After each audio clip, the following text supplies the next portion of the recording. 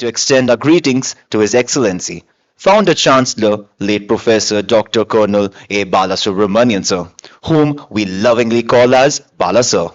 Honorable Chancellor Professor B. Paramanandan Sir, Honorable Vice Chancellor Professor Dr. G. K. Shirude, Registrar Dr. S. B. Agase, Dean and Senior Director Corporate Relations Dr. Dimple Saini Madam, Dean and Senior Director IT and Admissions Dr. Biju Pillai, all the directors of the institutes, deputy directors, faculty members, and dear student managers. We are fortunate to have the confirmation of quite a few business leaders who will be addressing the audience. The audience today comprises both the BIMM seniors and BIMM juniors. The BIMM juniors are just 3 months old in the campus, and all the BIMM seniors are back in the campus after a rigorous and mandatory 2 months summer internship program. These seniors are now preparing and anxiously waiting for the campus placements to formally commence. The outstanding education and practical mentoring that the Institute provides its student managers has enabled them to flourish and emerge as star performers in the corporate world. Every flame is restless. It dances, it moves, it refuses to stand still. And perhaps that is its greatest lesson for us, to never remain stagnant, to keep moving, to keep transforming. May I request all the dignitaries to come forward to light the lamp and also offer floral tribute to Bala Sir.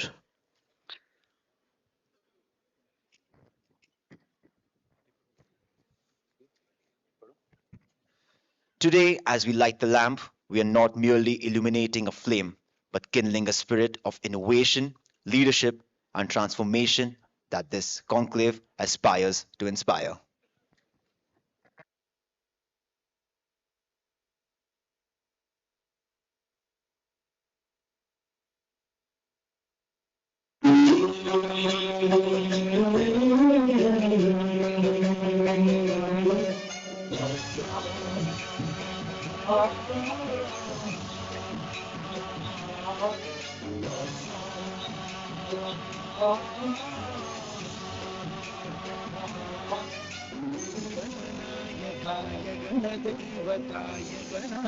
क्षाय धीमहि गुणशरीराय गुणमण्डिताय गुणेशानाय धीमहि गुणाधीशाय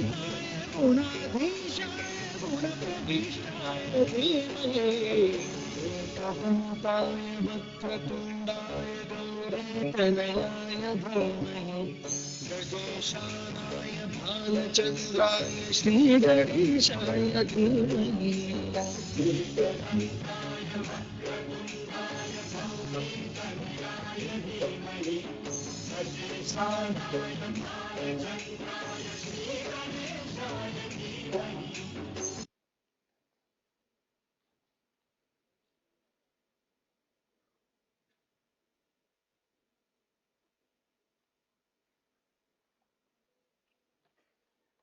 Morning, sir.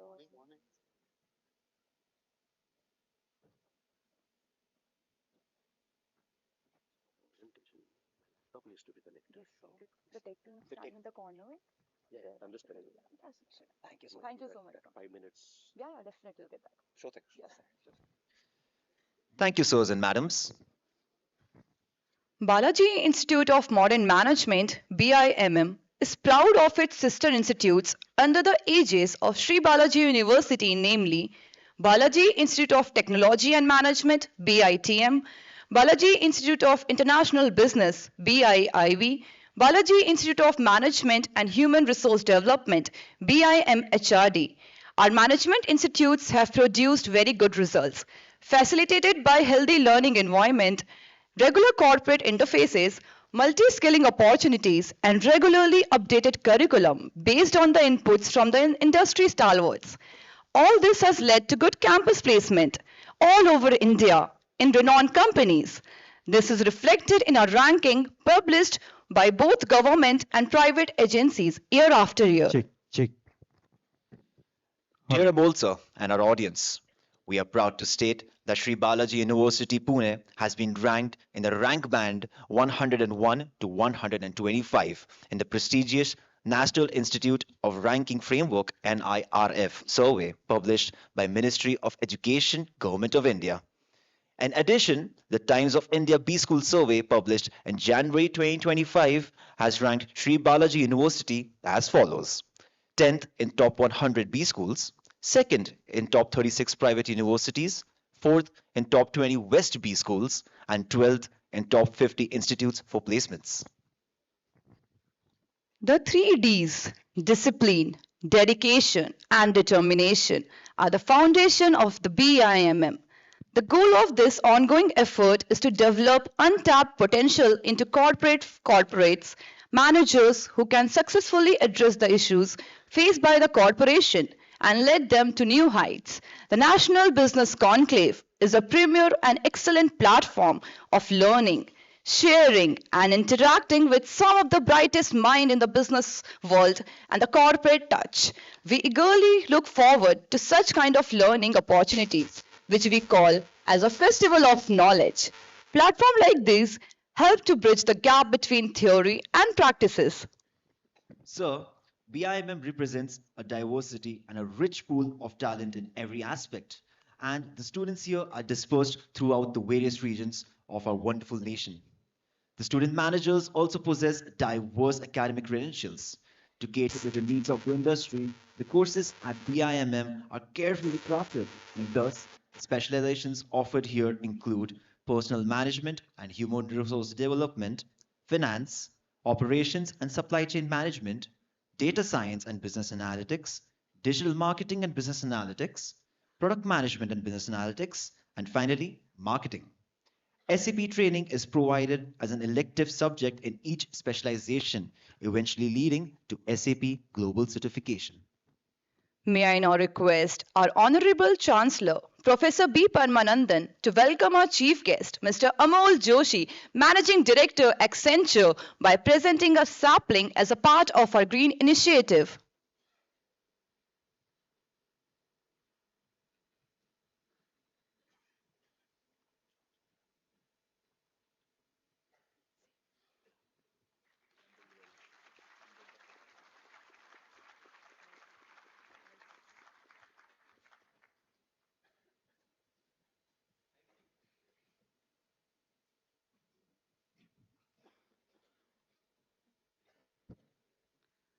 It's now time to recognize the student managers who have maintained 100% learning hour record, which is traditionally called 100% attendance.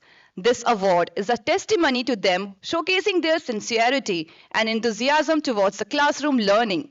May I request our chief guest, Mr. Amol Joshi, our Honorable Chancellor, Honorable Registrar, to please come forward and present the award. I also request our Dean, Faculty of Commerce and Management, Dr. Bijuji Pillai, to call out the names of the awardees. The award includes a certificate of appreciation, a cash prize of rupees 5,000.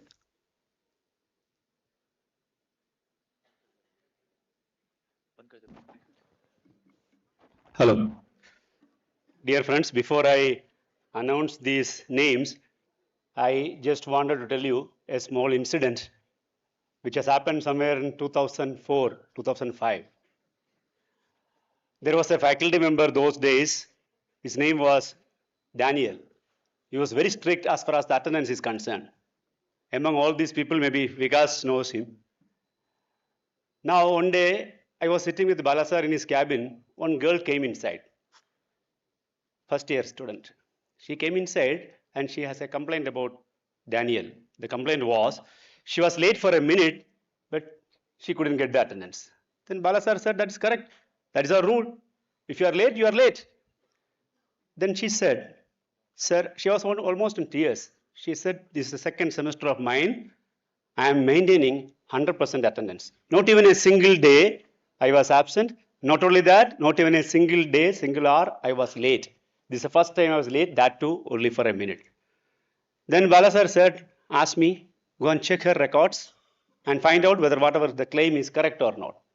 Sanjay CP was the in charge of attendance those days. I went and I checked and I found that that's only one lecture she missed. Missed in the sense, she attended that lecture, she couldn't get the attendance. Then First time in the history of Balaji Society, that time Bala sir given an attendance to her because she was maintaining 100% attendance. So it is very difficult to maintain 100% attendance. Out of all 1,000 students, there are only 6 people who maintain 100% attendance. Sir, here 100% attendance means not only present in the class, if you are late for a minute, you will be marked as absent. So this is a remarkable achievement by these young managers, student managers. With this, with a lot of pride, let me announce the name. Pradiksha Shinde, BIMM Marketing.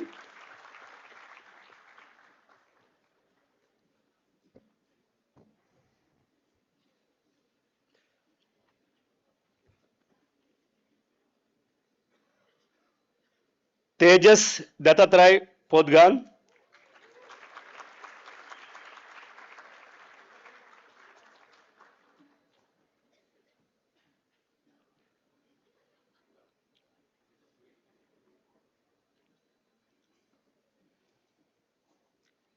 Anmol Singh Rajawat, again BIMM Marketing.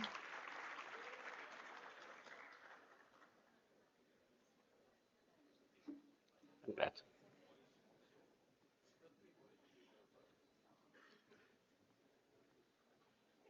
Anubha Kumari, PM and HR specialization.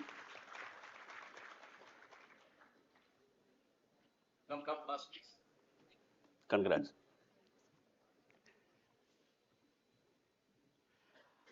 Asmit Tiwari, finance specialization.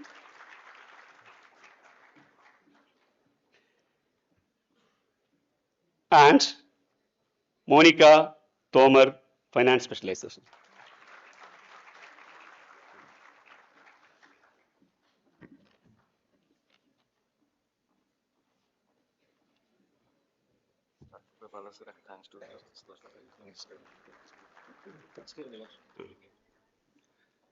Thank you, sir. And this has something Bala sir has started, and thanks to the Chancellor Anand to continue this tradition. Thank you very much.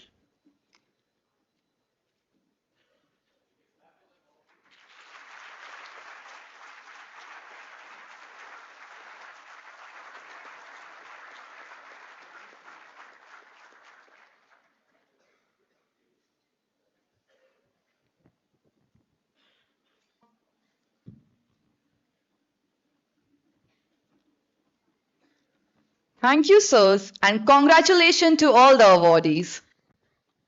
May I now request Ms. Vedi Hitrak, Senior Student Manager and President Student Council BIMM, to address the welcome audience.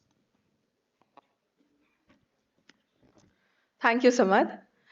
Transformation today is not a milestone. It's the new operating rhythm.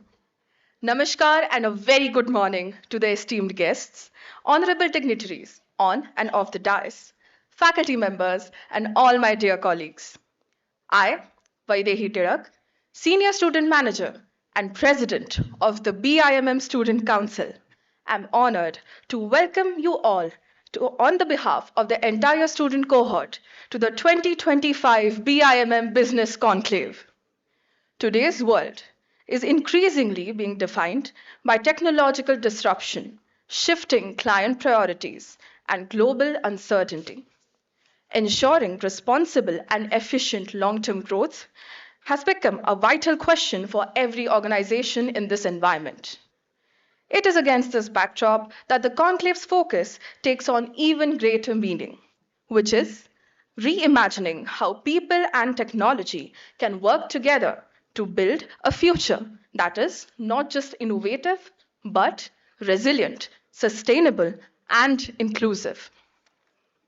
Today's discussions will bring in perspectives and ideas that nurture the student managers to become not just observers of change, but pathfinders of tomorrow. There was a time when people worked with people, but now people work with technology. And it is this revolving relationship that we must learn to lead responsibly. With the stellar lineup of industry maestros today, We are looking at decades of wisdom and lived experiences of people who are actively shaping this industry landscape. With gratitude and humility, I welcome you all once again to this convergence of insights and vision, and sincerely hope that all of us become catalysts of responsible progress. Thank you.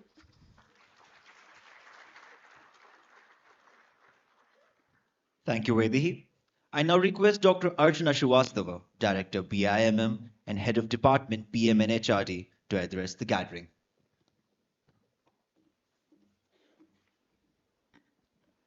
Our esteemed Chief Guest, Mr. Amol Joshi, Managing Director, Accenture, Honorable Chancellor, SBUP, Professor Paramanandan Sir, Honorable Vice Chancellor, Dr. G.K. Shirde Sir, Dr. Dimple Saini, Dean and Senior Director, SBUP, Dr. Biju Pillai, Dean and Senior Director, SBUP, dignitaries on and off the dais, and dear student managers, very good morning to all of you. It gives me immense pleasure to welcome all of you to BIMM Business Conclave 2025. In the present times, we stand on the threshold of a new industrial paradigm, where Industry 4.0 centered on automation and efficiency, Industry 5.0 places people and planet back at the core.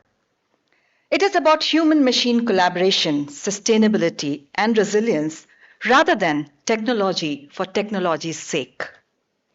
We are not just entering a new industrial era, but a Barney world, brittle, anxious, non-linear, and incomprehensible. Systems look solid, but can collapse. Change causes anxiety. Small actions have big effects, and complexity outpaces understanding. Technology both creates and helps manage this reality. Digital twins model supply chains to test disruptions. Edge computing and AI analytics enable real-time responses. Collaboration platforms improve coordination across dispersed teams. Yet, tools alone are not enough. We need an adaptive mindset, decentralized decision-making, continuous skilling, and ethical frameworks so decision remains human-centered even in face of complexity. Industry 5.0, as such, is a cultural shift as much as a technological one.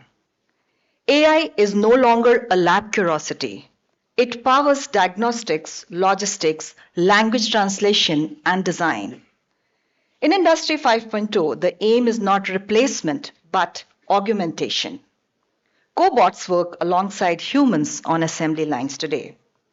But AI raises challenges like algorithmic bias, opaque decisions, and job displacement. Responsible governance is vital. Transparency, explainability, privacy, and always a human in the loop for critical decisions. Corporate culture should ask not just can we, but should we when deploying AI. With powerful technologies come powerful pressures. Always on work and rapid change reduces stress and burnout. In Industry 5.0, if Industry 5.0 puts humans to the center, mental wellness is non-negotiable. Technology can help flexible work platforms reduce commute stress. Analytics can flag overwork and trigger support. Virtual reality and apps make mindfulness and counseling accessible. Sustainability, Barney, resilience, AI collaboration, and mental wellness are not separate initiatives. Together, they form a single strategic framework for Industry 5.0. Industry 5.0 is not simply the next industrial revolution, it is a choice. We can use these technologies to entrench inequity and environmental harm, or to create a more inclusive, sustainable, and humane economy. The BIMM Business Conclave is a confluence of great minds from the corporate world. Eminent thought leaders from industry will share their experiences and insights on this theme today. Let this festival of knowledge begin. I urge each one of you to make the most of it. Thank you.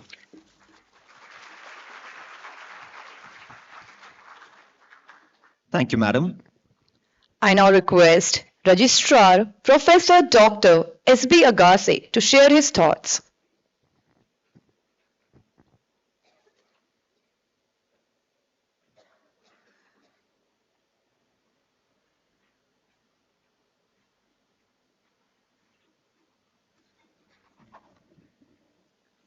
Good morning.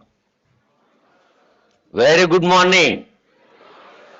So it was, the hall was very silent. So I wanted to bring energy into the hall. Good morning once again. Thank you. Thank you. So this is the Balaji culture. You youngsters, after seeing people like you, then people like me become 10 years younger. All the best. Honorable Dais, on and off the dais, my dear students.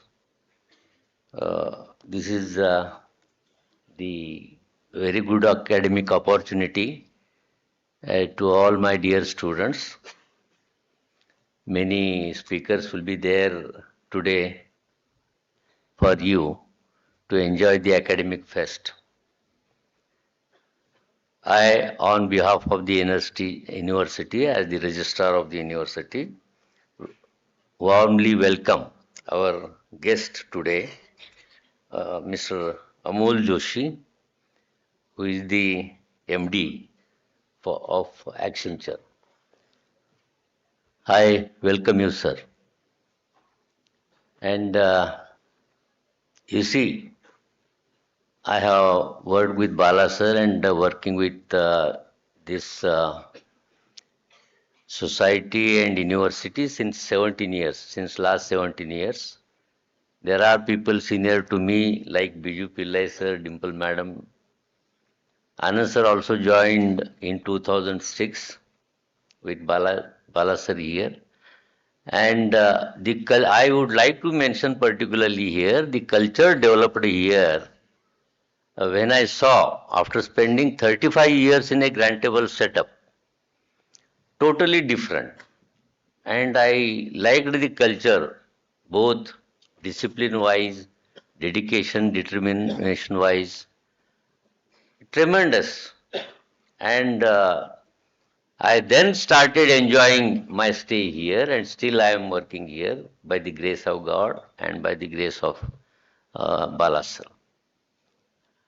So, my dear students, you please enjoy your two years here academically, and also enjoy your life here for 2 years for developing yourself, fitting yourself into the industry culture. So with these few words, I wish you all the best, and I wish this conclave a great day ahead. Thank you. Thank you.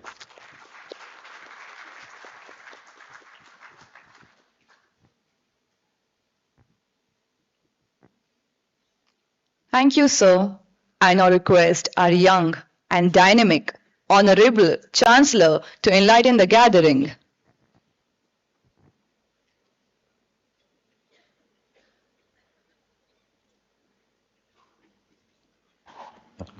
मुझे young का तो पता नहीं, मैं इतना तो young नहीं रहा अभी.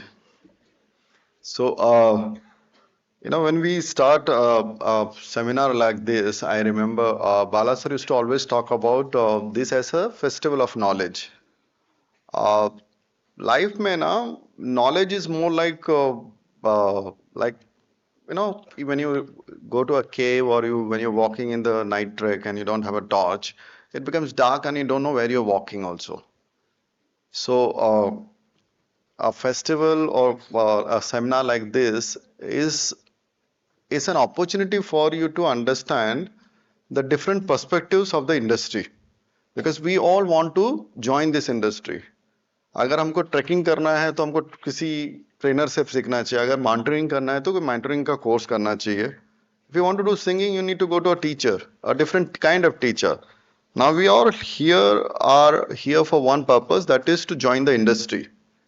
But we all know industry is changing all the time because customers are changing all the time, and the aspiration and the innovations are also happening all the time.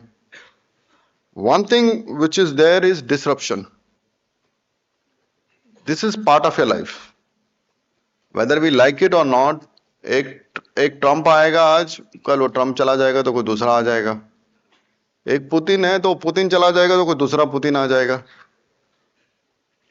China में अगर एक जी है तो कोई दूसरा एक जी आ जाएगा. In other words, people will be always coming and going also. जैसे नेपाल में ना, the prime minister keeps on changing there because people are so upset there. So they're not very happy. So humans by nature, if they don't like something, they will keep on changing and they're trying to they will be unhappy. So one thing which Agassi sir was mentioning was to enjoy. When you're sitting here, you need to enjoy by learning because you are here to learn, right? By asking questions, that is how you learn also. By listening, you learn. ये जो LHR हमने, when we gave the LHR and Biju sir was saying about LHR. What is LHR? LHR is 100% attendance. Of course, हमने एक certificate दे दिया. But it's also something for you to think. ये disruption solve करना है तो कैसे करना है? It's a very basic thing. पहले तो आपको होना चाहिए ना. If you want to solve your problems, you have to be there to solve your problems. You cannot expect somebody else will come and solve your problems. You cannot expect others to come, remember. ऐसा ना हम बोलते हैं हमारे daddy है, mummy है, वो हमको solve करेंगे. But you are adult now and you want to be fully independent. That will happen only if you take charge of yourself. And that will happen based on your presence. That means you need to be physically and mentally present. That is the biggest challenge which you will face. Disruption करने के लिए ना आदमी को solve करने के लिए कुछ होना तो चाहिए वहां पे. अगर mentally नहीं होगा तो क्या होगा? कुछ नहीं होने वाला. So disruption is part of life. After all these years of my life, I always think कि ये कब सीखना कब बंद करना पड़ेगा. It's not gonna happen. You have to learn every time to be relevant. We live in a world where if you want to be connected, you need to be aware. You need to be present, mentally and physically both, and you have to keep on learning. So it is not going to stop. And you have to accept that part. If you want to be relevant in people's life, in your life, for yourself, you have to keep on pushing yourself. And you have to be awake. That means you need to be physically and mentally present, remember. I remember yesterday I was meeting one of my very old friend and we were discussing, उसको कुछ नया गाड़ी खरीदना था, you know. He wanted to buy a new car. So he has 3 German cars, you know, very top models. And he has this nice choices, you know, all the top models which are supposed to be a symbol of success, you know. He has all the 3 models. So he was talking about थोड़ी पुरानी हो गई है, मैं सोच रहा हूँ नया लेता हूँ. But then something funny he said. He said कि I went and saw Mahindra ka some vehicles. I was like, okay, you're looking at Indian cars. Then he said something about one company which I used to work, which was Tata Motors. So I used to work for Tata Motors for very long, and one thing which I remember was उनका गाड़ी 2 साल अच्छा चलता है, उसके बाद problem देता है. क्वालिटी का बहुत प्रॉब्लम है. तो मैं खुद ने कभी जिंदगी में टाटा नहीं खरीदा. So this guy was talking about buying a Tata vehicle, and I was looking at him and I'm thinking, he has 3 German cars, all the topmost models, but he's thinking now, and he's going and checking. It's not just he's thinking, he's going, checking. What I'm trying to tell you is, world is changing. India is also changing. There are people who are working in this country who are trying to change this country also. You can be part of that game, you know. In other countries, the growth is not happening. The growth is happening in this country. But there are 1.4 billion people. That means everybody wants to be successful. सब बोलते हैं बहुत हैं, करता कौन है? अगर आप वो करने वालों में से एक हो, then you will be somewhere. Bala sir used to always talk about winner versus losers. A winner is an attitude to be physically present, owning up, being accountable for what you want to be. A loser will always grumble, ye theek nahi, wo theek nahi. I remember our guest, Amol Joshi sir was talking about what can we control in life and what we can't control in life. Life में ना हमारा maximum focus क्या रहता है जो हम control नहीं कर सकते. आज पता नहीं प्राइस का रेट बढ़ गया, आज ट्रैफिक बहुत बढ़ गया, आज बारिश हो गई, आज है ना वो खाना अच्छा नहीं था. These are all things which will happen. वो ट्रम्प ने कुछ कर लिया, दुनिया में कुछ ना कुछ चलता रहता है. Balaji used to always talk about being selfish. Remember what you are here for. You are here to learn, so you focus on learning to improve yourself. Because once your 2 years are finished, what will happen? आप लोग साथ साथ में तो एक साथ रहने ही रहने वाले हो, एक क्लासरूम जैसे. You're gonna have your own dreams, your own paths, your own journeys to take, and you're gonna be alone. Friend आकर आपको पैसा देगा नहीं, आपको कुछ गाइडेंस देगा नहीं, अपनी गाड़ी तो देगा नहीं बिल्कुल. You have to be on your own. So learn, be selfish, focus on yourself, and be present in your own life. In other words, don't blame others. Try to take ownership for yourself. This kind of conclaves, the whole purpose is to get all kind of people from industry who will give different perspectives. They are facing major challenges. If you ask them, they have so many employees. अभी Amol sir के पास अगर employees का strength पूछोगे तो वो बोलेंगे लाखों हैं भाई, और वो हर कंट्री में हर कोने में बैठा हुआ है, और उनके पास 50 चीजें जो मांगते रहते हैं daily. They are also facing massive disruptions. Working in IT industry is one of the biggest disruption. Tech is bringing information in very fast way possible. So everybody is knowledgeable today. Everybody knows what is happening in the world today because it's there in the hand now. It's no more it's limited to some books and books are restricted. Everything is available on internet. Everything is available on your hand. The question is not information. The question is whether you can use that information to become better. So try to focus on yourself. Disruptions, part of life. Balaji used to also one thing he used to always say is you need to become problem solver. We always say in this university, problems are opportunities. It simply means जो problem बोलता है ना, जो manager बोलता है या जो आदमी एक कंपनी में बैठ के बोलता है ना ये प्रॉब्लम मुझे दे दो, बॉस उसी को प्रीफर करता है क्योंकि वो ओनरशिप ले रहा है और बोलता है मैं सॉल्व करके देता हूँ. So basically people look for people who can solve things. जो लोग अवॉइड करते हैं ना, बोलते हैं मुझे नहीं करना सर, मेरा थोड़ा घर में तकलीफ है, मेरे को सर दर्द हो रहा है, या मेरे बस की बात नहीं है. नए सर्स को कोई नहीं पूछता. You want to grow in life, the simple thing is be a problem solver. And let me welcome our guest, Amol sir. Amol sir, happy to see you here. Let's start the session with you because I think हमारा तो भाषण ये लोग सुनते रहते हैं, हम लोग घर की खेती है. आपसे चालू करेंगे तो अच्छा लगेगा. धन्यवाद. Thank you, sir.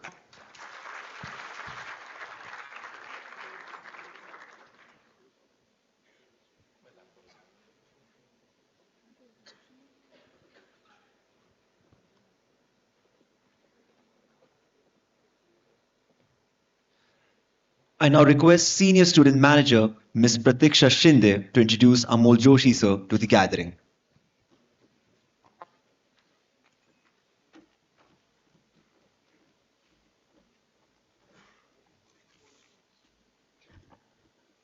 Thank you, Soumya and Samat. The function of leadership is to produce more leaders, not more followers. A very good morning to everyone present here. I, Pratiksha Shinde, Senior Student Manager at Balaji Institute of Modern Management, specializing in marketing and placed at Birla Opus, deem it an honor to stand before you all today. We are honored to welcome Mr. Amol Joshi, Managing Director at Accenture Advanced Technology Centers in India.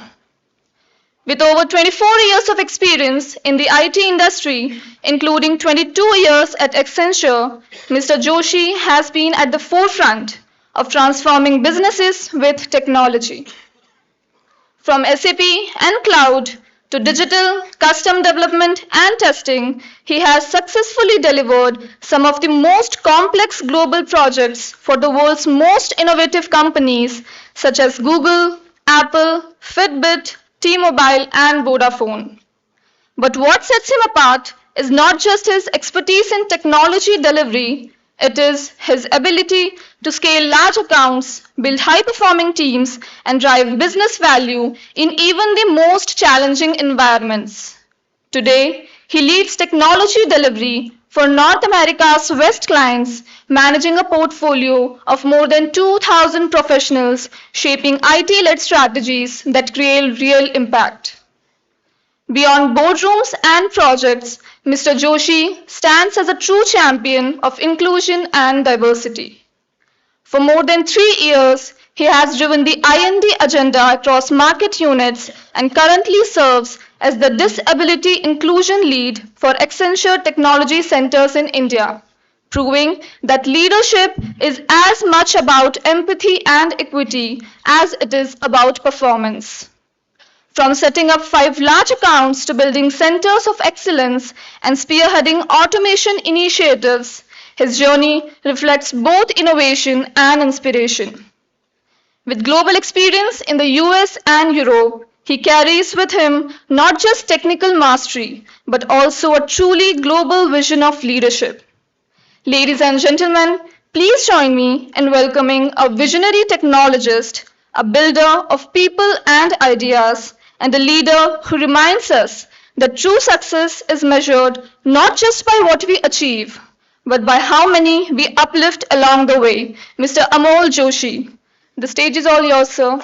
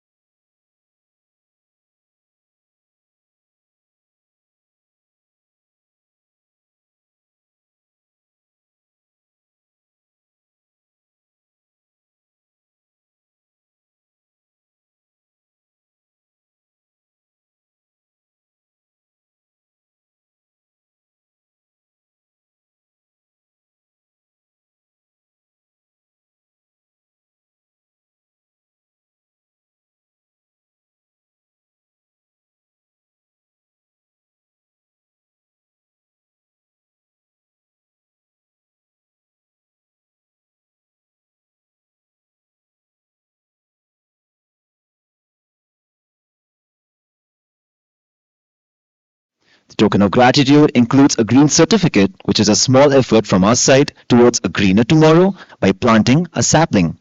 This is a reflection of our commitment to protecting the environment.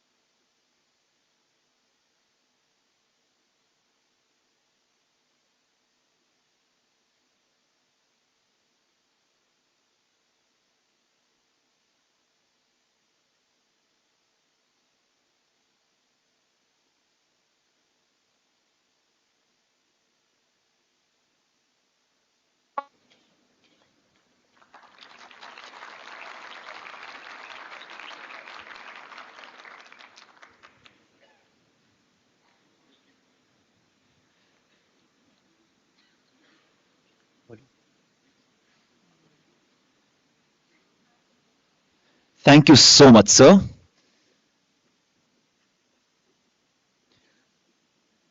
We will now be taking a quick 10-minute tea break. All the student managers, please be seated.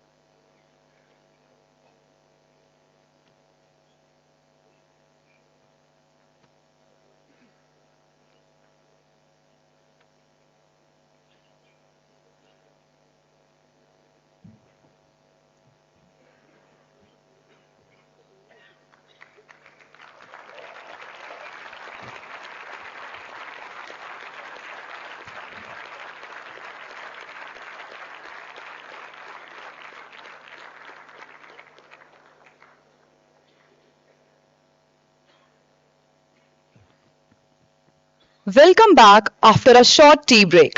We'll now be having the most exciting part of this business conclave, a panel discussion on a very contemporary topic, leveraging technology in Industry 5.0. The panelists include Mr. Akhil Girijan, Director, Talent Acquisition, Zepto Now; Mr. Vivek Ranjan, Vice President, HR, TrueMeds; Mr. Trilok Chand Jaiswal, Managing Director, Vandana Group of Industries; and Mr. Ambrish Roy, Talent Acquisition Leader, Juniper Networks.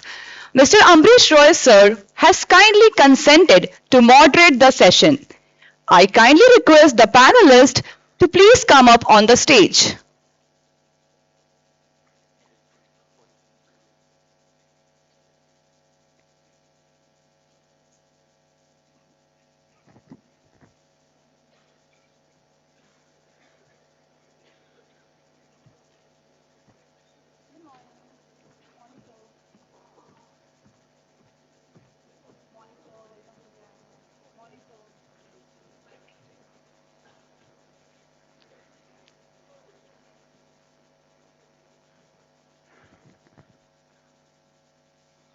Sirs, at BIMM, we engage with a lot of corporate executives In addition to being coached and mentored by the finest in the business, it aids in our self-preparation for being good corporate citizen.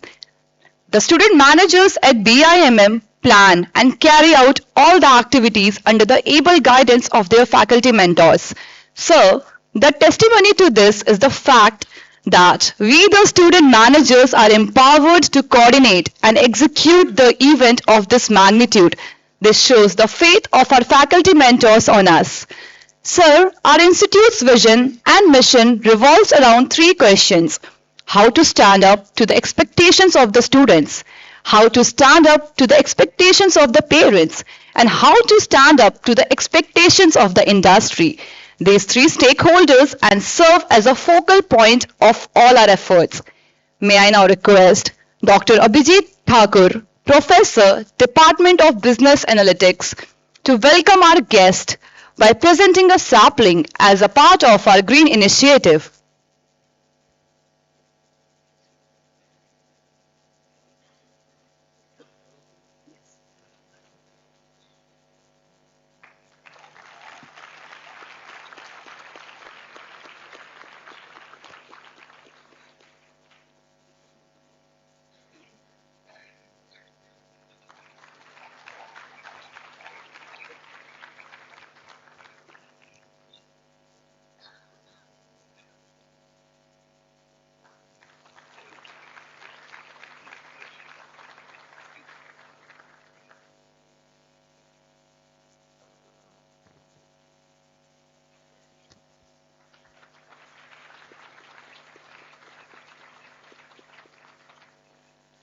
It's a proud moment for us to announce and welcome Mrs. Kamla Kumari, Mr. Naresh Kumar Gupta, proud parents of Vivek Ranjan. Can we have a huge round of applause?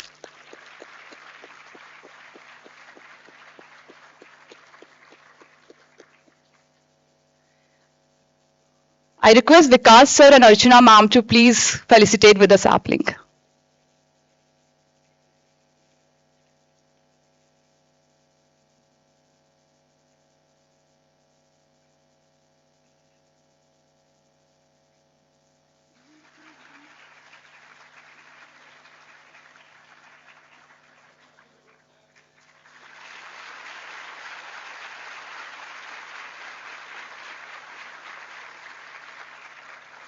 I feel extremely honored that we also have Ashish Jaiswal, Business Development Head of Vandana Group of Industries.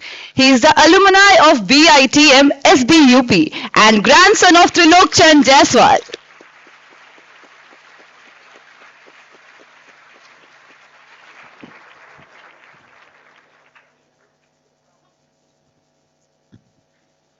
I now request Senior Student Manager Harsh Jain to introduce Akhil Girijan sir to the audience.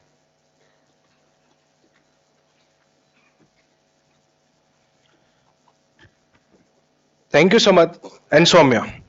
Good morning, everyone. I, Harsh Jain, Senior Student Manager, currently pursuing my MBA from Sri Balaji University in BIMM in marketing. I also had the opportunity to intern at Elcon. It has been a valuable part in my professional journey.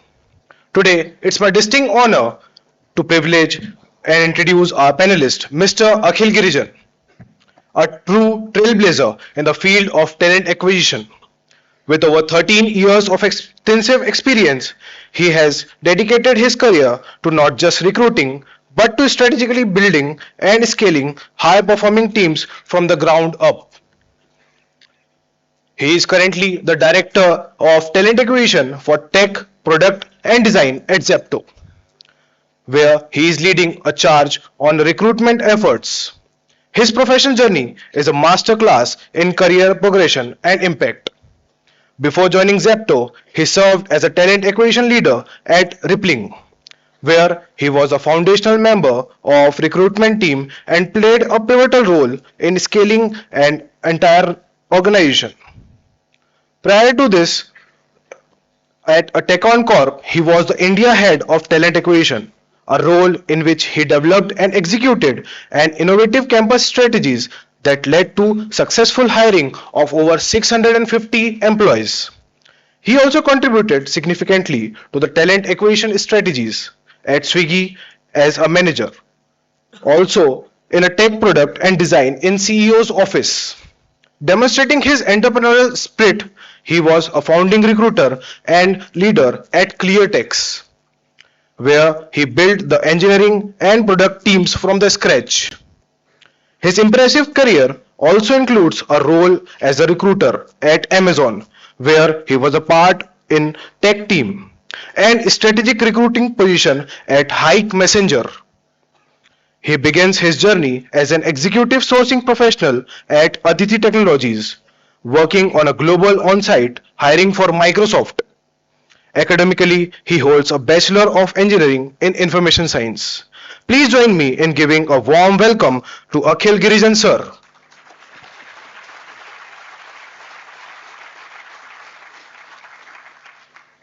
I now request Senior Student Manager Mr. Gautam Modi to introduce Vivek Ranjan sir to the audience.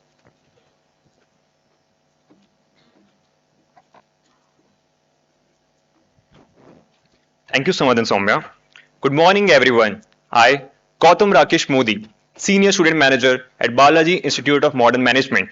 I feel truly honored to be here in front of you all and introduce our esteemed guest, Mr. Vivek Ranjan, a distinguished leader whose vision and impact inspires many. Behind every thriving organization lies a leader who shapes its people and culture. Vivek Ranjan is highly accomplished HR professional with a unique blend of analytical, technical and human resources expertise. He holds a dual degree in BTech and MTech from Central University of London and Masters of Arts from TIS in Human Resources Management and Labor Relations. As the Vice President of Human Resources at TrueMaths, Vivek is instrumental in shaping the company's people strategy, scaling the workforce, and nurturing the culture of innovation. His diverse experiences includes key role in prominent organizations like Swiggy and ShareChat, where he managed HR for large technical teams. Additionally, he also served as head of talent acquisition at Better Place. Vivek's leadership is defined by people's first philosophy, focusing well-being and continuous learning to build high-performing teams. His expertise in recruiting, compensation, and employee engagement consistently position his organizations as employers of choice. His career is a testament to his ability to blend strategic vision with hands-on execution. So with huge round of applause, please join me to welcome our guest, Mr. Vivek Ranjan.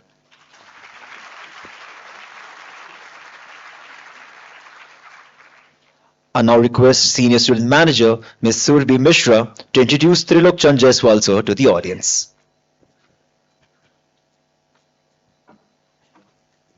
Thank you, Samad. Good morning to all. A leader is the one who knows the way, goes the way, and shows the way. With this inspiring thought, I, Surbhi Mishra, Senior Student Manager at Balaji Institute of Modern Management, specializing in marketing and having interned with Airtel Payments Bank, feel deeply honored to extend a warm welcome to our esteemed guest today. It is truly an honor to welcome Mr. Trilok Chand Jaiswal, the Managing Director of Vandana Group of Industries, a diversified conglomerate with a strong footprint across agriculture, engineering, energy, steel and manufacturing. Established in 1978, the group has flourished under his visionary leadership, evolving from its beginning in trailer and agricultural equipment, manufacturing to a portfolio of over 50 products today. These include commercial trailers, farm implements, waste management machine, and green energy solutions. Impressively, 5 of these products are exclusive indigenous innovations, unmatched by any other company in India, with an annual turnover of more than 500 crore and a dedicated workforce of 700 plus employees. The Vandana Group stands tall as a true driver of industrial growth, employment generation, and nation building in central India. In recognition of his remarkable contribution, Mr. Jaiswal was honored with the prestigious Priyadarshini Award in 2002 with the All India National Unity Conference. A firm advocate of Make in India, sustainability and youth empowerment, he continues to inspire us through his unwavering commitment to innovation and nation building. Ladies and gentlemen, please join me in extending a warm round of applause to welcome our esteemed guest, Mr. Trilok Chand Jaiswal.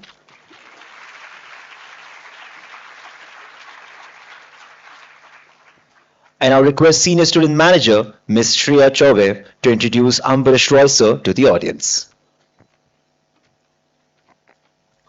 Thank you, Samad and Soumya. True leaders don't just fill roles. They shape careers, inspire confidence, and create environments where potential transforms into performance. Our speaker today embodies this spirit through his impactful work in talent acquisition. Good morning, everyone. I am Shreya, Senior Student Manager at Balaji Institute of Modern Management, specializing in marketing. It gives me immense pleasure to welcome Mr. Ambarish Roy, Talent Acquisition Leader at Juniper Networks. With extensive experience in acquiring and nurturing talent, he has been instrumental in driving recruitment strategies and building high-impact teams that align with organizational goals. Having completed his post-graduation diploma from the Symbiosis Institute of Business Management, Mr. Roy combines academic rigor with practical insights to deliver results that empower teams and foster growth. His expertise spans across diverse industries and roles where he has consistently demonstrated the ability to attract top talent, enhance candidate experience, and support business transformations. Today, he brings with him a wealth of experience, strategic thinking, and a passion for people development. With these skills, I now request Ambarish Roy sir to moderate and take the session forward. Ladies and gentlemen, please join me in welcoming Mr. Ambarish Roy.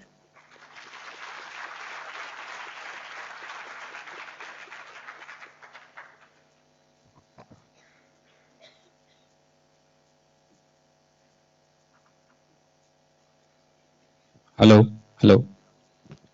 All right. First of all, many thanks BIMM to invite us all. It's a privilege to talk in front of 650 MBA grads or students, so to say. Very dynamic crowd, I must say, and I look forward to this conversation. I'm joined by a few of my colleagues here, esteemed panel members Akhil, Vivek, and Mr. Trilok. Thank you for joining us, and we'll start off with question to Akhil. Akhil, as we all know, right, we are in the industry 5.0, and my first question to you would be around human-machine collaboration, right? So, in a company like Zepto, where survival is speed is survival rather. How do you actually see human and AI enterprise, come together and work to create business value? That is the first question I have. And the second is also, if you can tell us what are some of the cultural barriers that you have seen when you tried and inculcate this into your workforce? Yeah, firstly, thanks a lot for people for a warm welcome here. It's been a true privilege to be a speaker here, and thanks to all my fellow speakers as well here. I'll quickly come into the question. I think the first question was the AI in terms of speed. Yeah. AI and human integration in this world of Industry 5.0. How have you actually inculcated it in Zepto? Yeah. So basically, in a company like Zepto, speed is the DNA in which that we operate. So it isn't just a cultural attribute for us; it's a survival strategy for us because we are in the quick commerce space. We kind of deliver anything and everything in the under 10 minutes, right? So since I am in the talent acquisition space, I'll actually give you an example of how within the people function, how we have introduced AI, and we have basically embraced AI, right? And how in terms of we've been doing that, right? So I'll give you an example from talent acquisition itself. So Zepto kind of operates currently at 70 different cities, and every city we need to hire like at least 100, 200 different roles wherever we launch cities.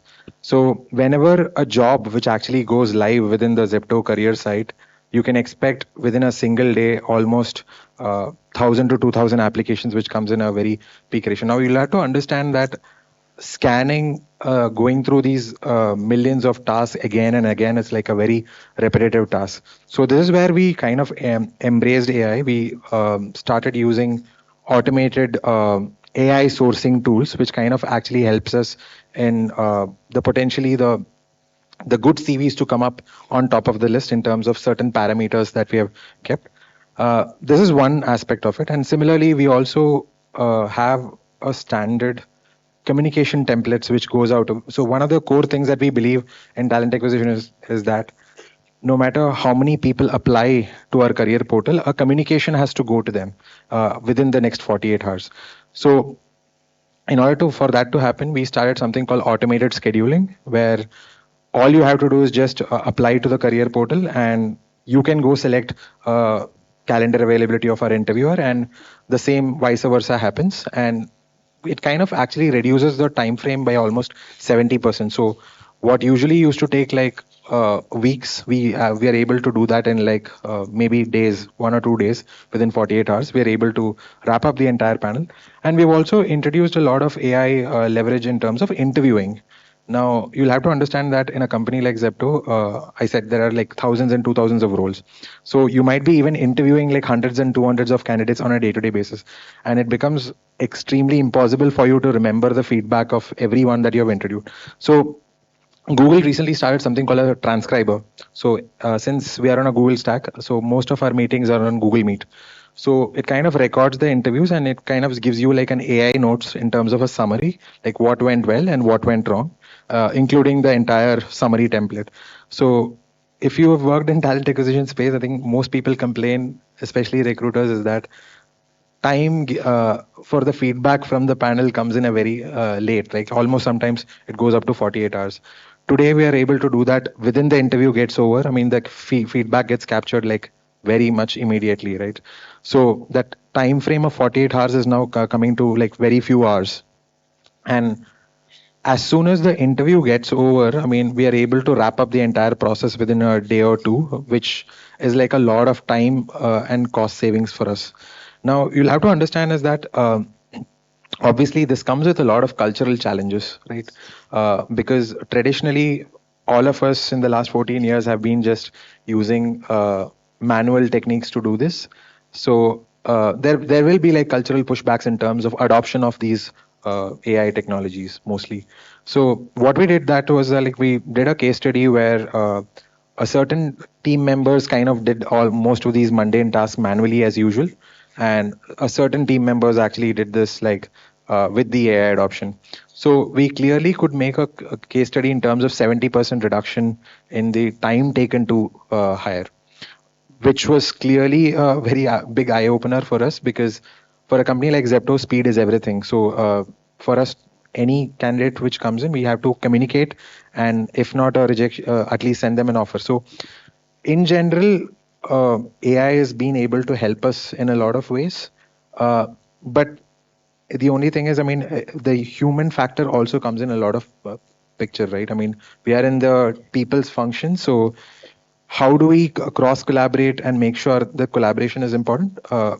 While AI is able to do a lot of repetitive tasks, etc., which comes in along, we actually want the people function to embrace a lot of other sides of the good things, right? Like, for example, keeping candidate experience in mind, prepping up a candidate for the interview, or negotiation, stakeholder management. So these are areas that even AI can't help us. I mean, these are the areas where people function has to, I mean, this only comes with experience, right?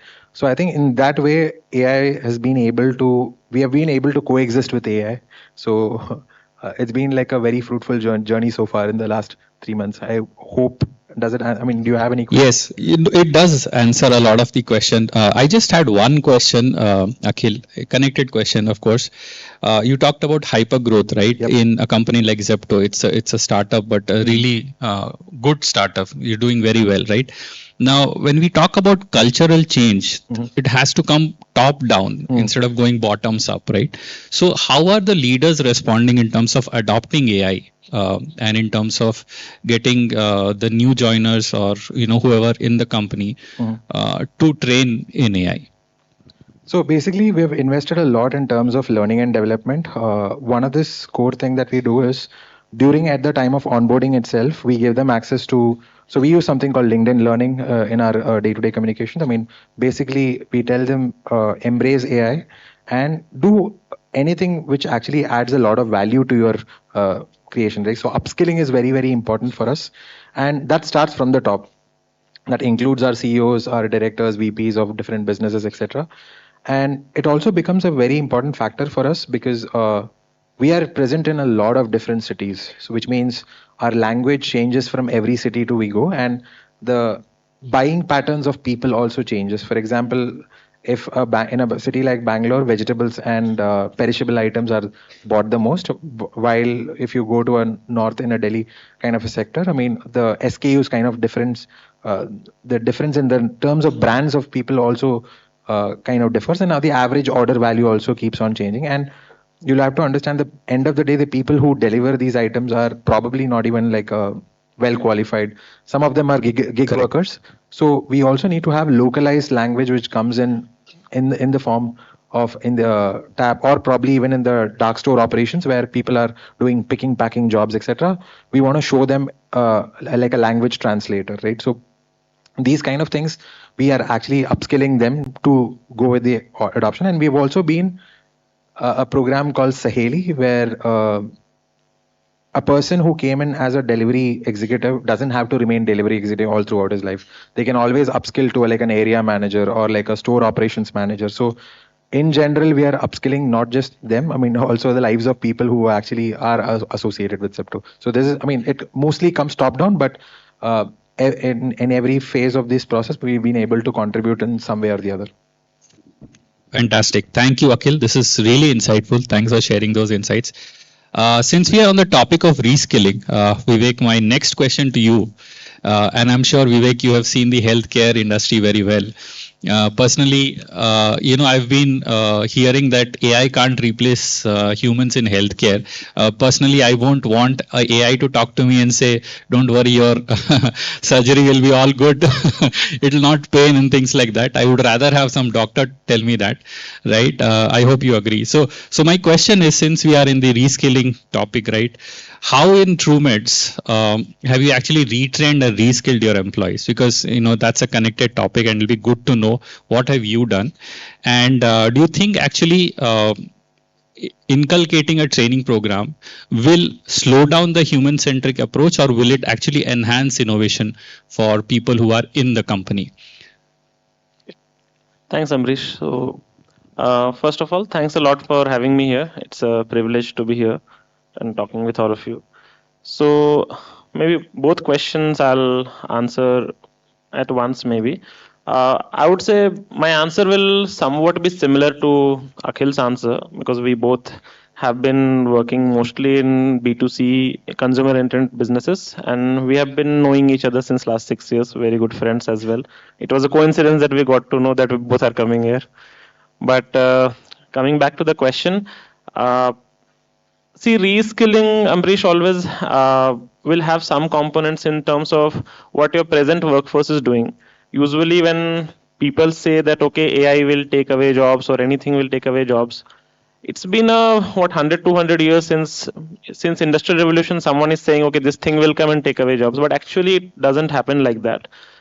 It only speeds up the way you are working right now, and then you add more people to it, right? So let's say if 5 people are doing certain manual tasks today, maybe 2 people will be doing that. But it's not that those 3 people will be unemployed. It's just that the work expectation will now change, because the work expectation is not going to be the same, because now you have invested into something. Let's say AI in this case. 90s it was computers, and maybe 100 years back it was Industrial Revolution, as I said, machines and manufacturing and everything. So reskilling is always a area which you have to keep investing, with AI or without AI, or with anything or without anything, right? That's a way of life. You have to constantly learn.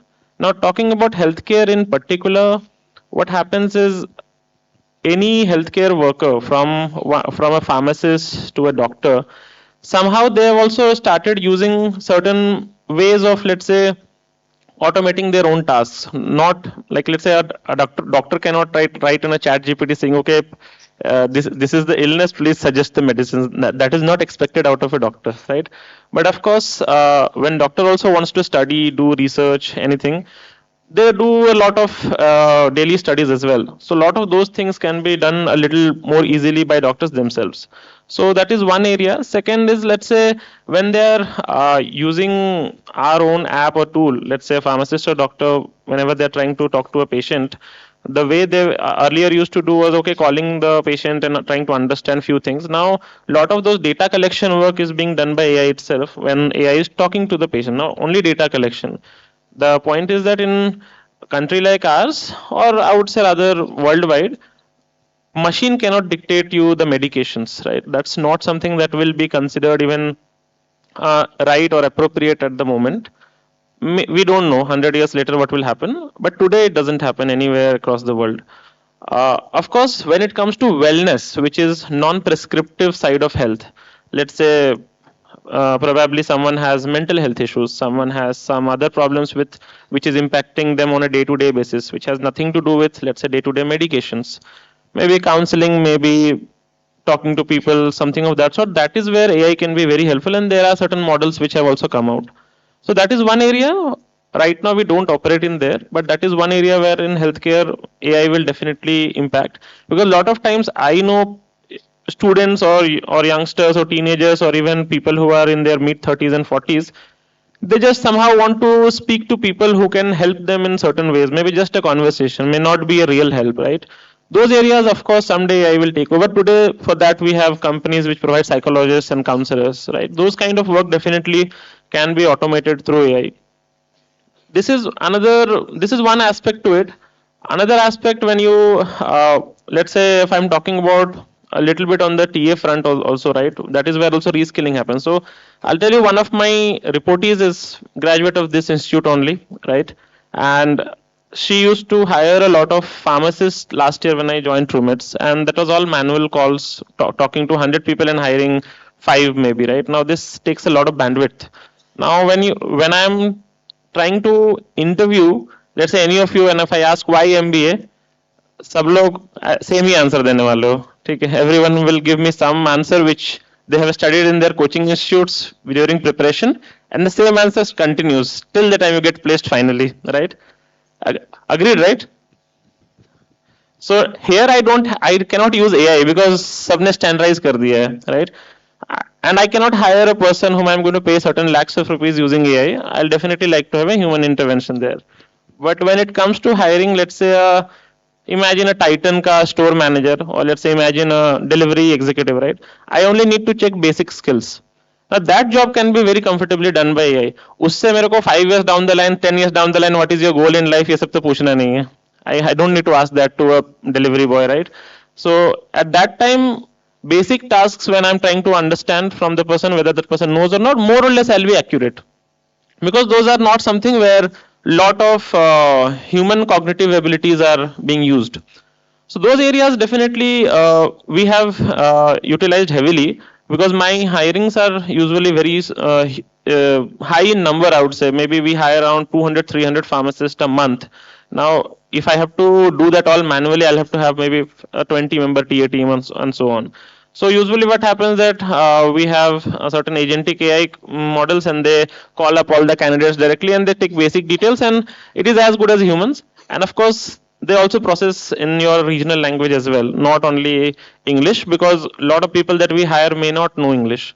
So that is one side where my own team has reskilled themselves to ensure that, okay, how do we train this model better so that they can actually utilize them to speed their own work. So today they don't make 100 calls. Another great thing I'll tell you, most of these folks whom I'm talking about, mostly blue collar and gray collared workers, most of them, if they're working in certain companies, they are not allowed to use phones in the daytime.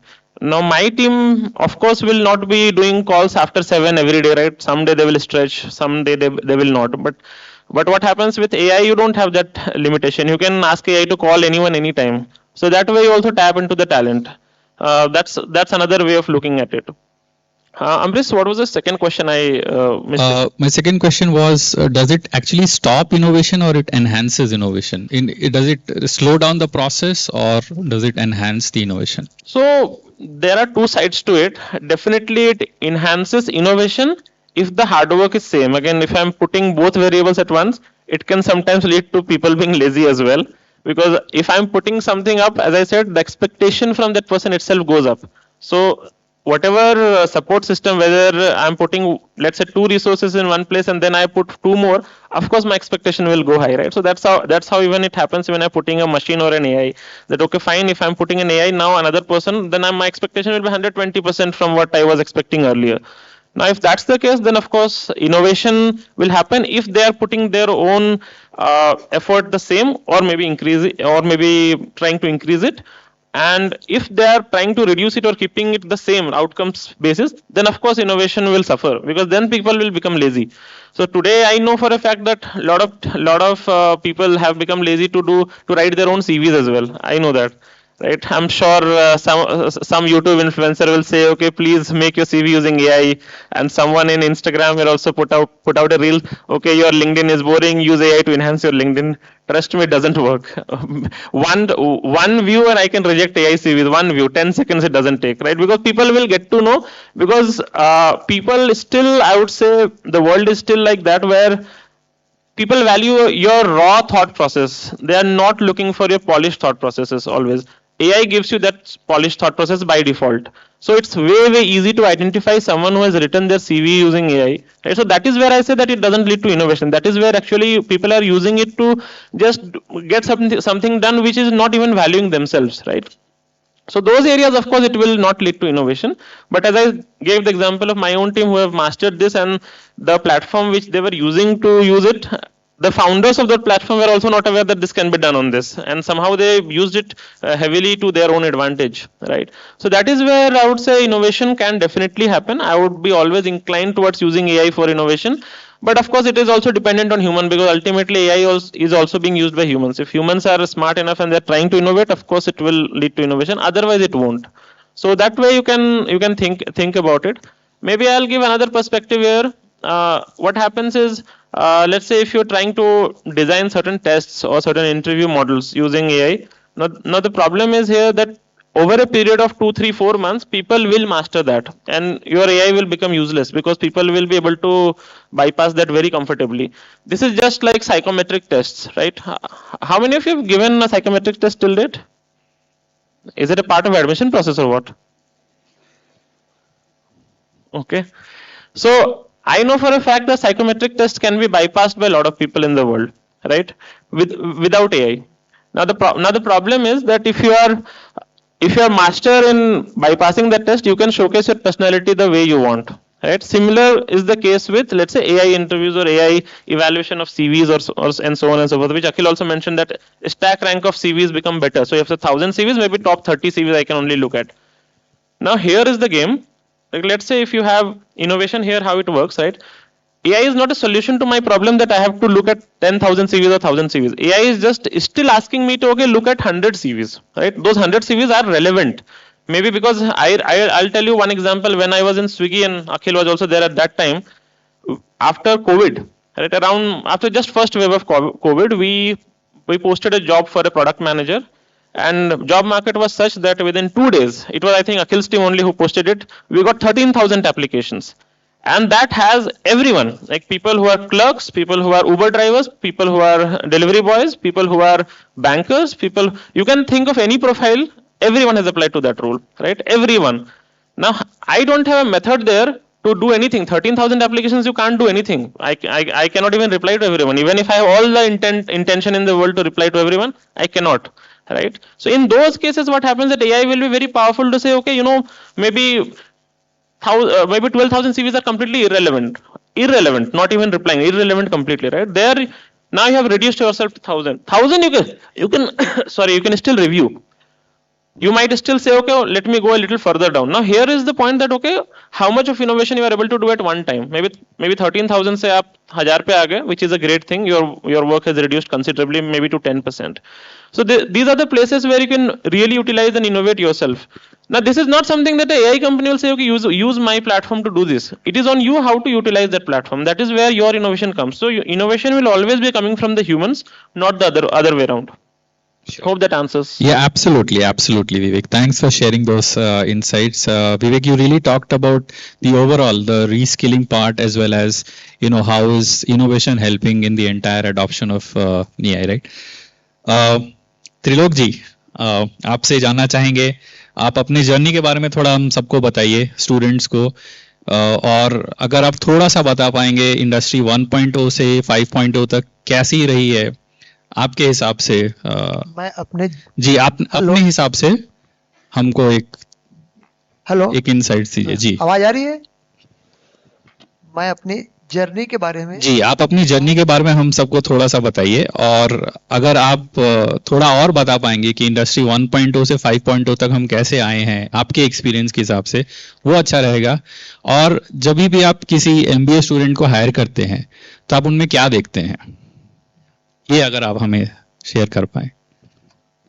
सबसे पहले तो जो मंच में अतिथिगण बैठे हुए हैं और जितने बालाजी ग्रुप के पूरी टीम और जितने आप लोग स्टूडेंट हैं, मैं सबको धन्यवाद देता हूं। सबके हार्दिक मैं धन्यवाद है और आभारी हूं कि आप लोग मुझे मंच दिए और मुझे बुलाए, मुझे इतना सम्मान दिया, इसके लिए बहुत बहुत आप लोगों को धन्यवाद।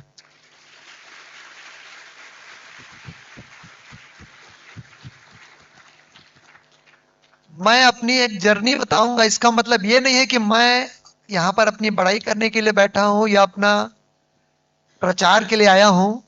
शायद मैं अपनी जर्नी बताऊं तो आप लोगों को कोई टूल्स मिल जाए, इसलिए मैं अपनी जर्नी बताना चाहता हूँ। हो सकता है आपको उसमें कोई टूल्स मिल जाए, और यदि कुछ मिल जाता है कोई टूल्स, तब तो ये सार्थक होगा, नहीं तो आप लोगों का भी समय बर्बाद होगा। तो कोशिश करूंगा, मैं अपनी जर्नी बता रहा हूं, शायद आप लोगों को कोई टूल्स मिल जाए। स्टार्ट करते हैं। एग्री हैं आप लोग सब? देखिए, मेरी स्टोरी न तो टाटा बिरला जैसी है कि कोई आदमी आया, शहर गया, बहुत बड़ा आदमी बन गया।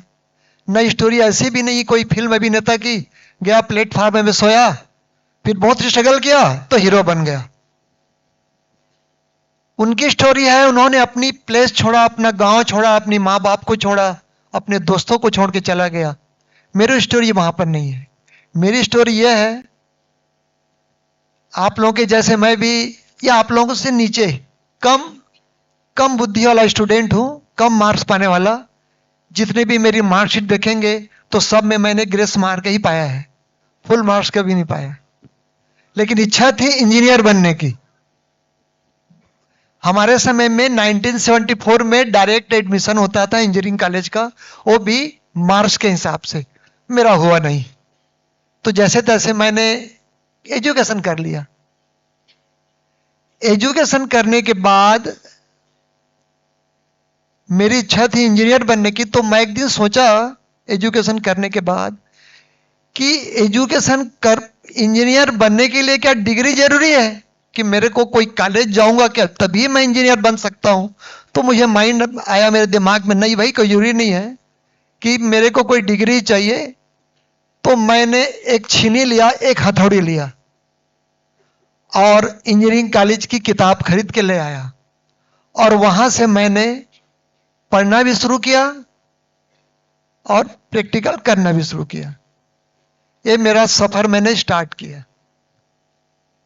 थोड़ा सा पढ़ा मैं और थोड़ा सा सीखा, तो कुछ पैसे आ गए, घर गृहस्थी चलने लगा। तो थोड़े से पैसे आए तो मैंने सोचा, जो सब लोग सोचते हैं कि बड़े शहर में जाएंगे, बड़ा काम करेंगे, बड़ा उद्योग लगाएंगे, सब सोचते हैं। तो मैंने मेरी माँ के सामने इच्छा व्यक्त की कि मैं जाऊंगा बड़ी शहर। मैं कस्बा का रहने वाला, शक्ति अब तो बड़ा हो गया, पहले कस्बा था। तो मैंने माँ को बोला कि मैं बड़ा शहर जाऊंगा और वहां कुछ इंडस्ट्री लगाऊंगा। मैंने माँ के सामने बात रखी। मेरी माँ ज्यादा पढ़ी लिखी थी नहीं, खाली दस्तखत करना जानती थी, प्रेम सुंदरी नाम था, लिखती थी खाली बस। उसने एक चीज बोली मेरे को, माँ ने, बोले तू बड़ा शहर चला जाएगा और ठीक है तू बड़ा आदमी बन जाएगा, मैं मानती हूं। तो बड़े शहर चला जाएगा तो बड़े शहर को क्या इफेक्ट पड़ेगा तेरे से, तेरे जाने से? तेरे जाने से कोई बड़ा शहर बहुत बड़ा नहीं हो जाएगा, और तू बड़ा शहर यदि नहीं जाएगा तो तेरे नहीं जाने से शहर को कोई फर्क नहीं पड़ेगा। लेकिन तू अपना कस्बा छोड़ेगा ना तो मेरे को फर्क पड़ेगा, तेरे मोहल्ले को फर्क पड़ेगा, और तेरा छोटा सा शहर है, छोटा सा गांव है, इसको फर्क पड़ेगा। तो यहां कुछ धंधा कर लेगा, 2-4 लोगों को नौकरी दे देगा, तो लोगों को नौकरी मिल जाएगी और कुछ बन जाएगा, तो मैं भी तान से रोड पे चल सकूंगी, बोलूंगी ये मेरा बेटा है। ये मां ने कहा। मैं उसको जवाब तो दिया नहीं, लेकिन रात को सोचा तो बोला, मैं सोचा कि मां ठीक बोल रही है कि हम जहां पर हैं वहीं पर कुछ करें। मैं अपने ही गांव पे स्टार्ट किया इंडस्ट्री, वंदना इंजीनियरिंग के नाम से। चूंकि मैं पढ़ा था, किताब पढ़ा था, और मुझ में हुनर थी, मैं जिज्ञासा था, मेरे को जिज्ञासा बहुत थी कुछ करने की। तो मैंने जब इंडस्ट्री लगाया तो स्वाभाविक है मुझ में जिज्ञासा थी, तो मेरा प्रोडक्ट अच्छे बनते गया। प्रोडक्ट मैं हर चीज में R&D करता था, R&D। तो मुझे 2000 में नेशनल अवार्ड मिला बेस्ट ट्रॉली का इंडिया का, एग्रीकल्चर इंडस्ट्री पे। उसके बाद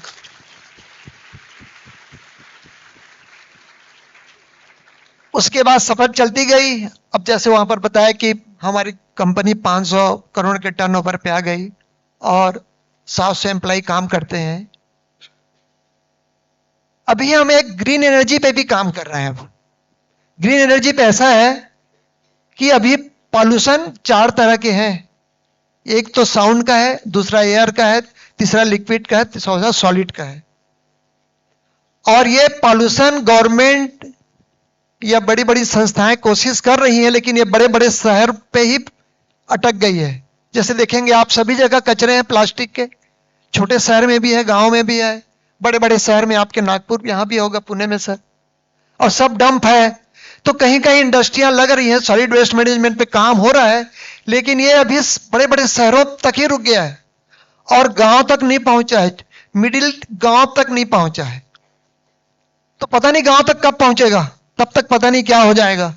तो हम इस पे जो कचरे इकट्ठे होते हैं ना सर प्लास्टिक के, ये सबसे पहले ये तो बाद में बड़े बड़े शहरों में डैमेज करेगा कि उसका इकट्ठा हो जाएगा, उसमें पॉइजनस गैस निकलेंगे, अर्थ में जाएगा तो अर्थ में पानी खराब होगा। जैसे अभी दिल्ली का यमुनानगर में पानी अर्थ के नीचे पीने लायक नहीं रह गया है। सबसे पहले गांव का फर्क पड़ता है इस पे, गांव में कस्बे में, छोटे छोटे जगह में जहां पशु है ना, जानवर, वो चलते रहते प्लास्टिक को खा देते हैं और प्लास्टिक खाते हैं और फिर जानवर या तो मर जाते हैं या बीमार पड़ते हैं।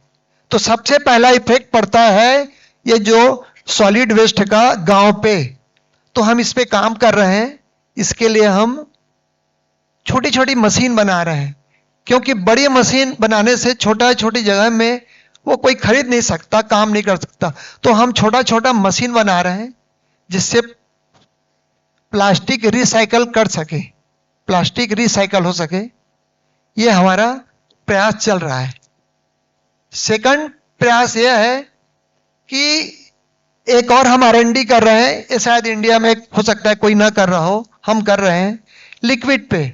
लिक्विड भी एक बहुत बड़ा, गंदे नाली का पानी शहरों से जाता है और नाले में चला जाता है। इस पे सरकार काम तो कर रही है, लेकिन अभी तक देखे होंगे आप, अभी तक सबसे बड़ा प्रोजेक्ट गंगा का है जो सबसे पहले स्टार्ट हुआ। अभी तक गंगा कोई साफ नहीं कर पा रहे हैं, गंगा में साफ पानी नहीं जा पा रही है। तो बाकी पता नहीं कब क्या होगा, नहीं पता। तो ये जो नाली जो निकलता है, नाली का पानी, एक पायोनियर जो ग्रास होता है, इसकी कुछ वैरायटी हमने लगा रखा है। हम इस पे R&D कर रहे हैं। हम अपने शक्ति पे ही हमारा जो गंदे नाली का पानी है उसको हम वहां पर लगाए हैं। यदि वो क्लिक कर जाए, वो ठीक हो जाए, ऐसा तो लग रहा है, तो पायनियर ग्रास होगा। इससे ग्रास उगाने में हमको पानी की जरूरत नहीं पड़ेगी, ना खाद की जरूरत पड़ेगी। वो दोनों चीजें फुलफिल कर लेगा और उस ग्रास से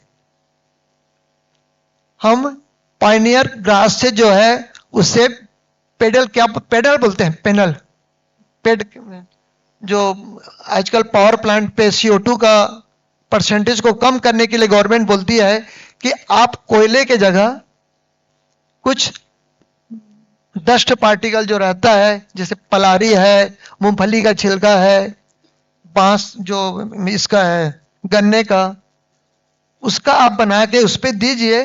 गवर्नमेंट का इंडिया में तो पॉलिसी है कि 5% कम से कम स्टार्ट में आप कार्बन डाइऑक्साइड को पावर प्लांट कम करे, लेकिन कोई भी पावर प्लांट 5% भी कम नहीं कर पा रही है, किसी कोई पावर प्लांट। तो हम वो पायनियर ग्रास उगाना चाहते हैं, तो जिससे कि एयर पॉल्यूशन भी कम हो।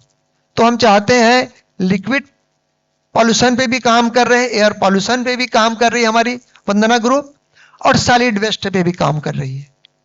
ये तो मैंने बताया अपनी बातें, छोटी सी टूल्स जो आपको कभी शायद काम आ जाए। अब बच्चों के बारे में है। हमारे यहाँ कोई भी एम्प्लॉय आता है तो मैं सिर्फ उसमें खाली डेडिकेटेड देखता हूं कि वो कितना डेडिकेटेड है, बाकी चीजें पे मेरा फोकस रहता नहीं हमारी। और आप लोगों के लिए कहना चाहता हूं, बच्चों के लिए एक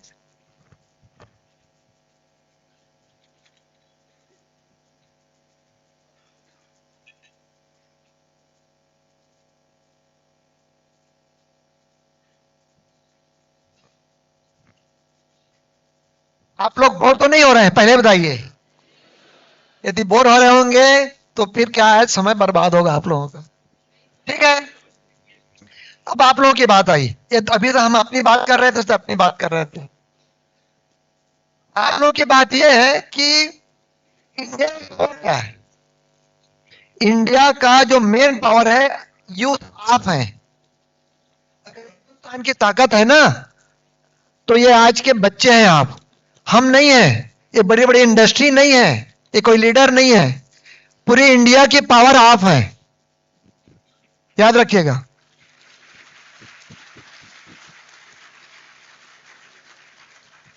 और इंडिया की कमजोरी क्या है बताइए? आप ही है इंडिया की कमजोरी।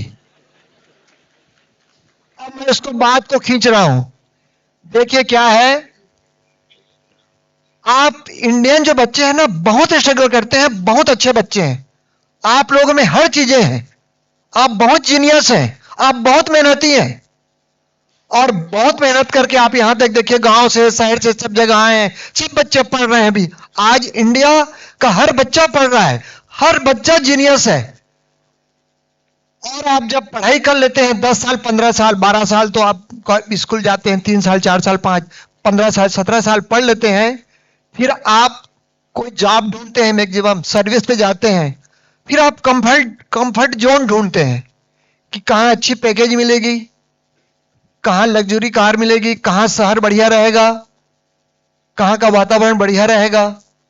फिर आप कंफर्ट जोन में जाना चाहते हैं। फिर इतना साल जो पढ़ाई किए रहते हैं आप, कंफर्ट जोन में जाने के बाद वो जो आप जो जो चीजें सीखे रहते हैं, जो टूल्स आपके पास रहता है, वो ऐसी धरा का धरा हथियार रह जाता है। मेरा मानना यह है कि आप देख अच्छी पैकेज जानी चाहिए, सब जानी चाहिए, लेकिन साथ में आपको उस संस्था में, उस ऑर्गेनाइज में, उस फैक्ट्री में भी जाना चाहिए, जहां कोई फैक्ट्री में आपको दिखे कि यहां अपॉर्चुनिटी है, यहां मैं कोई चीज को डेवलप कर सकता हूं, इस इंडस्ट्री को आगे ले जा सकता हूं, इस बालाजी ग्रुप को आगे ले जा सकता हूं। यह भी सोच आनी चाहिए कि जिस आप संस्था में जाते हैं, उस संस्था के प्रति आपकी यह भावना होनी चाहिए कि मैं इस ग्रुप को कहां ले जा सकता हूं। यदि आप ऐसा करेंगे तो उस संस्था को तो फायदा होगा, आपकी वैल्यू बहुत ज्यादा बढ़ेगी। आपको यह करना चाहिए जो मैं सोचता हूं। सेकंड यह है कि आपको लाइफ में R&D करनी चाहिए। हमारे यहाँ इंडिया में R&D की बहुत कमी है, हर स्टूडेंट को R&D करनी चाहिए। लेकिन R&D के लिए आप लोग कभी कभी सोचते होंगे कि उसके लिए लैब चाहिए, बहुत बड़ा शहर चाहिए, नहीं, R&D के लिए कुछ नहीं चाहिए। आप जिस इकोसिस्टम में हैं वहीं पर आपको R&D करनी चाहिए। आप अपने इकोसिस्टम से बाहर जाके R&D मत कीजिए, क्योंकि आप अपने इकोसिस्टम जहां पर है वहां को आप समझते हैं और वहीं पर आप R&D करेंगे तो तरक्की करेगा। आप तरक्की करेंगे, देश तरक्की करेगा। मैं हिंदुस्तान की भी बात कर रहा हूं आपके साथ, क्योंकि हिंदुस्तान का जवाबदारी है आप लोगों की है, ये हमारी नहीं है। क्यों सर? तो अब आप बोलेंगे कि R&D कैसे करेंगे? तो देखिए सर, R&D का एक छोटा सा एग्जाम्पल है कि आप कहीं भी हैं, R&D कोई बहुत बड़ा नहीं होता। R&D कहने से बहुत बड़ा शब्द होता है कि आप उसको कैसे परफेक्ट कर सकते हैं, कैसे उसमें सुधार ला सकते हैं, कैसे अच्छा कर सकते हैं। R&D हमारे हिंदुस्तान में इंडस्ट्रियां हैं, लेकिन अगर तुलना करेंगे तो बाहर की जगह से लोग बोलते हैं चाइना के मुकाबले कम है, इंडस्ट्रियां यहां कम है और बहुत सारी चीजें। लेकिन मेरा मानना है कि इंडस्ट्री जो है जितनी भी है वो सफिशिएंट है, और जितने भी अभी स्टार्टअप में बच्चे जो जा रहे हैं वो बहुत जा रहे हैं। लेकिन इंडस्ट्रियां ग्रोथ नहीं इसलिए कर पाती कि इंडस्ट्रियों में R&D नहीं होता, और जिस इंडस्ट्री में R&D नहीं होता वो इंडस्ट्री कभी ग्रोथ नहीं कर सकती। वो ऑर्गेनाइज सेक्टर कभी ग्रोथ नहीं कर सकता जहां R&D नहीं होती। आपको इसका बहुत सारे एग्जाम्पल मिलेंगे। आपको पुराने एग्जाम्पल मिल जाता हूं। एम्बेसडर कार थी, उसमें R&D नहीं हुआ सर। वो एम्बेसडर कार का ओनर बहुत पैसे वाला था, बहुत सारे एम्प्लॉय थे, वहां मार्केट बहुत बड़ा था कार का उस समय। उसने एम्बेसडर ने नहीं किया। एम्बेसडर की देख लीजिए, राजदूत कंपनी का देख लीजिए, आप चेतक का देख लीजिए, अभी लेटेस्ट देख लीजिए, होंडा हीरो होंडा ग्रुप अलग हुए। हीरो होंडा कहां है, होंडा कहां पहुंच गई। R&D अगर किसी भी संस्था में, किसी भी इंडस्ट्री में R&D होगा तभी वो डेवलप कर पाएगा। और उसके लिए कोई जगह नहीं है कि बड़ा होना चाहिए, छोटा होना चाहिए। मैं छोटे से कस्बे में रहता हूं, हम R&D बहुत करते हैं, इसलिए हमारी टाली जो है वो पूरी छत्तीसगढ़ में बेस्ट टाली कहलाती है, इसीलिए क्योंकि हम उसमें R&D करते हैं।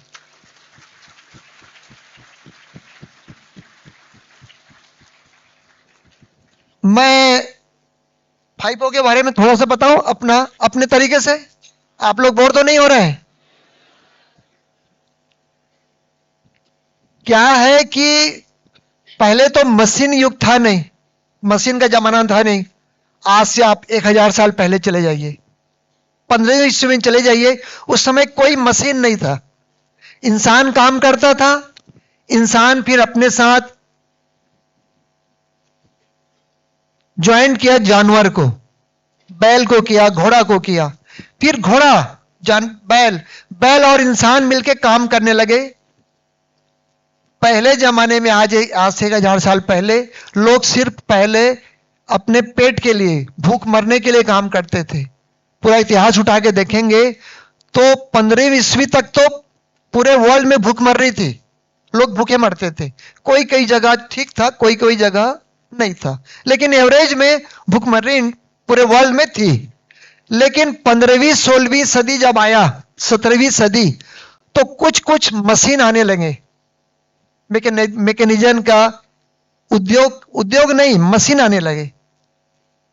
जैसे घोड़ा के साथ हल में प्लाऊ आने लगा, फिर मशीन आने लगे। तो जहां जहां जिस कंट्री ने औद्योगिकरण, उद्योग को बढ़ावा दिया, वहां सबसे पहले लोग भूखमर्री से निजात पाए, उस देश में भूखमर्री नहीं आई। 16वीं सदी 17वीं सदी में यूरोप में, 18वीं सदी में आ गई। और पता है हमारे यहां कब आया? हमारे यहां शिकागो में 1833 में विवेकानंद जी जब शिकागो में स्पीच देने गए थे, तो ये सबको मालूम है आपको कि उन्होंने जीरो के ऊपर स्पीच दिया, ये सबको मालूम है। लेकिन बहुत कम लोगों को मालूम है उन्होंने एक और जो मेन काम करने गए थे, उन्होंने यूरोप जो वहां थी पश्चिम देशों से, उन्होंने आप देख लेंगे वहां गूगल पे उठा के, उन्होंने शिकागो में बोला कि हमें आप वहां से अन्न देते हैं। जब भूखमरी होती है इंडिया में, तो आप हमें दाना मत दीजिए, अन्न मत दीजिए, हमें आप टेक्नोलॉजी दे दीजिए। उन्होंने रिक्वेस्ट किया था कि हमको टेक्नोलॉजी दीजिए, 1833 में विवेकानंद जी बोले थे। लेकिन बड़ी दुख की बात है, उसके बारे में न तो किसी ने आज तक बात किया, न उस समय किसी ने बात किया, न चर्चा हुई। अब हमारे यहाँ कब आई? 1950, 1960। टेक्नोलॉजी तो सर यूरोप में आ गई थी, पश्चिम देशों में आ गई थी 17वीं 18वीं सदी में। हमारे यहाँ 20वीं सदी में 1950, 1960 में टेक्नोलॉजी आई, तो कहीं जाके हमारे यहाँ भूखमरी कम हुआ। आप कालाहांडी का नाम बहुत सुने होंगे, वहां बहुत भूखमरी थी और बहुत सारे कंट्रियों हमारे यहाँ देशों में था। तो जैसे जैसे टेक्नोलॉजी आया तो भूखमरी खत्म हुई, या कह सकते हैं technology is inversely proportional to ये भूखमरी का, ऐसा आया। फिर धीरे धीरे आते गई टेक्नोलॉजी। अब आपका पहले मशीन्स आए, फिर ऑटोमेशन आया, फिर रोबोट आया, फिर आपका एआई आ गया है। लेकिन ये सब जगह अडॉप्ट नहीं हो पाता, क्योंकि देखिए इंडस्ट्रियलिस्ट पहले सोचता है कि मैं कोई मशीन लाऊंगा तो उसमें मेरे को बेनिफिट होगा क्या। जब तक उसको मेन पावर से प्रॉफिट आता है वो मशीन नहीं लाता सर। मेन पावर में पावर से उसको बेनिफिट है। मशीन जब लाता है कोई भी इंडस्ट्रीज या कोई भी व्यक्ति, जब उसको बेनिफिट आता है। आपको एग्जांपल देता हूं, स्विट्जरलैंड पे अभी सभी पेट्रोल पंप पे रोबोट काम करता है, लेकिन इंडिया में कहीं रोबोट नहीं है पेट्रोल पंप पे, क्योंकि स्विट्जरलैंड की सैलरी है पर व्यक्ति जो साधारण है 2.5 लाख रुपए, उसको 2.5 लाख देना पड़ता है। 8-8 घंटे काम करेंगे, दिन भर में 7.5 लाख का 7.5 लाख पैकेज है एक महीने का, एक पेट्रोल पंप का। इंडिया में कितना है? एक वर्कर को देना पड़ता है 15,000 रुपए, 45,000 में काम चल जा रहा है। तो वो रोबोट लगाएगा क्यों? जब भी टेक्नोलॉजी आएगी, जब वो मेन पावर से सस्ता पड़ेगा तो टेक्नोलॉजी आएगी। चाहे वो रोबोट आए या कोई भी मशीन आए, चाहे एआई आए, ये मेरा अनुभव है। अब मैं चाहता हूं कि आप लोगों को कोई भी चीजें डाउट है या कुछ है तो आप मेरे से पूछ सकते हैं। Definitely. Thank you, Trilok sir. This is really helpful. Thank you for sharing your insights. I think very rightfully said by Trilok sir that infrastructure really matters in India. Actually, it's about cost, it's about talent readiness, it is about infrastructure readiness, and as Akhil and even Vivek said, right, that we have to have the reskilling of employees very importantly. That all together, if you put this, then it is a successful industry 5.0. Other than that, it's just a myth, and it's a long way. It's I would say a 10-year marathon. It's not just maybe a 100-meter sprint, as they say, right? So we'll have to keep learning. As Mr. Trilok also said, we have to be very curious. You have to be very curious. You have to be, curious to learn new things, new technologies. And I'm sure companies which are new age companies and startups will actually inculcate that in their training processes when they induct you. So that's a short summary of the discussion today. Now we will open it up for questions. If you have any, please go ahead and ask those questions.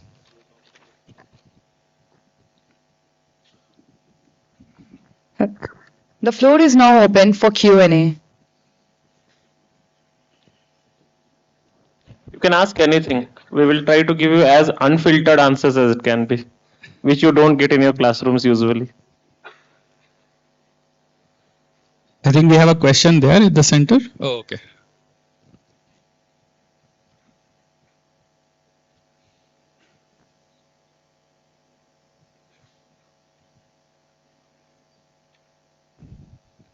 Good morning, everyone. I am Shivam Mishra from BITM, doing my MBA in Data Science and Business Analytics. My question is for Akhil sir and Vivek sir. So, you guys talked about AI in HR, right? So, I do understand about tracking and employing people. You use AI, but how do you use it for gig workers? Like you can track the metrics of employees. So how do you make sure that the retention of the gig workers in your field is there? because you have a lot of competition, right? So how does this happen? How do you go about it? Yeah, okay, am I audible? Yeah. I'll actually give this answer in two models, right? I mean, as you said, um, my industry personally works in the gig economy model, and that's actually helpful, right? I mean, primarily two reasons. One, whenever there is like a festive season which comes in, the peak sales goes live, and that's the same time when every other company like a Zepto, an Instamart, or any other company, I mean, all of that will be required. So AI, how does it help in terms of data literacy, right? It will actually help me identify what is the peak surge at any given intervals of time, right? It kind of gives me that data. So if I know that there are like let's take an example of Bangalore itself. And in Bangalore we had this case study last year. During the surge, we wanted approximately around 8,000 gig workers, and obviously there is a talent shortage, because during festivals is also the time when migrant workers go back to their hometown to celebrate festivals. So we came up with a plan saying that why not introduce this to students who actually wanted to make some side income, right? And that actually kind of worked out very, very well for us. I mean, there were people who actually wanted to make side income. And how did we get this data? Through data itself, right? Like, so in our model, AI kind of helps us in terms of two ways. One, the number of people who are applying, which part of that region are we getting more trends from? And similarly, also you can also talk about our dark store operations model, right? In our dark store, there are AI models which actually tells us in a particular dark store in Bangalore, say let's say Kormangla versus HSR. Probably in Kormangla, ghee might be the highest amount of FMCG good which is being sold. Probably in an area like HSR, the things might be like a fruits or a perishable category. So AI kind of gives us a model, and specifically for gig workers. I mean, there's one example that I can think of. Vivek, do you want to add? So there are a couple of things here. Actually, what adding to what Akhil said, right? It's usually what happens at that time. Gig workers, when all these festive seasons come, suddenly there is huge demand. So if you see Amazon and Flipkart ka big billion days and all that happens around the same time. Now they will put every effort to have more gig workers on their in their team at that time. So suddenly their hiring numbers will increase heavily, and for other companies it becomes very difficult to retain people, because a person who is making 20,000 in a month, suddenly if you offer him 22,000, then that person is definitely going to leave. And other thing is here, fortunately or unfortunately, the harsh reality of the world is gig workers in India are on the third party payroll for majority of the e-commerce and quick commerce companies, right? Not so with TrueMates though. We have everyone in our own payroll. So for me, I would say retention is never hit because of a festive season or a Flipkart hiring at a higher cost, because people do value being in a company where they are on full-time roles than on a contract role for some other agency. And there are enough manpower agency which have come after the advent of quick commerce, e-commerce, D2C, this kind of businesses, right? So that has been the case. Other thing is also, it depends. A lot of time retention is not in your control. Let's say take an example of Ganesh Chaturthi in Mumbai, and even Pune for that matter, and let's say Durga Puja in Kolkata, right? You can do whatever you want. You can pay 20, say 30,000. You can do. People will not be retained at that time. Someone wants to go to their hometown, they will go. There is no other way there, right? So from a retention standpoint, you can only do as much. That okay, you can pay higher at that time. You can be prepared during Ganesh Chaturthi. Okay, if I make my capacity is 100 or 100 is the requirement, maybe I'll hire 120, 130 and stuff. That's the way you be prepared about it. Other retention metrics are usually when you try to do certain levels of engagement, loyalty programs, those kind of things you can always do. But in the last, let's say 6, 7, 10 years, whatever this journey has been for all the e-commerce and quick commerce companies, chances of retention of gig workers is very, very low. Because let's say tomorrow someone else opens a quick commerce company, to hire, to attract these gig workers, they will pay some exorbitant amount of money, and that's the only way they can attract, because that is where the supply comes from, right? And if there are no gig workers, you cannot run an e-commerce or quick commerce company. You can have as advanced tech as it can be. So that is where the talent war also comes into picture. Here, honestly speaking, it's a market of people who are mostly unskilled or semi-skilled, but still it can be called as a talent war. Now, talking about using data and analytics and MLs and AI in the other sides of business, also I'll tell you. Have you guys ordered from Zomato, Swiggy back in 2017-18? Anyone here who has been ordering since that time? Anyone? Some of you might have been in school at that time, maybe. But yeah, so if you remember those days, 17, 18, or even 19 for that matter, the delivery times used to be 45 minutes to 1 hour, even if the restaurant is near to your home, right? Now that time is reduced significantly. I'm sure you must be getting food in maybe 20 minutes, 15 minutes and all that. Remove quick commerce from there. I'm still just talking about the food delivery, right? Not like 10-minute delivery. That is still something where you don't need preparation. If you're ordering tomatoes or onions, of course, no one is preparing them. Someone is just packing them, right? But when it comes to food, there is a preparation involved. At that time, it was not, the data was not enough for any company to think, okay, which food is required at what area, in what quantity, from what restaurant, right?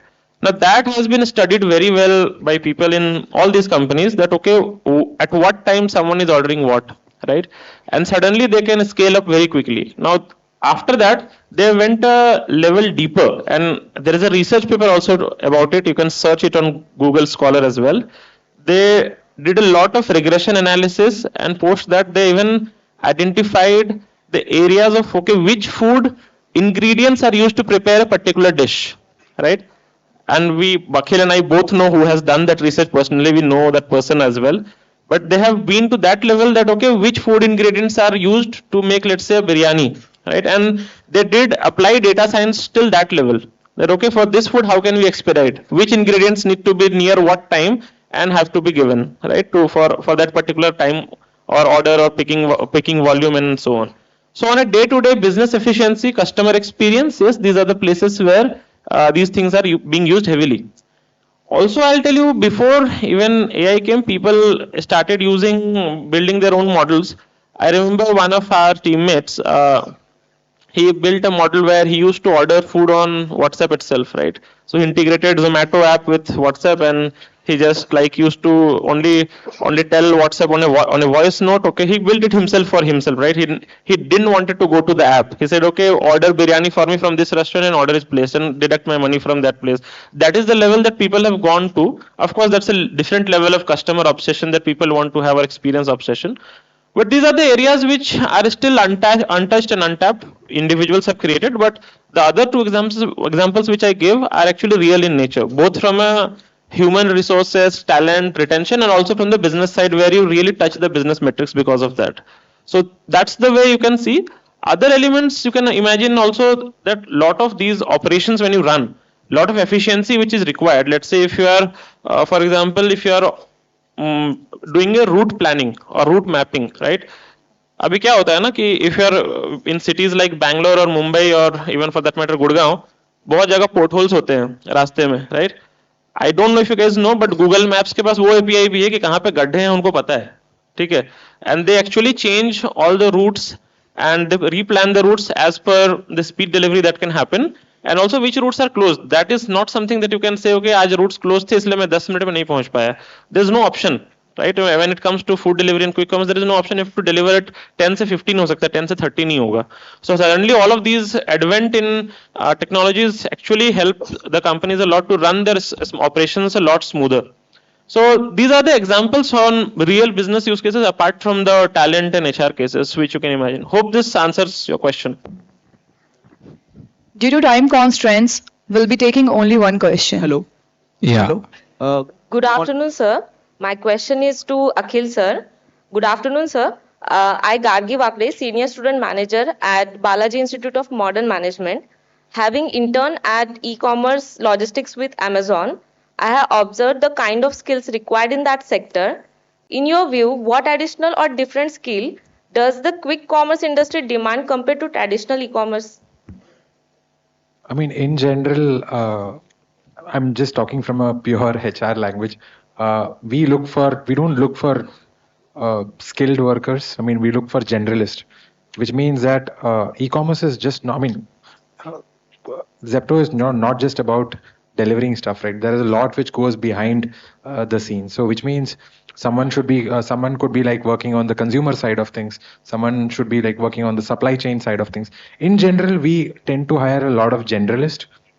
So, in my opinion, if you're an MBA grad, I mean, in general, think about what is data literacy, right? I mean, there's like tons and tons of data which is coming in. Like, are you able to interpret that data in the right manner? Are you able to problem solve the use cases which is there with the help of AI and kind of automate a lot of mundane tasks? I'll actually give you a good example what I had previously. I mean, this just happened last week. So one of my managers kind of asked, "Hey, Akhil, you've been attending a lot of AI-based tools for the HR thing. I mean, can you?" And I've been doing this for the last 4 months. So she kind of told me that, can you get a list of all the demos that you have attended so far, and tell me who are the organizers, what are the companies, and give me a small description. Now, for me to do that for the last 4 months data, I mean, it'll take me, I have to go to my calendar individually and check every data, right? It'll take me hours to just gather the data. And so I remember I actually read a blog which says vibe coding, which means building your own tools, which are like small components on your own. So Google has something called as Google App Script. Like the last that I coded was like when I was in college. So I still know a little bit of here and there. But the beauty is that if you know what is the logic which is happening behind, in Google App Script, all you have to do is just open Gemini and give the problem statement, and it'll kind of give you the working code for that. Use that same thing and put it into an app script. It kind of captures every data. I mean, so here the use case was, obviously in my calendar, there will be like a lot of things which is also organized by my teammates internal to Zepto, right? Like I'll be attending debriefs, interviews, etc. Now, I wanted a unique use case where the organizer is not from my Zepto account, like Zepto Now account, right? Or I wanted someone who's an organizer who's external organizer. So the script was able to identify intelligently that particular things, and it was able to give me an output of the number of demos that I attended. Now, this is the only thing that you need. If you have curiosity, I mean, you should be able to build it. Many people would say that I don't have the technology know how to do it. But trust me, I mean, in today's world, I mean, you have so much access to a lot of resources and information. What usually used to take about a year to learn something, I mean, you can do that in a week today. Thank you, sir. Can we take just one last question? Someone raised their hand. Sir, this side. Sure, sir. Good afternoon, sir. This is Shubham Kulkarni from BIMM Finance. Actually sir मेरा question Trilok sir के लिए है. Sir आपने जब Vandana industry start की, hello sir, आपने जब Vandana industry start की, at the time as you said, जैसे आपने कस्बे से स्टार्ट किया था, बट हेलो, अभी आ रहा है सर? अभी आ रहा है सर आवाज? ओके, आ रहा है सर. जैसे आपने बोला कि कस्बे से स्टार्ट किया था आपने वंदना इंडस्ट्रीज, बट ऐसा एक पॉइंट आता है जहां पे हमें एक्सपोजर के लिए या फिर बेटर प्रॉफिट के लिए आपको कस्बे या फिर छोटे शहर से शिफ्ट होना ही पड़ता है इन बिग सिटीज या फिर in other countries as well. So sir वो जो पॉइंट होता है जहां पे आपको शिफ्ट करना है, वो सर टैकल कैसे किया आपने, या फिर क्या चैलेंजेस आपको आए थे उस वक्त, जिस वक्त आपको कस्बे से या फिर छोटे शहर से बड़े शहर में आना पड़ा? क्योंकि अपने शहर में और अपने एरिया में अपना सेल्स भी अच्छा होता है, अपना पावर भी होता है और अपना मतलब एक्सपोजर भी होता है, but when you convert your business into big cities, eight the time you face lot of challenges, and what can be मतलब फर्स्ट स्टेप क्या होनी चाहिए वो एक्सपोजर के लिए? मैं आपको समझा देता हूँ. उनका क्वेश्चन है कि छोटे शहर से जब बड़े शहर में जाते हैं आपको क्या क्या चैलेंजेस सेटअप करने में लगती है, ये इनका क्वेश्चन है. शॉर्ट में अगर आप बता पाएं, क्योंकि टाइम थोड़ा एडजस्ट करना. हेलो हेलो, आ रही आवाज? यस सर, आ रही. अच्छा, आपका क्वेश्चन है कि छोटे शहर से बड़े शहर में यदि जाते हैं तो क्या क्या चैलेंजेस होंगे? Yes sir. छोटे शहर से बड़े शहर में? Yes sir. ये एक क्वेश्चन है सर. जी, यही क्वेश्चन. देखिए, यदि आप जैसे इंडस्ट्री के बारे में बोल रहे हैं. Yes sir. बिजनेस करने की सर्विस के बारे में? बिजनेस करने में सर. बिजनेस में. यस. यदि आप छोटे शहर से बड़े शहर में बिजनेस करने जाएंगे ना, शहर अपॉर्चुनिटी ज्यादा मिलती है, मार्केट ज्यादा मिलता है, आपको मेन पावर ज्यादा मिलेंगे। बड़े शहर में जाने से, बिजनेस करने से नो डाउट इंडस्ट्री बढ़ता है और बहुत सारी सुविधाएं मिलती हैं, उसमें कोई डाउट नहीं है। आप छोटे शहर से बड़े शहर में जाएंगे तो आपको लॉस कहीं कुछ नहीं। मेरा ये था कि यदि सभी लोग बड़े शहर चले जाएंगे, सभी बच्चे एनआरआई बन जाएंगे, तो आप जिस गांव में हैं, जिस शहर में हैं, उसका भी तो डेवलप होना चाहिए। हिंदुस्तान तो पूरा गांव और शहर मिलके बना है, बल्कि कहना चाहिए हिंदुस्तान तो गांव का देश है। तो सर छोटी जगह में रहने से कुछ लॉस तो है, नो डाउट। हो सकता है मैं अगर बड़ी शहर में गया होता तो मेरी कंपनी 500 से 5000 करोड़ की बन गई होती, मैं इस पे इनकार नहीं करता। बड़ी शहर में आपको हर चीजें अवेलेबल होती है, और खासकर यदि कोई इंडस्ट्री लगाना चाहता है तो मैं तो कहूंगा बड़ी शहर, जितनी बड़ी शहर में जाएंगे आपको अपॉर्चुनिटी मिलती है, बहुत बड़ा मार्केट मिलता है। जी sir, Thank you. Thanks a lot.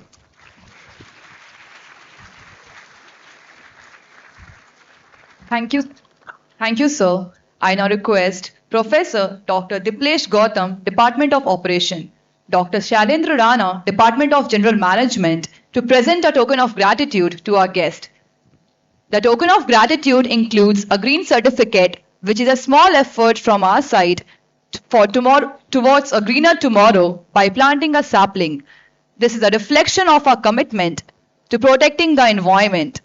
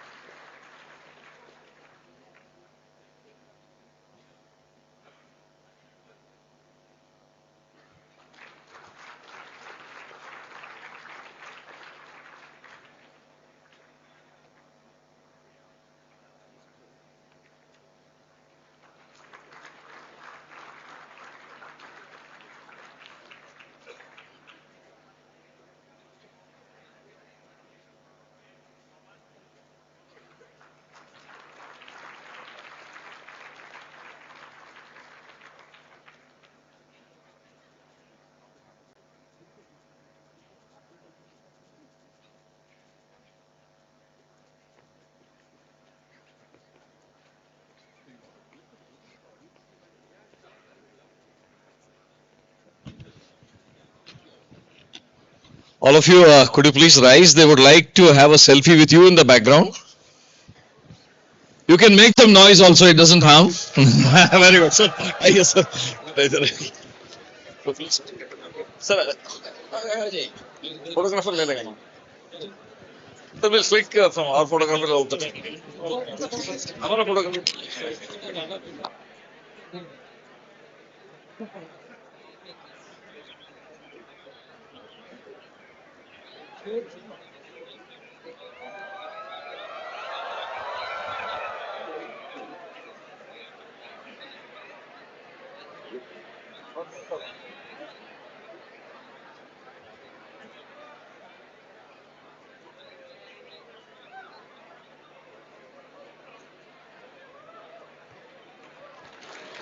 Can give them a good clap also. All four of them deserve a big clap.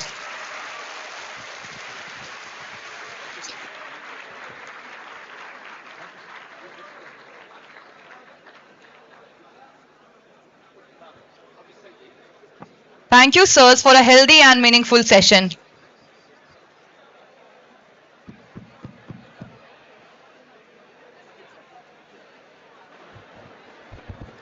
Ladies and gentlemen, I request you all to please remain seated for now.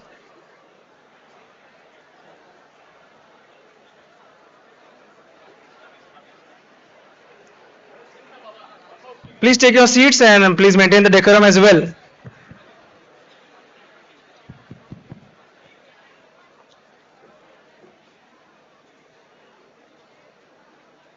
People on the aisles, please take your seat.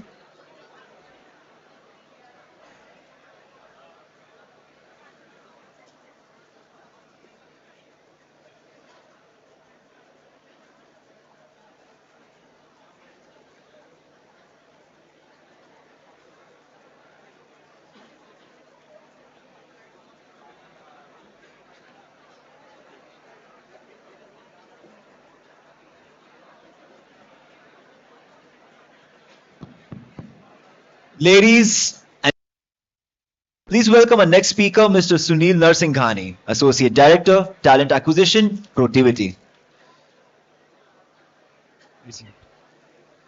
Sunil, sir, we request you to please come on stage.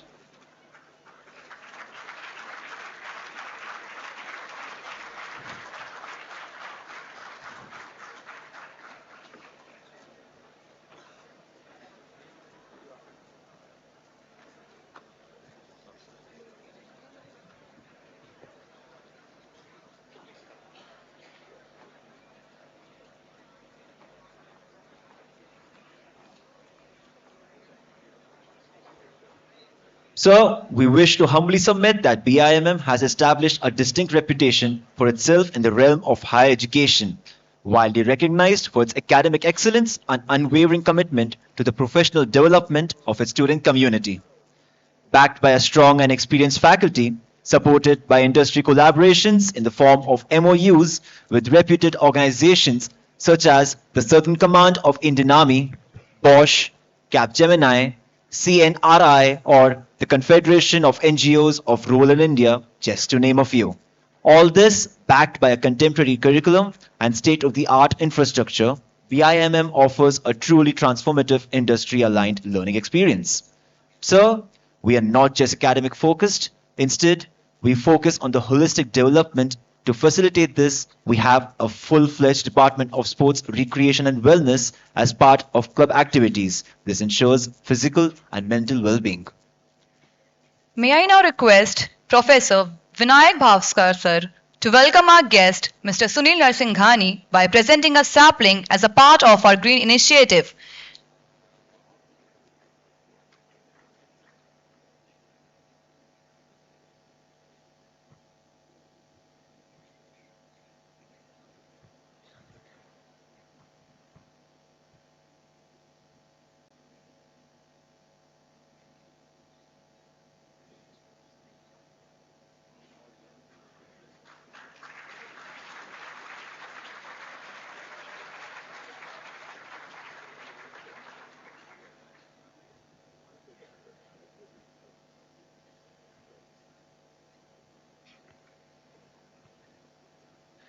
I now request Senior Student Manager Ayushi Agrawal to introduce our guest, Mr. Sunil Narsinghani, to the gathering.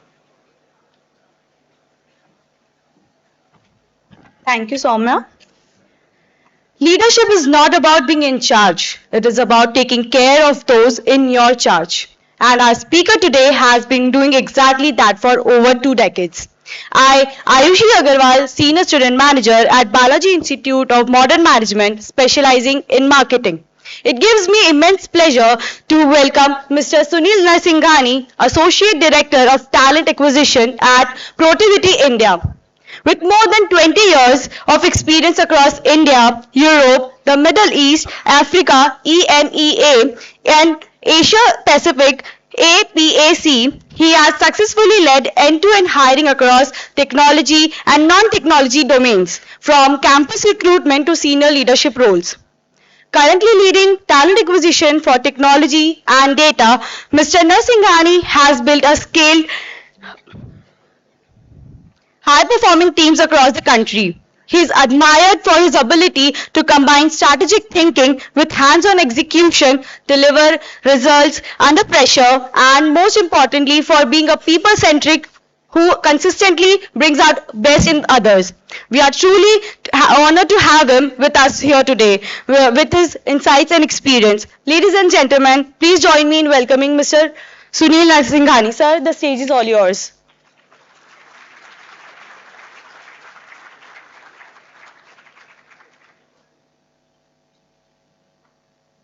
To put the mic, I hope I'm audible.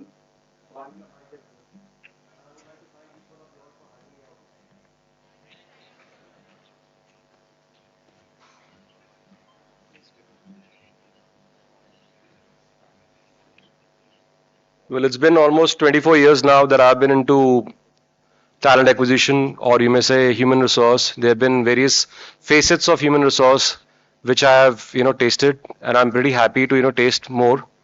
I love to, venture out into unconquered, uncharted territories because they really help me. And no, that's okay. I'm pretty okay. And that really helps me, because there is something new that I get to learn. And that's the whole reason why I believe change is constant. That's the message that I want to give you all. Though it's been 24 years that I've been into human resource, but I still get goosebumps. I still have stage fear, and I believe that it's always best that you are true to yourself, you're transparent, and you don't use a lot of fake jargon, adjectives while you're communicating, because once you do that, things becomes much more easier. You can break the ice much more easier. That's something on a personal note that I wanted to share with each one of you all.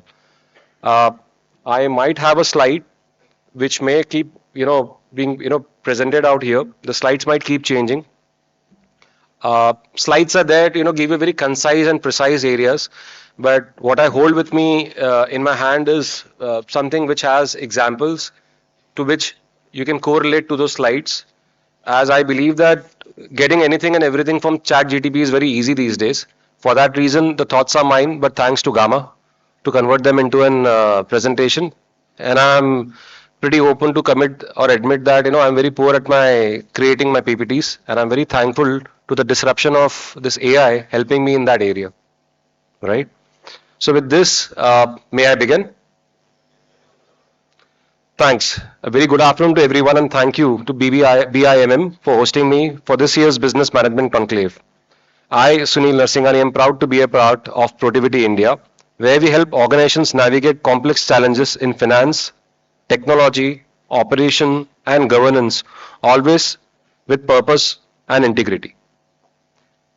Now, before we dive in, and we are at a point where my smartwatch nags me more than my mother. It knows I have been moved in 30 minutes. It keeps reminding me to stand up. One day, I'm sure if I'll ask, have I paid my bills too? Right? And that's the reason why I call that disruption is always not negative, but it's also positive, and it's welcome. The topic that we have is Synergizing Tech Disruptions and Sustainable Growth in Industry 5.0. Before I begin speaking on this particular topic, may I understand from any one of you all, what is your idea about this particular topic, or what do you want to hear from me with regards to this topic? I can keep on speaking, I can keep on sharing examples with you all, but is there any thing particular that you all want to learn from me today with regards to this topic? I won't say learn from me, but perhaps you may want to share with me.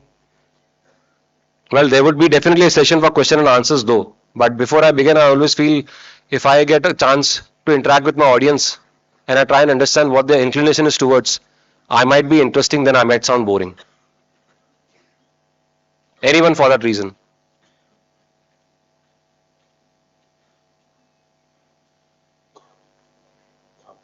Unless you all want me to pick someone. Or maybe it's high time that you're feeling hungry because I've reached a time where it's like lunch break. I'm glad I'm not coming after lunch break because that's quite difficult. Someone out there? Who's the one? I'm sorry, I didn't notice. Feel free.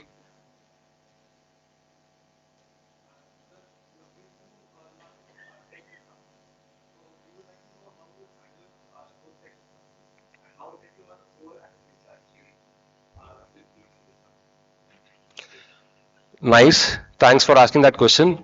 The very first assignment that I had in technology, let me be a bit far away from this. I believe that might help. This was a disruption. But the one that I'm referring to was my first assignment when I joined an IT company, and I was welcomed by my manager. I was welcomed from the HR. I was welcomed by my team, and I was asked to hire something in volume, that too for a niche skill which was outdated. And I tried my level best. I kept working hard on it. Weeks passed by, and with every week, I was only tasting failure and not success.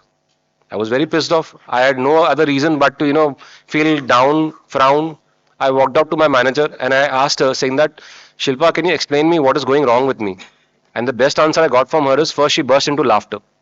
Second thing that she had to share with me, saying that, Sunny, we have asked you to hire 55 such resources. The total requirement was 110. But before you could start venturing out into this, in the middle of July, from Jan to June, we have hired people left, right, center across India. We have paid them under the nose. We have given them joining bonuses. Okay. Now we are done and dusted with it. For the remaining 50%, we want you to chip in. Right? It's from there where I started my IT hiring journey. And I realized, saying that the project for which I was hiring, I'm sorry I'm digressing a bit, but I'm very thankful to you. The project for which I was hiring was one of the largest wholesale banking projects. I don't want to name the client though. But having said that, every Wednesday we used to have a boardroom meeting with all the project directors and the chief. And there, the first question that I had to ask them, saying that, I wouldn't mind getting you this 55 resources tomorrow. Perpetually tomorrow. Okay. But before I do so, let me ask you a question. What about those existing 55 resources whom we have onboarded today? Are they all billable? Are they all working? What is the project profitability and how do you keep them occupied? Before someone could answer, I had also to check with them, saying that, do you see them giving online interviews over the mobile phones? Do you see them playing caroms? Do you see them dating? Do you see them going to cafeteria often? Do you also see that project having minus 2% profitability? The answer was yes. So I said, with that, if you all permit me, could I come with a suggestion? Could we, and that time I was in Mumbai still.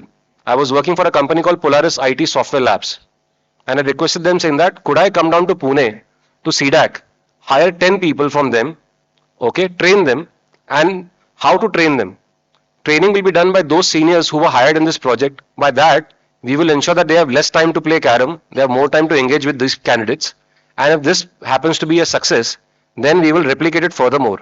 With this, I managed to hire 40 people from CDAC. I still had to hire 15 more. Right? And for those 15 more, when I was traveling to Chennai, where the client had an offshore delivery center, I realized few blocks away from there, on second floor in the same building, there was another company, small time, which was delivering to the same client. And those are South Indians. All right. I was smoking then, I was smoking now as well. So I decided, saying that, why don't I offer them a cup of tea? And I heard them, they were working for the same clients. So I asked them, saying that, what if they had to switch with something better and something lucrative? And that's what made me hire the remaining 15 in Chennai offshore delivery center. So disruptions may be there. In every adversity lies an opportunity. How do you want to look upon it is your inclination to look. I still feel after COVID vaccine, if there was another vaccine that could, be made for zest and zeal, sadly that is not made. And if that is made, trust me, each one would like to invest in that than an MBA.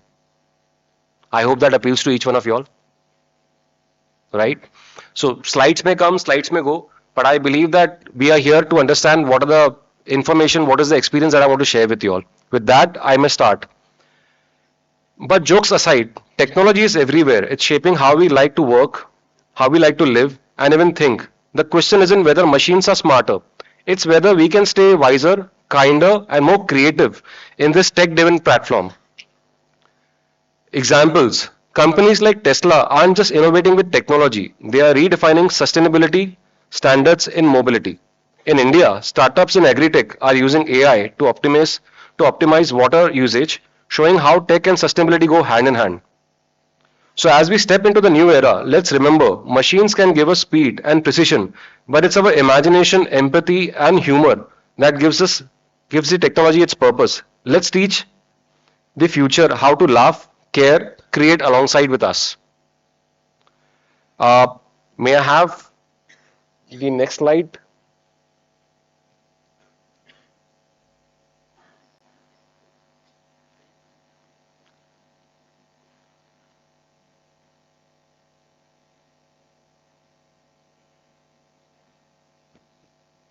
Sorry, my examples you will be able to correlate with the slide. So slide will give you a very concise view, and I would like to give you a very detailed view about it. Hence, I'm requesting to put on the slide.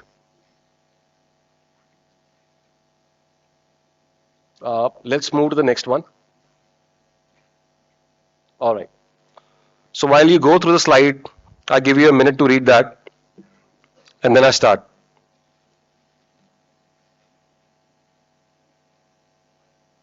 So what I learned from this slide is there are three elements in it. One is sustainability, one is AI, and one is how do we match both of them along with the human beings to ensure that none of them are fighting against each other, but are creating a world which is worth surviving and sustaining in. To begin with, Industry 5 is not just a buzzword. It's a response to complexities of hyper-dynamic world. Leaders today must blend strategy with purpose. Today's session combines strategic foresight with real-time examples to help you think beyond conventional managerial frameworks. For example, manufacturing firms are now using advanced simulation and monitoring tools to optimize production, reduce wastage, and improve efficiency while staying sustainable. To just give you an example, at some point of time, you all would have traveled through length and breadth of India where you all would have seen this wind turbines or windmills, right? Now, you feel how gigantic, how large, saving money, generating electricity, right? Or maybe energy for that reason. But when they disrupt or when they malfunction, and when you have to take care of them, let's suppose out of 10 windmills, 8 are not doing, and the uptime optimum energy is not being received by the recipient, what do we do about it? Then it becomes quite trivial. But what if you want to know, there are many companies which are making enterprise application management tools which are working on predictive analytics, which let you know that by this virtue, when will be an optimum time to go and do a predictive management, predictive maintenance for them. Thereby, the predictive maintenance is not going to be done by the machines. The predictive maintenance is going to be done by the human beings. But the human beings also are thankful.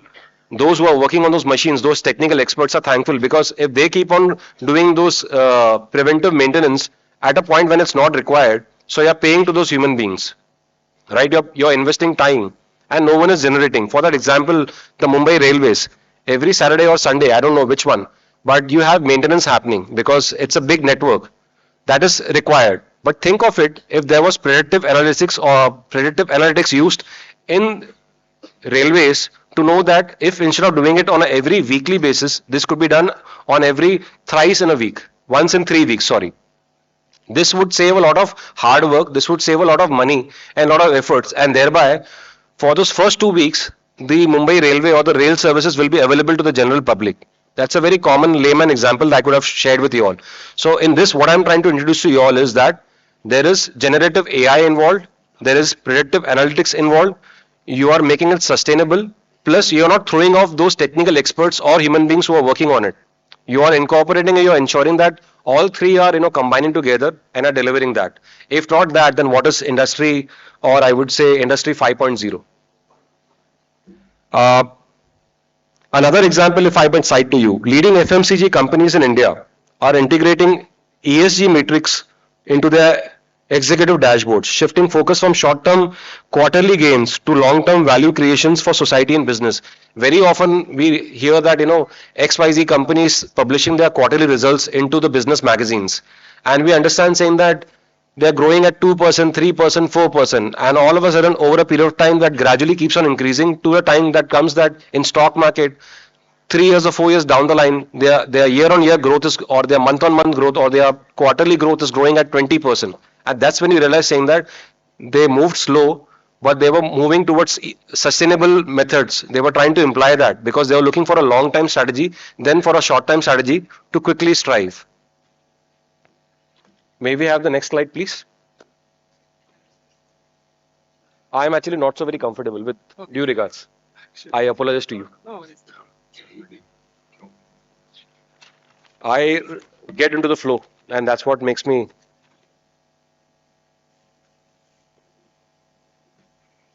So tech disruption, trends shaping the future. I may not like to read that because that may sound very silly if I'm reading my own PPT.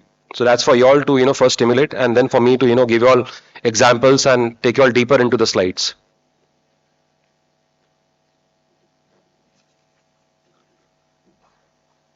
So Industry 5 focuses on human-centric, sustainable, resilient industries, integrating advanced technologies with societal impact. Now the word societal is very important because every time that we hear of Gen AI or generative AI, we feel that we are going to lose the jobs. But believe me, that's not the fact. Lot many FMCG companies which are getting into Gen AI are using Gen AI or CNC or robotics have not completely eliminated the jobs for human beings. They are ensuring that that's done precisely on time, but then they are being monitored by human beings like us. Unlike Industry 4, which prioritize automation and efficiency, Industry 5 emphasizes on co-creation, sustainability, and most important, collaboration. Siemens Smart Factories now combines AI-driven automation with human oversight to improve efficiency while reducing carbon footprints. Another example of in India, that is L&T construction projects use IoT sensors to monitor environmental impact and worker safety simultaneously. I believe this was not happening roughly around 10 years back from now. So that really helps you, and thereby they are giving it back to the societies, to those staying around in the construction site, and most important, to their workforce. If not that, then it's very difficult to understand what is Industrial 5.0. May I request to move to the next slide, please? This is a very important slide, though it has little contents in it. But the best part about it is planet, which relates to sustainability, people, which relates to us, the workforce, profit, which relates to obviously the ultimate objective of the organization. Could I take a pause and could I ask a question? And I am very interested to know who would like to give me the correct answer. And this is a very simple question, but I am very inclined to understand which hand would like to go up first. Okay? Are we prepared? Certainly this is not Kaun Banaya Crorepati. I can't put a money to this, but it's really simple question. Are we all set? Fastest finger first. Okay. In a corporate industry, when I say a corporate or a enterprise, not small medium entrepreneur, a listed company on stock market, okay, who pays the salaries to the employees? Your time starts now. For those who are monitoring, let me know, so that the hand which comes up first is applauded as well, subject to the answer being correct. The question is very simple. Who pays the salary? Yes, sir. You raised your hand. Lovely. I am so happy. Without giving a thought, I would like to give you a big round of applause. What's your name, sir? Adarsh Bansal. And Adarsh, what are you pursuing? Lovely. I am glad, because very often the answers, please sit. The answers that I hear is like, the finance department, the HR department, the payroll department, the leadership, the management, right? But at the end of the day, Any and every organization which is listed on a stock market has to keep the shareholders happy. That's the whole thing. And when you say shareholders, profit, dhanda, paisa. Okay. So emerging technologies are reshaping industries. Leaders must understand what to adopt. Most important, when and why, and not just follow trends. So it's like you can't say that, look, that lipstick appeals to me and let me, buy that lipstick. Right? You never know that lipstick might be appealing to you, but it may not appeal to your skin. Key tech trends: artificial intelligence, machine learning, IoT, data analytics, robots, and most important, what I really love to hear of late, apart from blockchain and cybersecurities, cobots.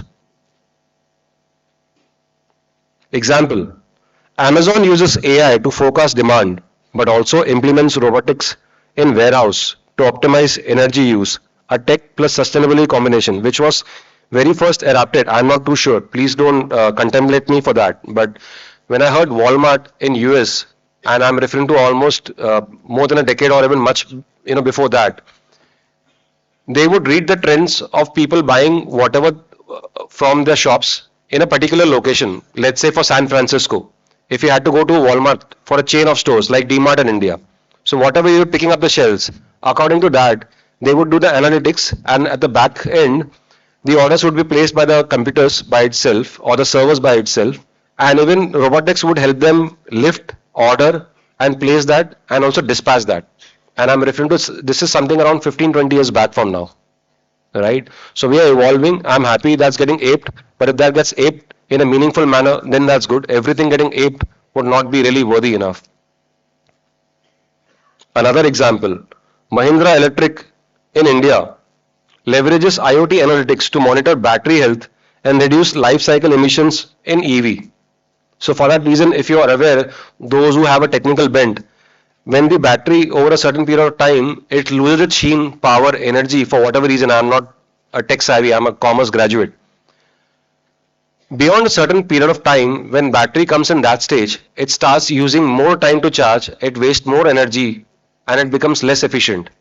More than less efficient is that it's highly unreliable and is using more and more time to charge. While you feel that what was taking time to charge for 4 hours is now taking 8 hours, and you feel very contented. But in 8 hours time, despite showing you full charge, what a vehicle, if that could give you 200 kilometers, might not even give you 20 kilometers.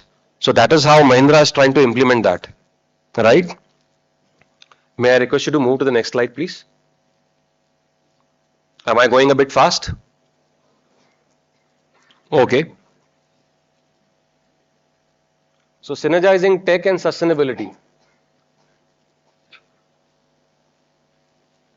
More than those three keywords up, I would like you all to focus on the three blocks. AI for energy efficiency, smart algorithms optimizing power consumption. I believe I just gave you all an example of the wind turbines. Digital twins for resource optimization. Virtual models predicting and preventing resource inefficiency. Robotics for safer workplace. So let me give you an example for that. And even before the example, sustainable growth balances profit, planet, and people. It's no longer optional but a competitive edge. ESG principles are moving from compliance to strategy, guiding decisions and making across industries. Very often we hear across nations and in United States that every country is trying to earn more and more carbon footprints. When you're trying to book your tickets for airlines, it often says like, for this airline, for this particular flight, these many carbon footprints are being burned. Now, why are they trying to do that? There are some aficionados of the carbon footprints who want to ensure that they are not boarding that flight which is having less carbon footprint as compared to which is having more carbon footprint, or rather it's vice versa. So that's the reason the organizations are now trying to let you all know that how environment friendly they are or how sustainable they are. To give you an example, in India, ITC's e-Chopal initiative uses technology to improve farmer incomes while promoting sustainable farming practices. Now think of the fact that ITC is known for cigarettes and for other areas, but I believe almost 50 to 60% of its products would require or depending on farms. Now, they may not, but if they start thinking, and which they have started to implement for those farmers who are eventually their inputs, for their products, eventually that's only going to help them. And a farmer would be more inclined to support to ITC as compared to someone else, because by doing that they are ensuring that they're getting steady income, right? ITC has nothing to gain from it, but ITT is ensuring that its supply chain value is taken care of. Infosys has achieved carbon neutrality through renewable energy, showing that sustainable growth can align with profitability. Now, what has Infosys to do? Infosys is all about a product company with Finacle, with IT services, with infrastructure managed services. But why would you think of this? Now, if you are truly global, then you would like to attract the customers. And what if a customer is more aficionado of ESG? So you get a USP. May I request you to move to the next slide, please?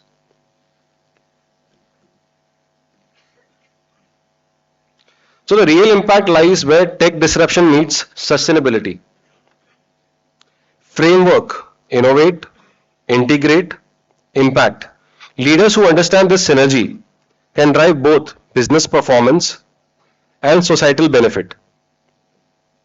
While there are other leaders who always believe in business performance, but then that may not be sustainable in long term.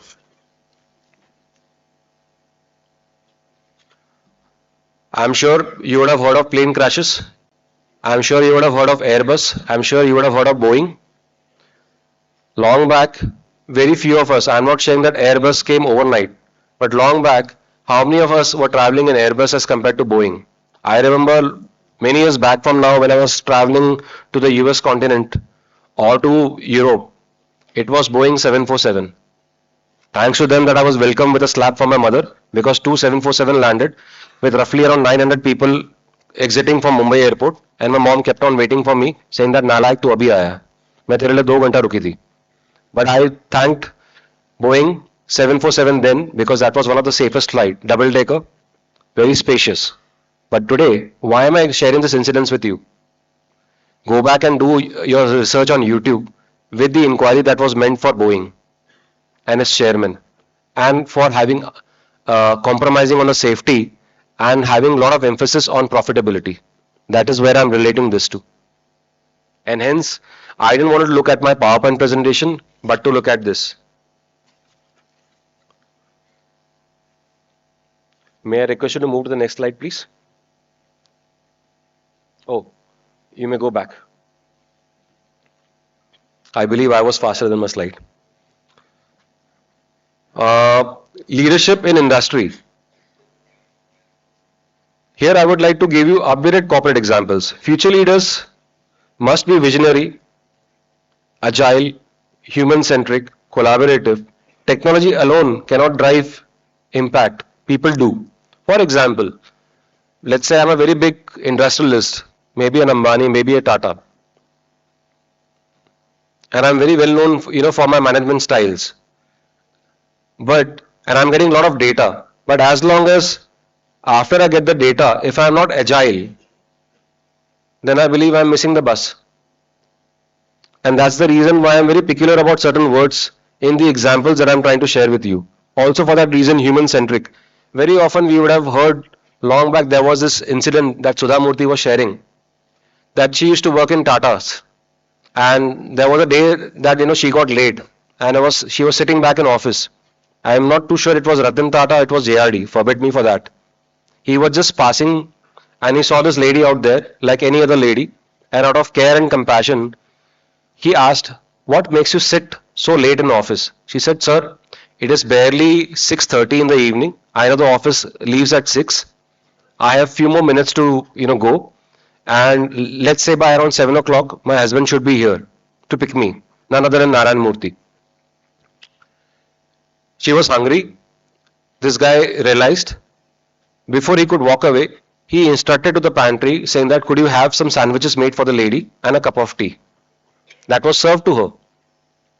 Plus, this gentleman stayed back when she walked off, and Mr. Narayan Murthy, who came in a scooter, he walked up to this guy and he told him saying that, young man, I would really appreciate that you have a wife who's working very hard, very sincere, very dedicated. But I would really appreciate who could you be on time to pick her up. That's compassionate. And that's the difference between those who are competitive and those who really build industries with a vision. It's about making decisions that balance business goals with societal and environmental outcomes. While I was having my breakfast over here, there was one senior dignitary who was sharing with me about his experience at Jamshedpur with Tatas and how committed they were to the life, to the health of those working in Tatas in Jamshedpur for Tata Motors. And very often, I'm so happy to hear that Ratan Tata would often sit in the cafeteria where all the Tata Motors mechanics would sit and do the needful. That is having their meal or the breakfast. There was another incident that I learned during my MBA days, which was, how many of you all are aware about this vehicle called Tata Sumo? And I'm sure I don't have to repeat myself why Sumo was named Sumo, right? Unless if you're all keen to know, there was this guy called Suman Murgaonkar, Sumo, Suman Murgaonkar, who worked with Tata Motors for ages together. And they were traveling from Mumbai to Pune, and that was a Mercedes, and Ratan was sitting along with him, or I believe it was JRD, and their tire got punctured, a Mercedes Benz.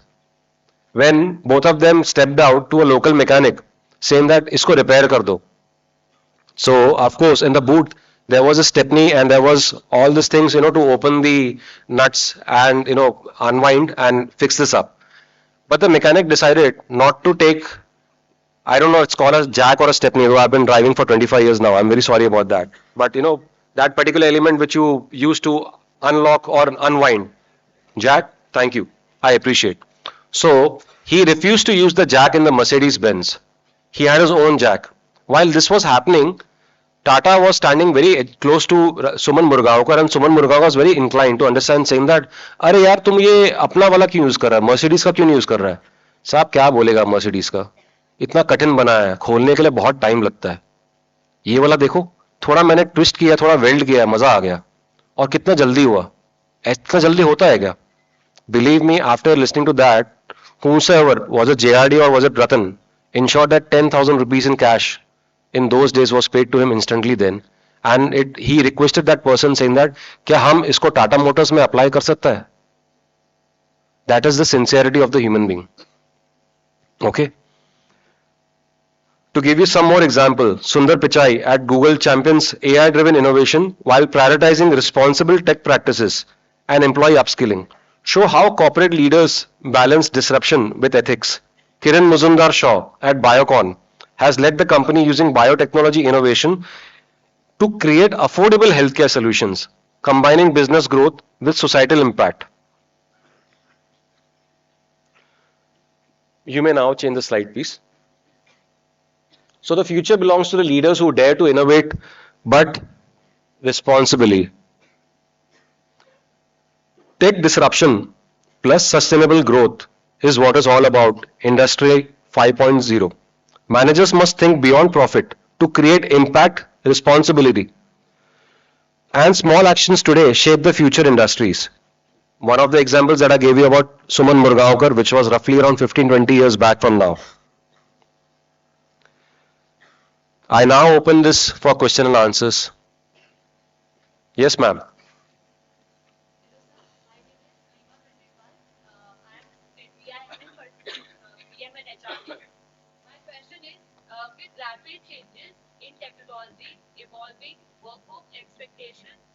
And the growing importance of diversity and inclusion, talent acquisition has become more complex. So how do you ensure that recruitment strategies not only attract the top talent, but also balances the immediate business needs with the long-term organization goals? Good one, and a very trivial as well. And I have been doing that for some time now. What's your name again? Mahima, you may take a chair, you may sit down. Well, there is no particular way that I deal with. It keeps on changing as change is constant. But one thing that I've learned in recruitment is when you're getting any mandate, when you're getting any requirement, try and probe as much as possible. There are three functions to whom you can't lie that I keep on repeating. One is a chartered accountant. Sure? Another one is a doctor. Right? Guess the third one. Lovely. I'm so glad we are having the same wavelength. Now, shall I ask the fourth one? And this is with parlance to the talent acquisition team. Tell me, whom would you not lie to? Okay, there are two answers to it.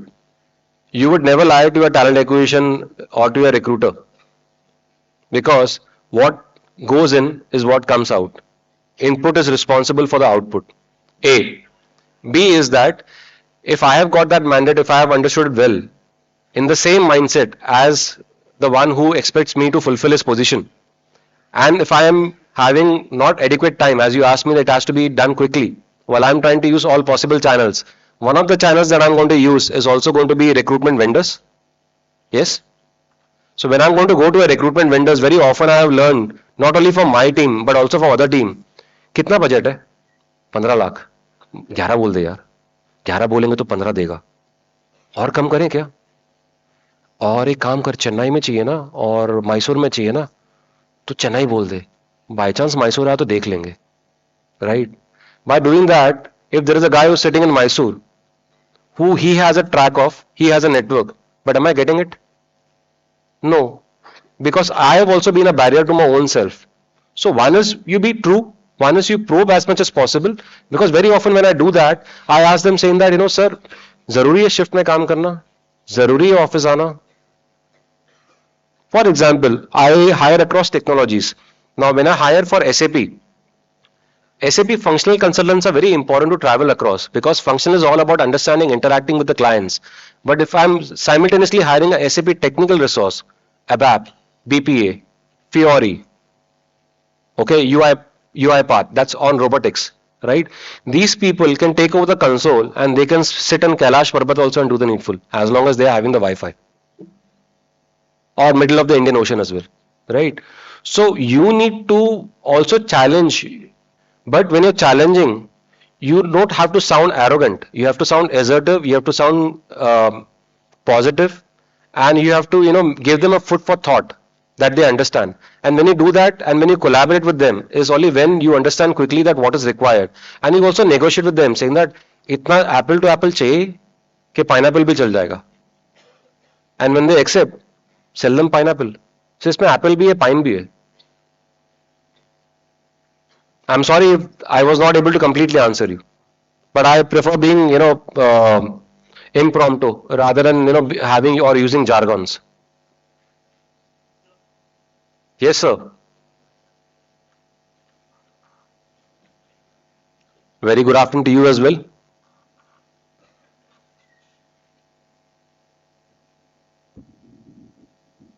कोई बात नहीं, आप वहीं से बोल दो, मैं सुन लूंगा.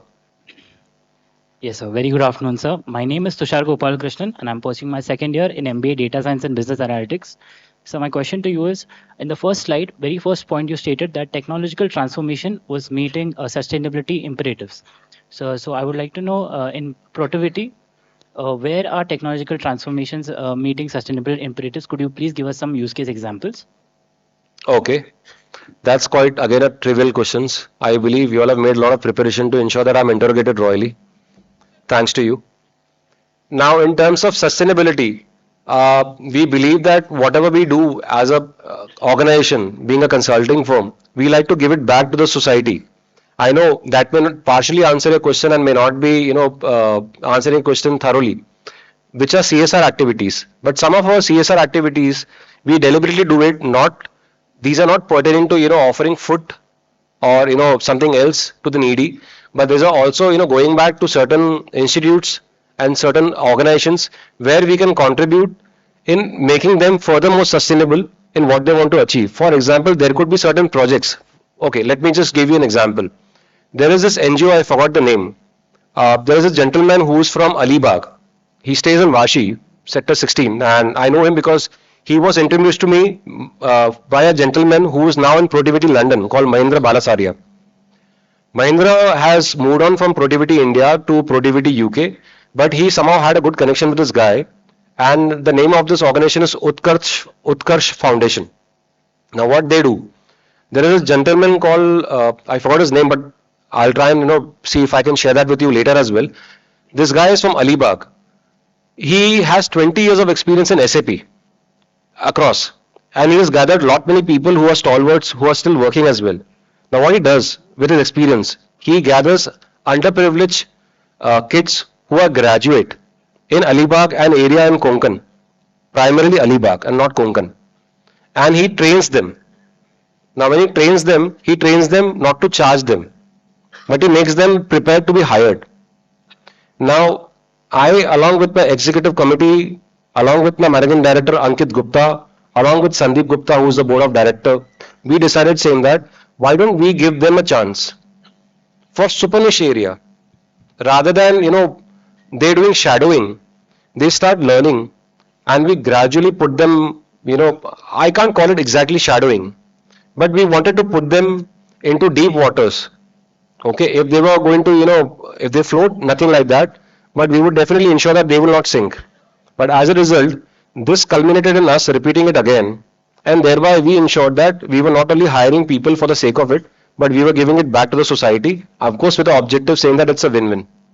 I believe I would have been partially able to answer that. Thank you for your time, sir. Thank you very much. Thank you, sir. Yes, ma'am. Due to time constraints, this will be the last question of the session. Thank you. Very good afternoon.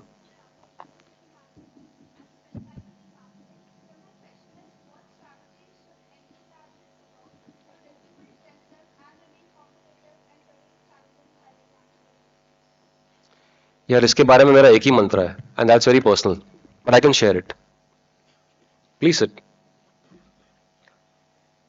I was taught this by my cousin, who is a chartered accountant by profession, and almost 50% of the top-notch surgeons and doctors are his clients.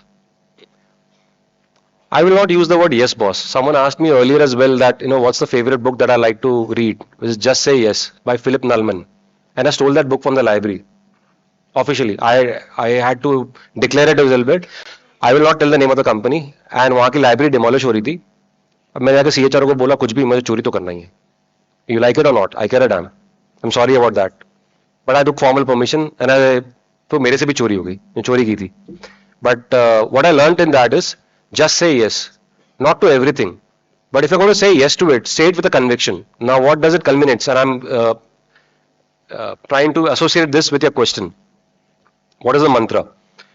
When you try and say yes for the sake of it, and then you don't do it.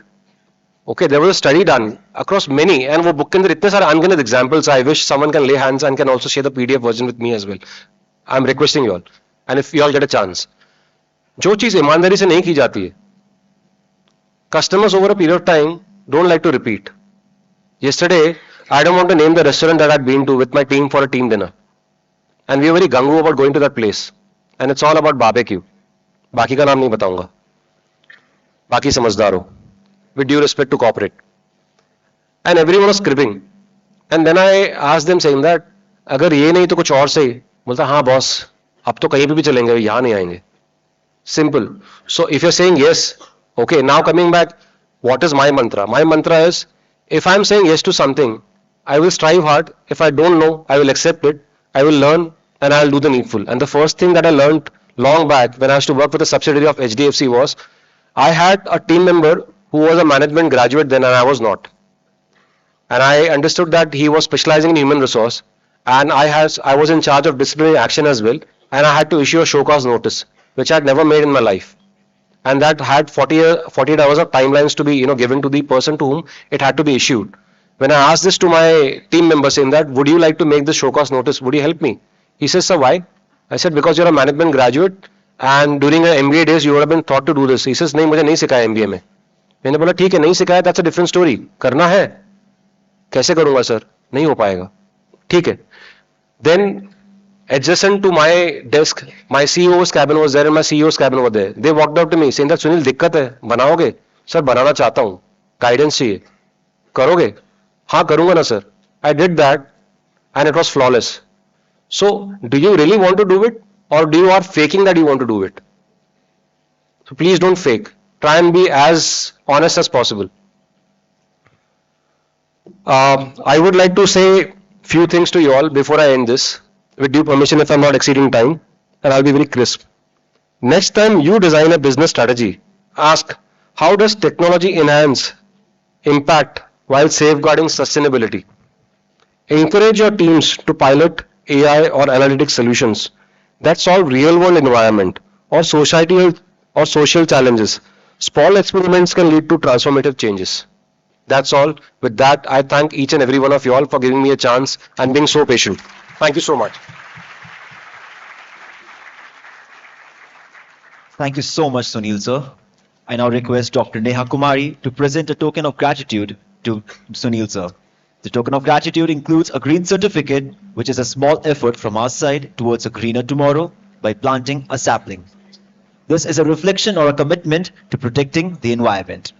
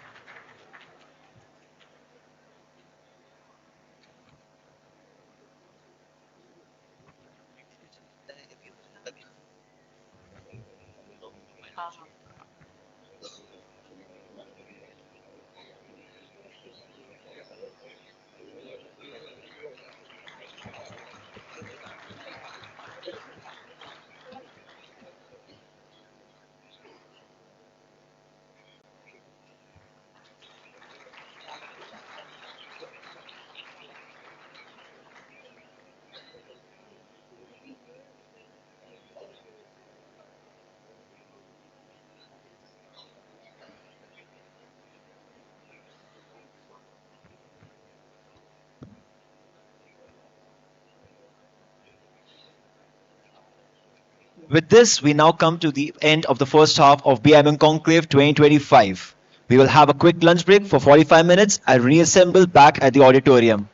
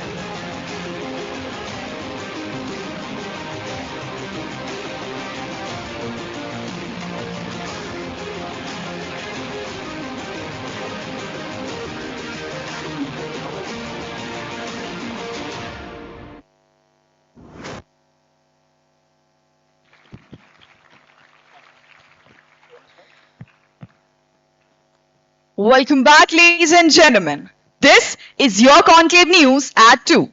Top headline: Industry leaders shared insights on innovation, disruption, and strategy. Breaking update, the audience survived pre-lunch hunger while still nodding to big ideas. And in the trending news, the conversations we had are only the trailers. The blockbuster is on its way. But first, I, Ashri Sanjay, VP Seminar and Cultural, Senior Student Manager, interned at Beyond Bound, and came back as the best intern of the crew, will now wind the clock back a few hours and look at what we have learned from our wise speakers thus far. It began with the mantra of disrupting oneself and stepping into the new, because true growth often lies outside the comfort zones. Speakers highlighted that in today's age, too much information is not power, it is in fact confusion. The real power is in learning how to filter, question, and seek the right knowledge. One message that was throughout was things should be built by design and not by chance. And I, Samad Habib, President, Tech and Digital, Senior Student Manager, interned at Adani as a Product Manager, extend our warm welcome to all of you. And with that quick rewind of what we experienced so far, it's time to fast forward into one of the most awaited moments of the conclave. But before that, we heartily welcome our esteemed guests to our institution. A proud NRIF ranked university where learning does not end with books, but begins with innovation, adaptation, and leadership. We embrace an AI integrated curriculum, motivating students to work with artificial intelligence, not fear it. Our philosophy is simple: AI will not replace those who effectively harness its power and lead the world.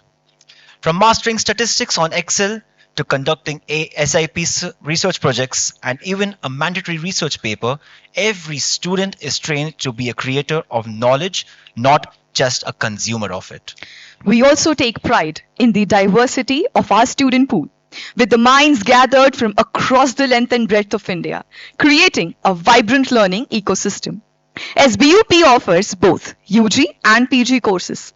The PG courses are offered through 4 management institutes, namely Balaji Institute of Modern Management, BIMM, Balaji Institute of Technology and Management, BITM, Balaji Institute of Management and Human Resource Development, BIM HRD, Balaji Institute of International Business, BIIB. We would also like to extend our greetings to His Excellency, Founder, Chancellor, late Professor Dr. Colonel A. Balasubramanian Sir, whom we lovingly call as Bala Sir. Honorable Chancellor, Professor B. Parmanandan Sir, Honorable Vice Chancellor, Professor Dr. G. K. Shirude Sir, Registrar Dr. S. B. Agase Sir, Dean and Senior Director, Corporate Relations, Dr. Dimple Saini Ma'am, Dean and Senior Director, IT and Admissions, Dr. Biju Pillai Sir, all the directors of the institutes, deputy directors, faculty members, and dear student managers. Today we have with us a visionary whose work sits at the very heart of the digital world we live in, where every click, every transaction, and every innovation depends on one word, that is security. Please join me in welcoming Mr. Anuj Tiwari, Chief Cybersecurity Advisor at Microsoft. May I now request Mr. Anuj Tiwari to please come up on the stage.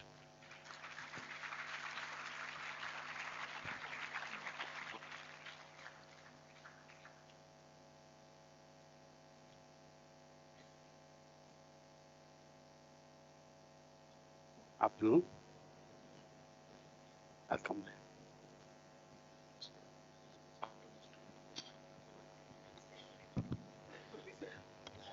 Sure. Okay. Thank you, sir. Now I request President Vaidehi Turak, Vice President Adarsh Joshi, Student Council to please come on the stage and welcome the dignitary. Yes, sir. So she's the Hi, president Vaidehi. of the student council. Lovely to meet He's you. Adarsh. Hi, Adarsh. He's the vice president of the student council. He's from your domain. Ah, And fabulous. she's from your opposite domain, HR. Ah, nice, nice. I will leave a challenge for you at me.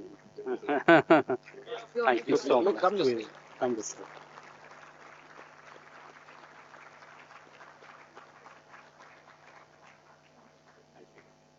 Thank you so much. Okay. Thank you, Vaidehi. Thank you, Adarsh. And now to take us through the inspiring journey and achievements of our distinguished guest, I now invite Senior Student Manager Ms. Astha Jain to introduce Anuj sir and his accolades to the audience.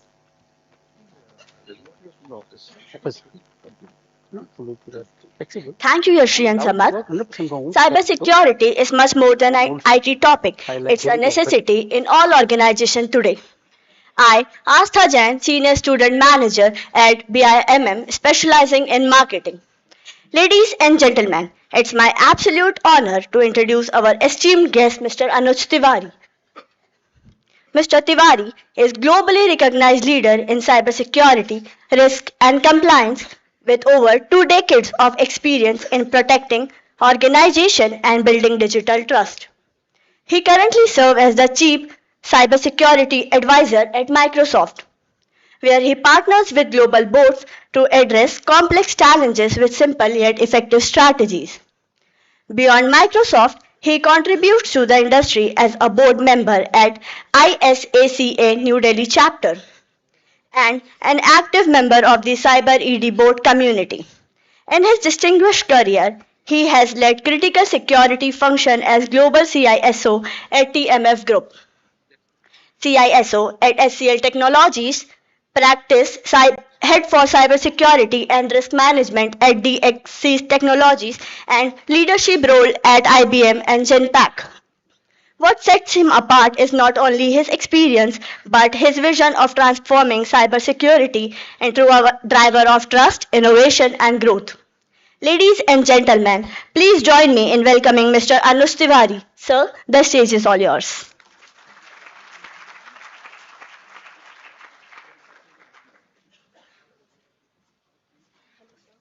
If you need anything, I will give you the post. Sure. Will we also have clicker? Yeah.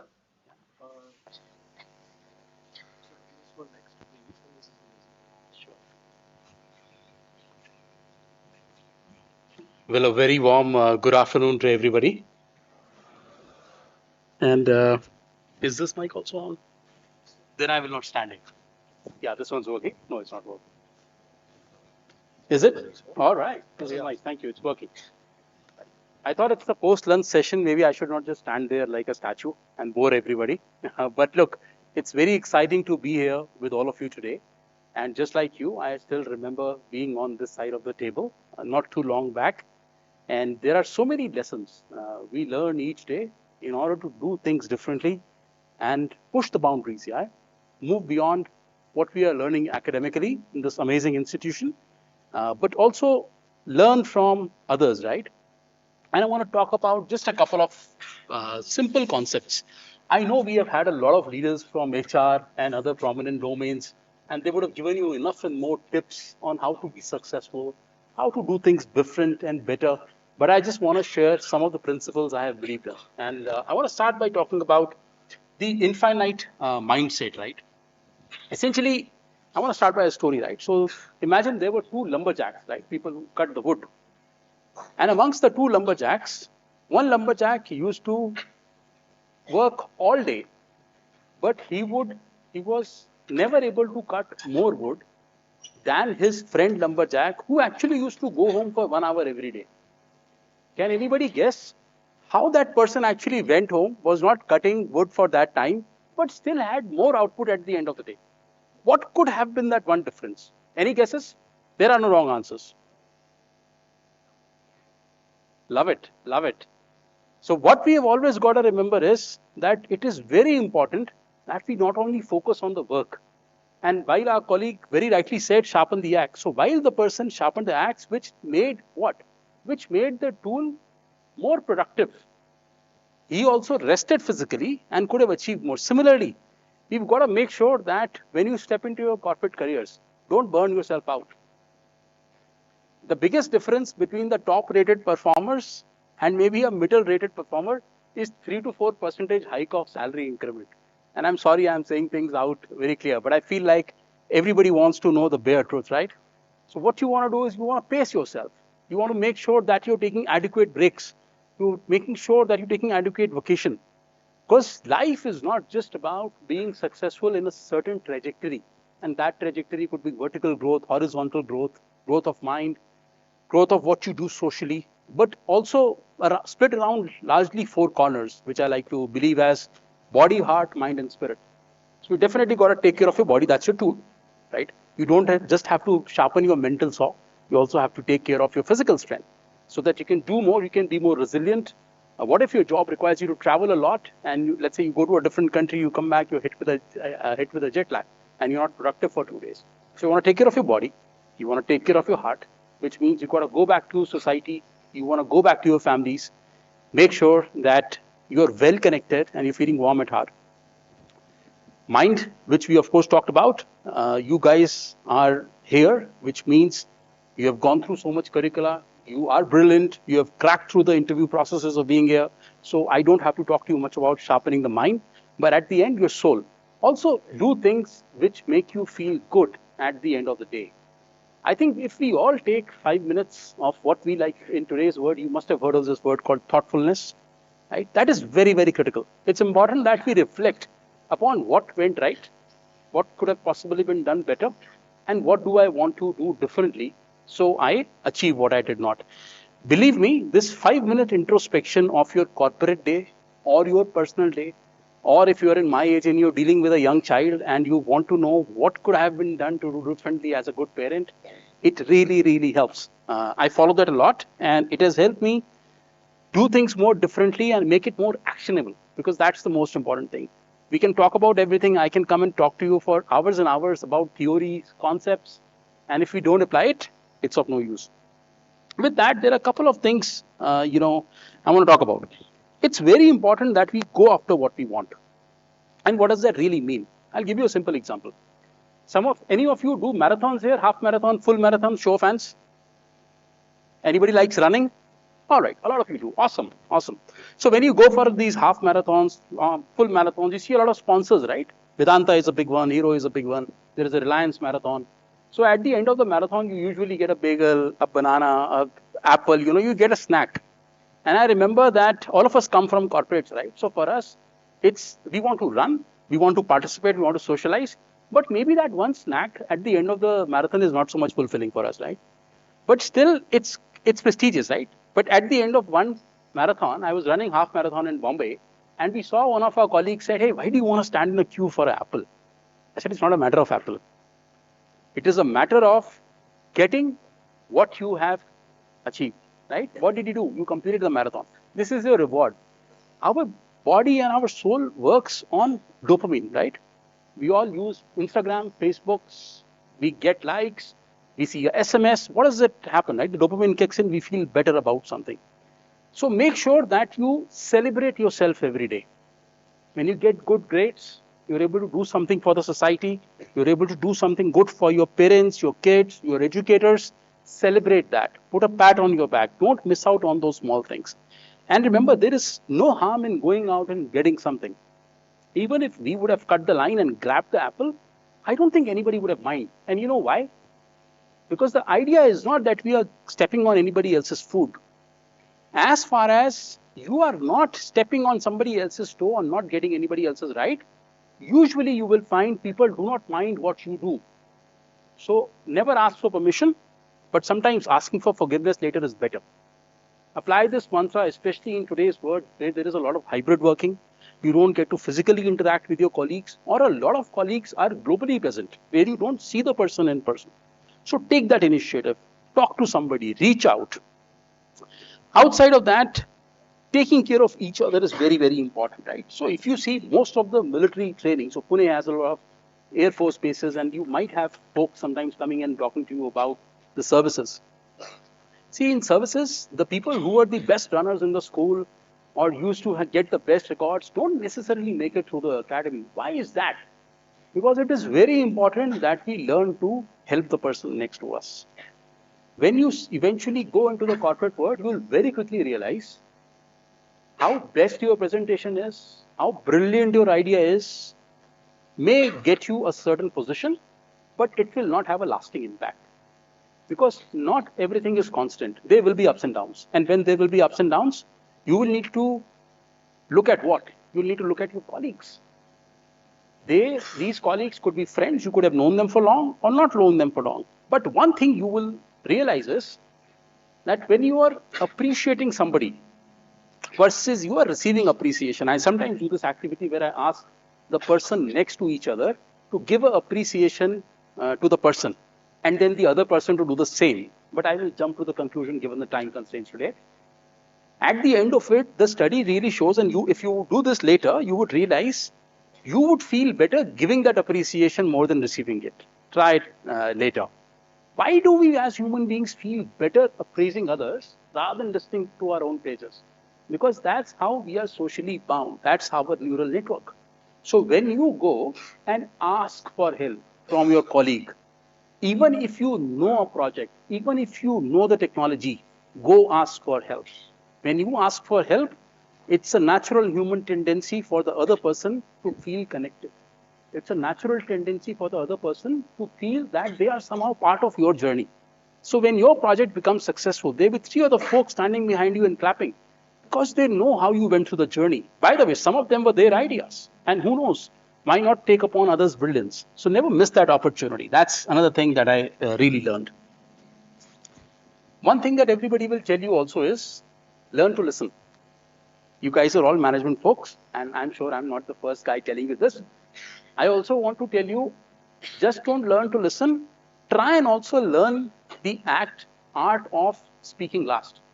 And what it really means is, see, you have all heard of Nelson Mandela, right? Nelson Mandela is known as a great leader. And one of the things I read while reading his autobiography was that his father was actually a tribal chief. And when he was growing up, he used to see his father going and talking to other elders, and they would sit in circles. 2 things, right? They would sit in circle, and Nelson Mandela's father would speak last. What does that mean in corporate environments? When it says we sit in circles, good old days, what it really means is, again, collaborate, form social networks, take others' opinions. But what does it really mean to speaking last, and why is it important? So see, it's very important to understand and listen without judgment to what others are saying, what their ideas are. But the power you are holding back is once you have understood and aligned to what others are saying, in what direction they are going, then you can present your unique point of view while considering their ideas. Where does that give you? It's connected to the previous thought that I talked about. One, it makes them feel connected because first of all, you're acknowledging what others are saying in the room. There is this concept of influence, right? And there are a lot of books I've read on influencing. And this is the core concept that it really talks about. Engage with what others are saying, include their conversation, and try and be the last comment maker or be the last to speak.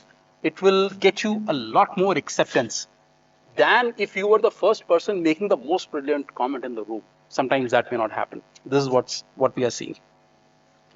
Another thing that's very important is taking accountability. As it is known, success has many fathers, but failure has none. It happens to all of us, right?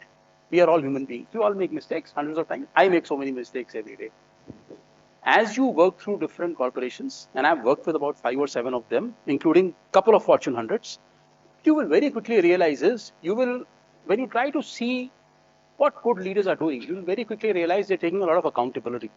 So when things are going right, it is very quickly given to the team. But when things are going wrong, the buck stops at the leader. And what I really learned from them was taking accountability is very, very important. Sometimes we feel that the problem could be with A, the problem could be with B, but sometimes we don't necessarily critically examine that the problem could be us. And this is a very hard fact to accept for any human being. But be conscious of that. It will help you be more empathetic.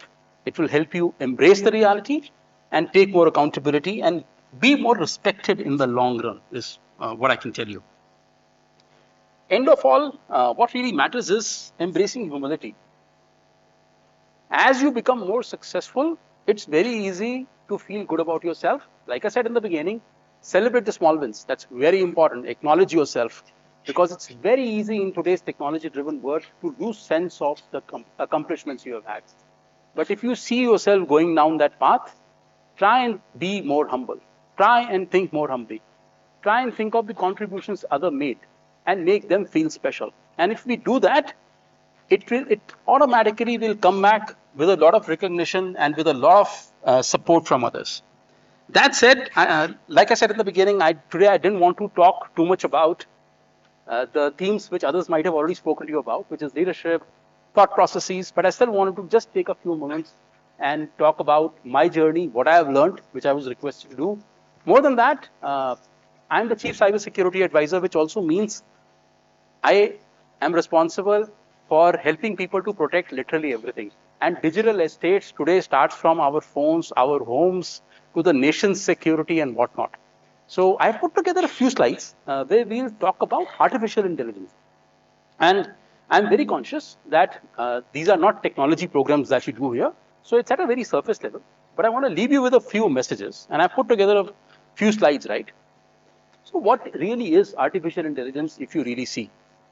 See, I personally feel that artificial intelligence is the computer's attempt to mimic human behavior in very simple words, right? How does computer mimic human behavior? Any thoughts?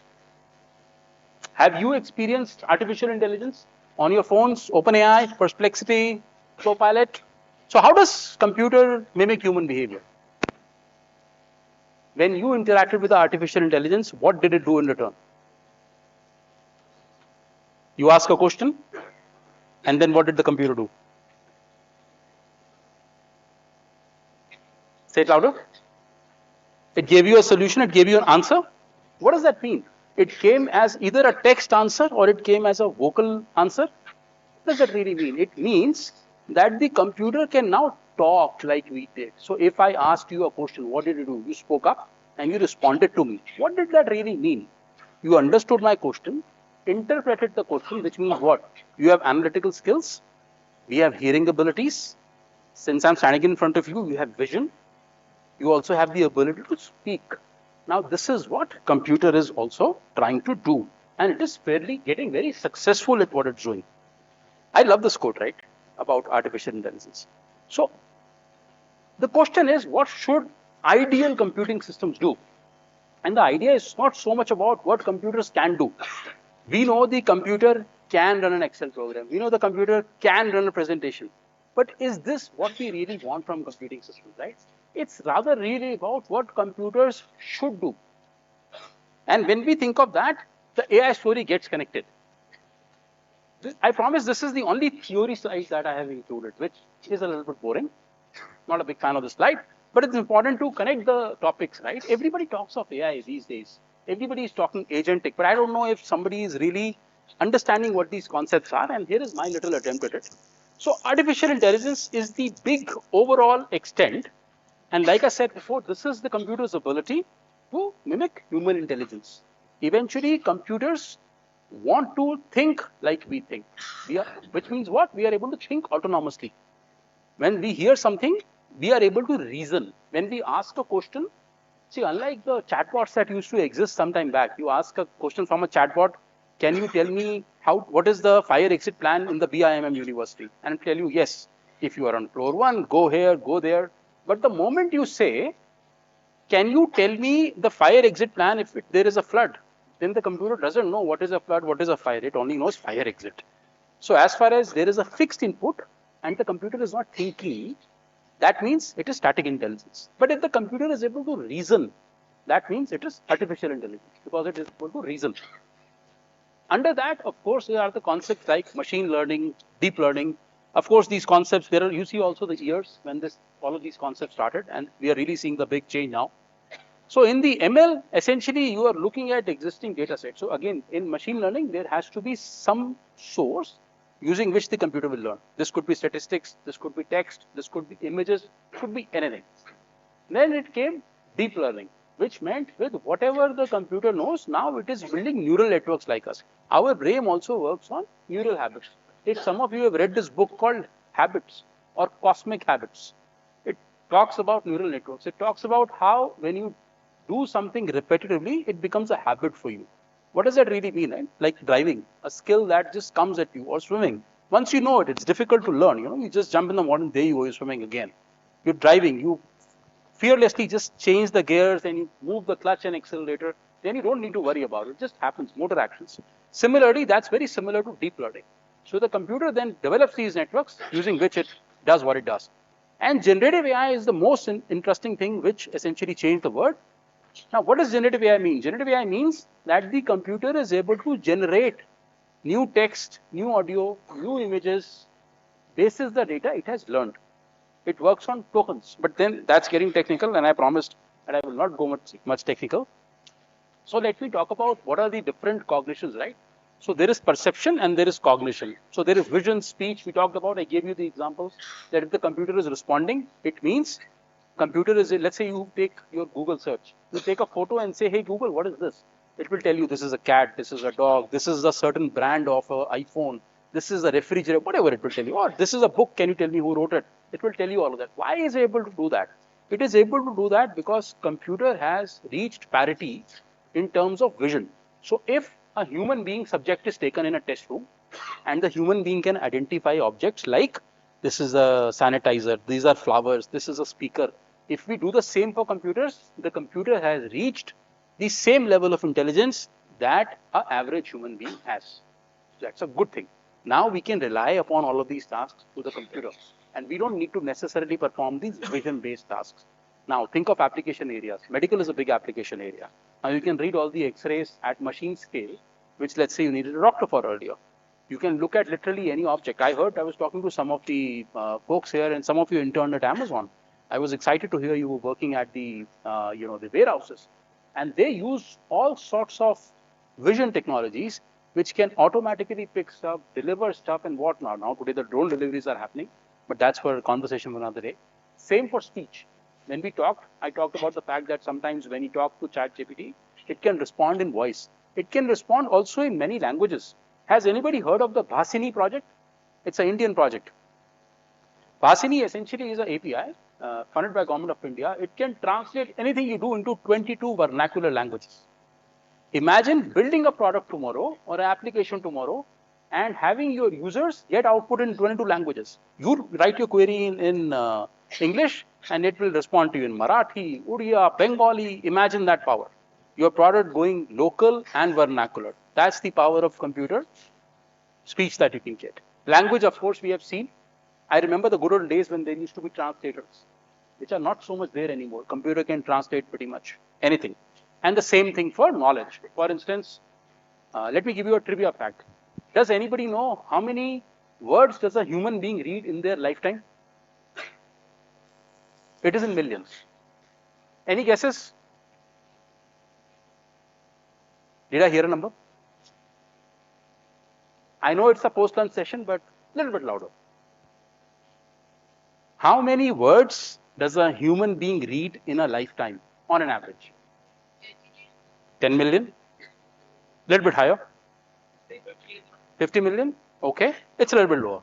So average human being reads about 20 million words in their lifetime. This is a known statistic. Do you know when the ChatGPT 4 model, right now we are running ChatGPT 5, right? When the GPT model 4 was launched, do you know how many words the GPT was reading? In 20 days,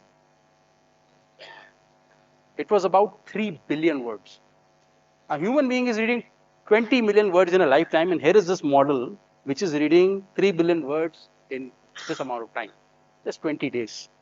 So imagine the power and the scale with which technology is available to us. So now matter you are in sales, you are in marketing, you are in management, you are in technology, we must embrace the technology that is there. We must embrace what it can do.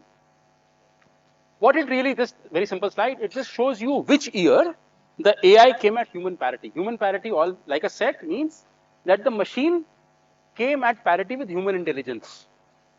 There is one thing that the computer has still not been able to do, which is reasoning. It can only do partial reasoning right now. The day that will happen, this will come to know. What is this?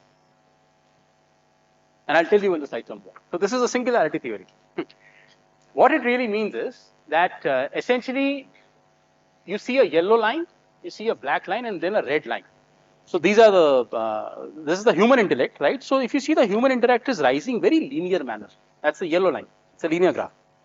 Then you see the machine intellect, and then you see a transhuman intellect. Both of them have a hockey stick effect. Why is that? This is the scale. This is the machine scale. This is the compute power that you are getting. Now imagine any task that the human was able to do in this fashion. So no matter which industry you join tomorrow, no matter which process you are re-engineering, which department you are developing, let's say if you had humans, you would be able to do it at this speed and scale, historically. And now imagine if you are in 2015, let's say where you see the rat, or beyond, you are somewhere in 2025. In 2023, the machine surpassed all that parity that I showed you. Now it's just going to fly like a rocket.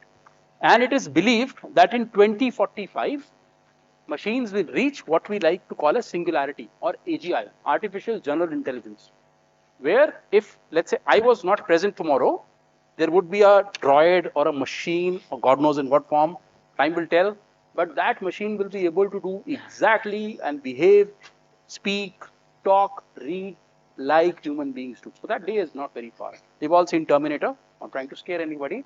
Those days are not very far when the computer will become sentient, and this is what the theory is about.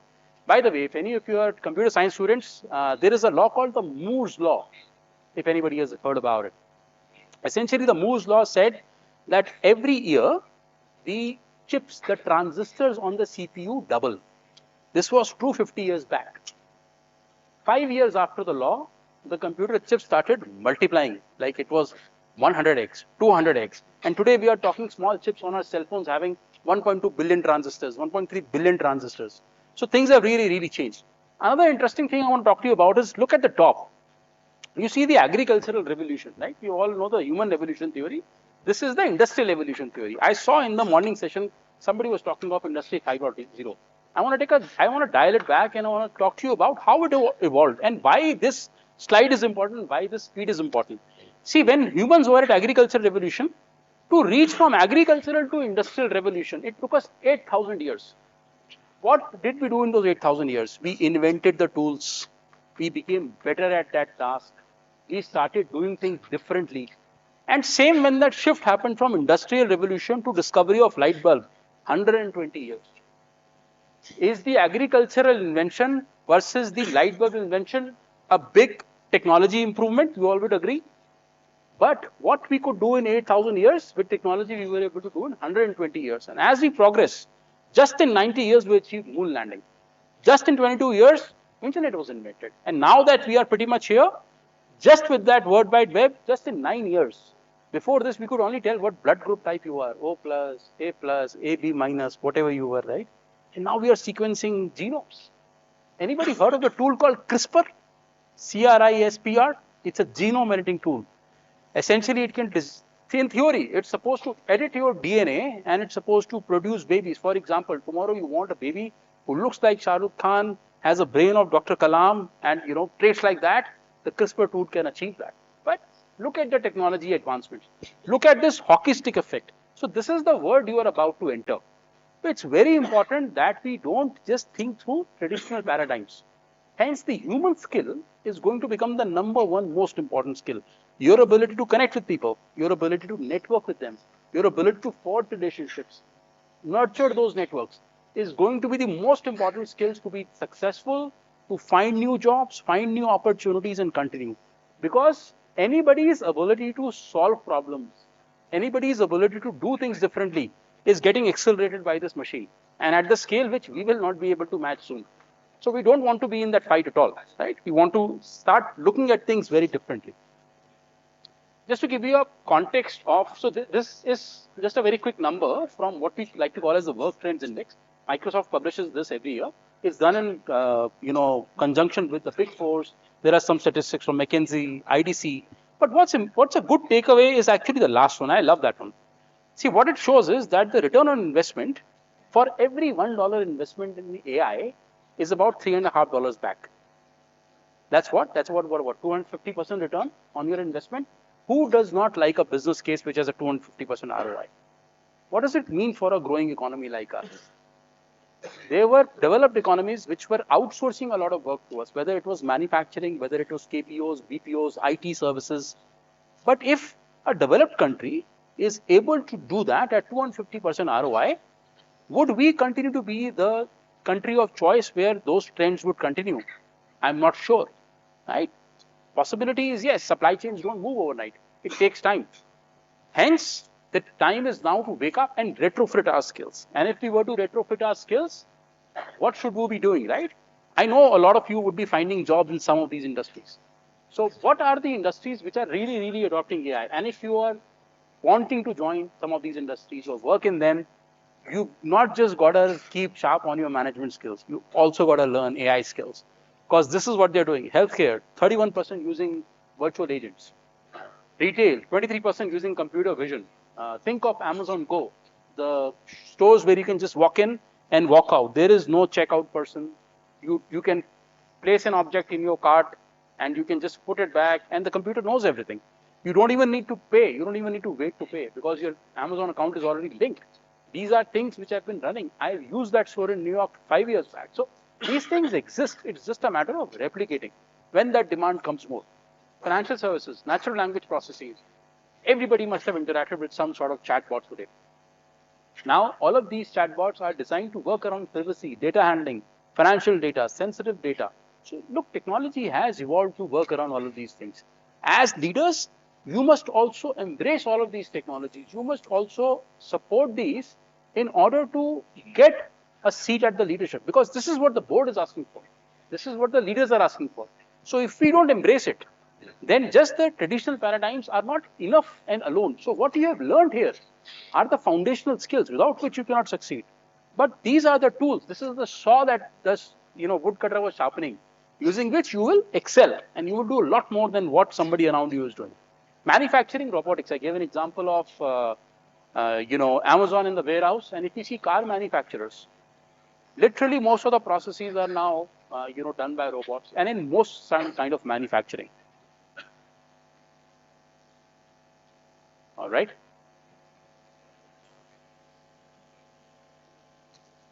I think some of you may have already seen this, knowing that some of you come from marketing. This chart essentially shows time that businesses has taken to reach 1 million users. And also now think of the investment which the companies would have done. Netflix took about 3.5 years. Imagine how our big companies like Reliance, the Tata Groups, the Vedantas they have taken decades to reach a certain stage. They hit 100 million users in what, 3.5 years. ChatGPT did that in 5 days. iPhone got to 100 million users in 74 days. But look at the supply chain. Look at the investments that were made. What is the change that you are observing? Are you seeing that technology is giving that hockey stick effect? Do you want to tomorrow work in an environment where you can introduce that hockey stick effect? So if you are, from your skills, able to identify the problems, and you have the blessing of being in a country like India, we have an addressable market of 1.2 billion people and growing. What is it that you don't want to build or develop or transform which will have an impact of such size and scale? And you have the technology with you. This chart also shows now the number of months. So Google Translate took 78 months to reach 100 million users globally. ChatGPT, 2 months. Right? Interesting statistics. We've got to kind of embrace what is happening. I want to kind of also talk about security since I come from security. As leaders tomorrow, you will be sitting on a board table, you will be leading a division. It's very important to keep in mind everything that is going digital can be breached, can be hacked. And it does get hacked. You see name of a large brand every second day in a newspaper. Somebody's data got breached, somebody's health records got away, somebody's credit card got breached. I think in the age group you are, you really enjoy this. You see this tool on the right, this white thing, it's called a flipper zero. If you give me, I have this device by the way. If I just take this device and you give me any hotel key card, I'll just tap it on that device and this will then be a full clone of it. You know how much does this device cost? In India, it's about 120 bucks in the US. But you're right, it costs about 20,000 in India, right? So this technology is available for anybody and everybody. There are hacks available on it. We can put modules on it and it will breach any Wi-Fi password. Matter of seconds. We do these POCs on a day in, day out basis. What I'm trying to tell you is cyber crime is really growing and this technology is really democratized. If you want to breach somebody's cell phone, you go to a dark web, you can get a rat or a remote access tool for $5, $6. That's no cost. Imagine the amount of data or privacy you will breach with that. So look at the ROI the hackers have. And with that, I think I have a very interesting statistic coming about. I don't know if you knew this, but cyber crime actually is the world's third largest growing economy. USA's economy is the largest with 27 trillion, followed by China, and cyber crime as of last year was $8 trillion. People around me keep joking, especially people at my home keep telling me, why are you on the cyber defense side? You should be on the cyber crime side. Why are you not making any money? And if you really see the growth, India is growing right now at a GDP rate of about 6.3. Fastest growing, very proud of it. But cyber crime is actually growing at 15%.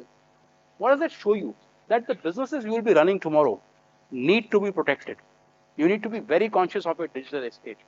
Because you know what is the new currency for every business? It's trust. If customers do not trust your business, if shareholders do not trust your business, if your partners do not trust your business, they don't want to work with you. And once you get the reputation of the fact that you cannot run your affairs well, then they start to question every aspect of your business.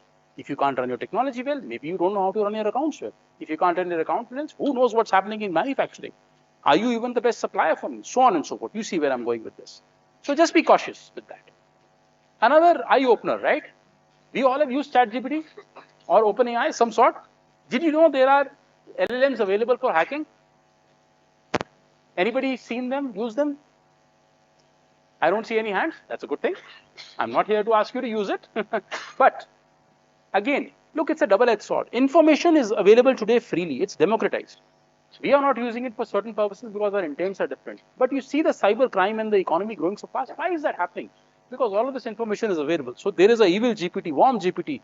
What it really shows you is you can develop your own botnet, rat, malware, info stealer.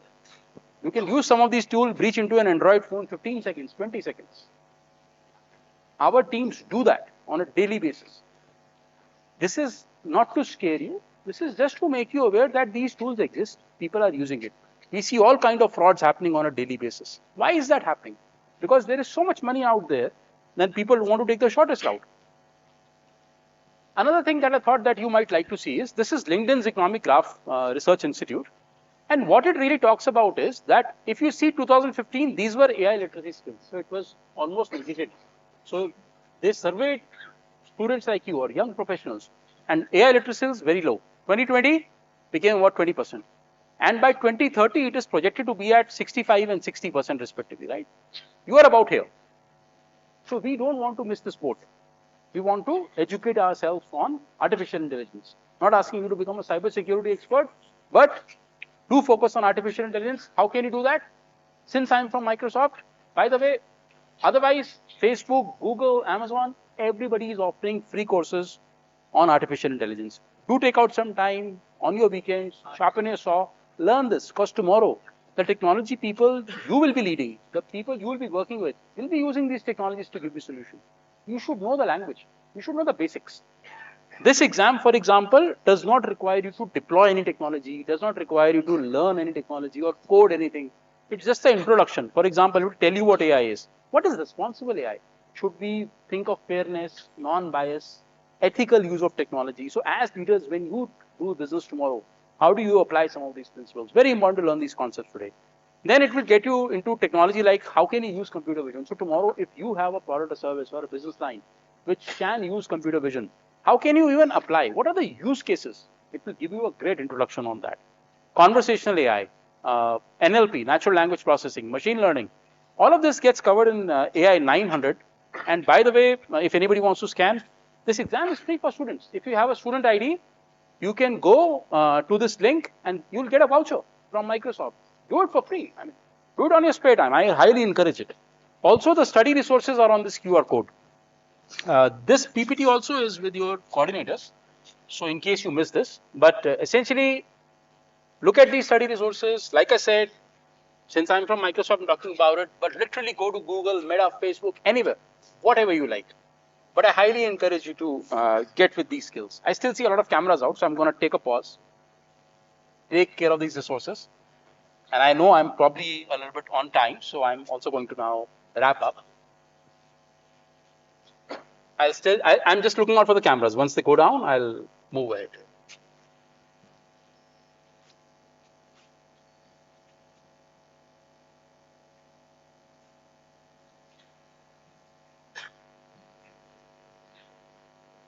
Okay, I see most cameras down.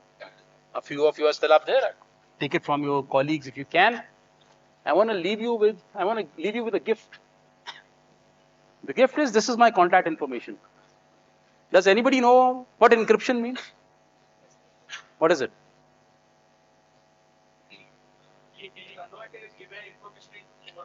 Absolutely, something readable into not readable. In very simple words, right? This is an example of a ciphertext. Okay, this is my information. If you are able to crack my contact information, I will at least get you one interview with Microsoft. I have done this at 7 universities. Only one student has come up so far. I'm not trying to discourage you. I don't know if it's personal motivation. I don't know what it is, but I want to leave you with this. I personally made this code. You can put it on ChatGPT. You will not get anything. Put it through any LLM. You will not get any response because I've personally written this code. Anyway, it's been a pleasure talking to you. And in summary, think about AI, think about technology. I could have not given you more on management. You guys know better than me. Maybe I should learn from you as well. But at the same point, I want to now take a pause and also take any questions if there are any.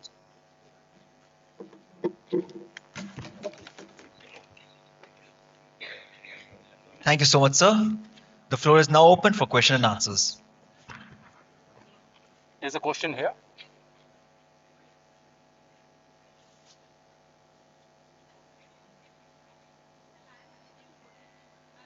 Want to take a mic? Sir, I am Aditi Dhimole. I am a student of BIMM doing specialization in personnel management and human resource development. So as an HR student, my question is that what's one cybersecurity risk that most companies underestimate, not because it's technical, but because it's cultural or maybe human? Look, human risk is the biggest cybersecurity risk. There's a cliche and you would read it everywhere that human link is the weakest link in cybersecurity. What it really means is, see, when you think of any computer or any program or any technology, computers essentially, if you see at a fundamental level, are coded. Everything at the binary level is a 0 and a 1. It's a program, right? You would have seen it somewhere. Maybe in the Matrix movie, there is 0 and 1 in greens running everywhere. What does that really mean? That shows you the bytecode. Now, computers have limitations. Every computer has a limitation. They can only think in that box. They don't know how to talk yet. This is just the models, right? But the computer, your CPU has not started working. The CPU itself doesn't start to talk. So the computer has limitations. What does not have limitation is the human sitting behind it. The human has all the senses. We can perceive, we can talk, we can see, we get excited. Maybe I'm going through a very bad traffic in the morning and I'm not in a good mood.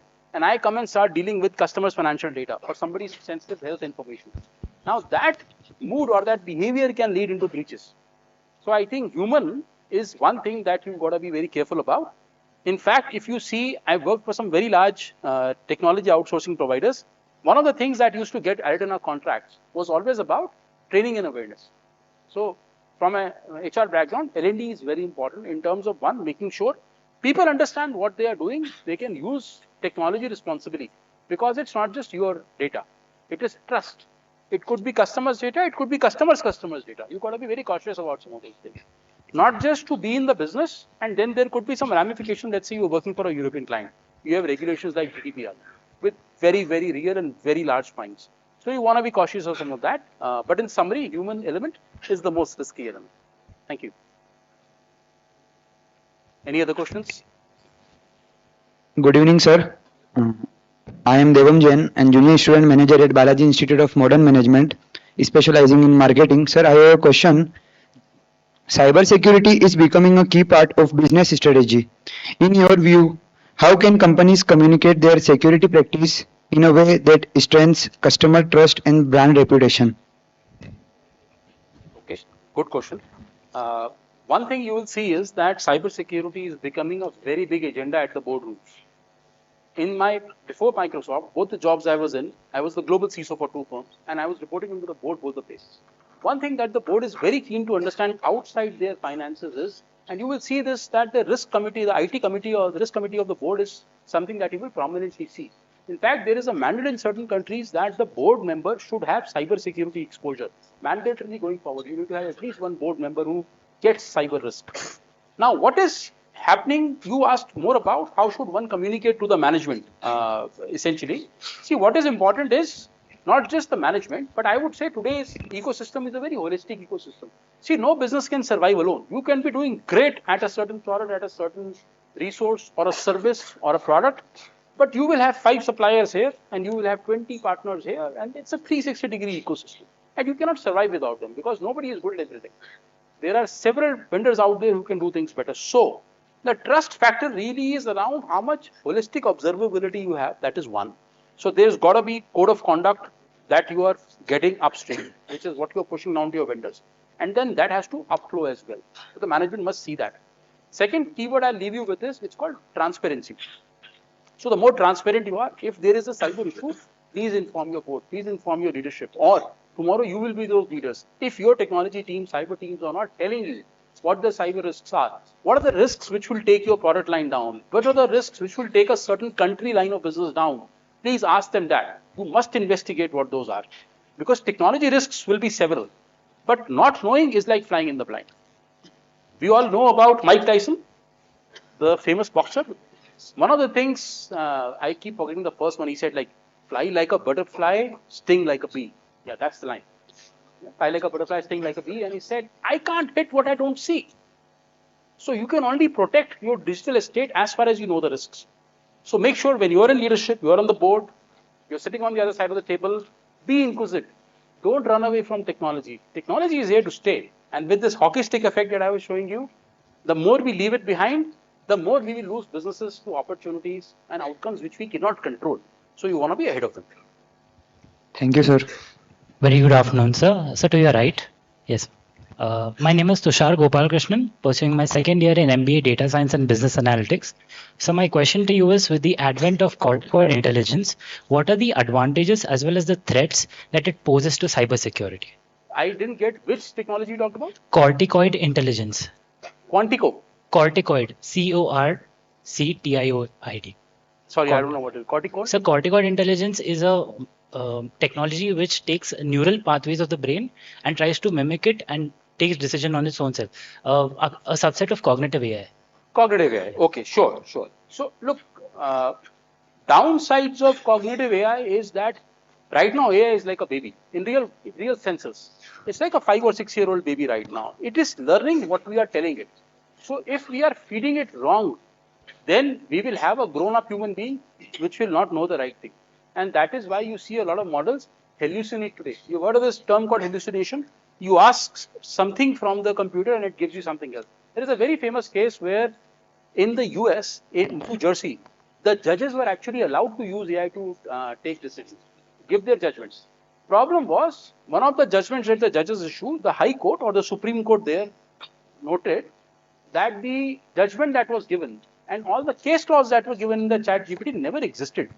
Because what does AI do? Remember I told you what generative AI do. I gave you the differences between AI, deep learning, machine learning and generative AI. So generative AI's ability is to generate new content. It will know old content, will create new images, new text.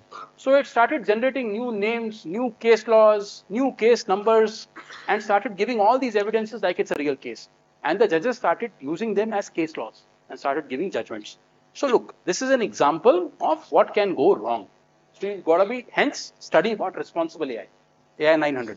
It will teach you about what responsible AI is like, fairness, bias, ethics, transparency. Biggest thing in technology today from an AI standpoint is no matter which AI you talked about, it is called explainability. This is the biggest challenge in any AI use.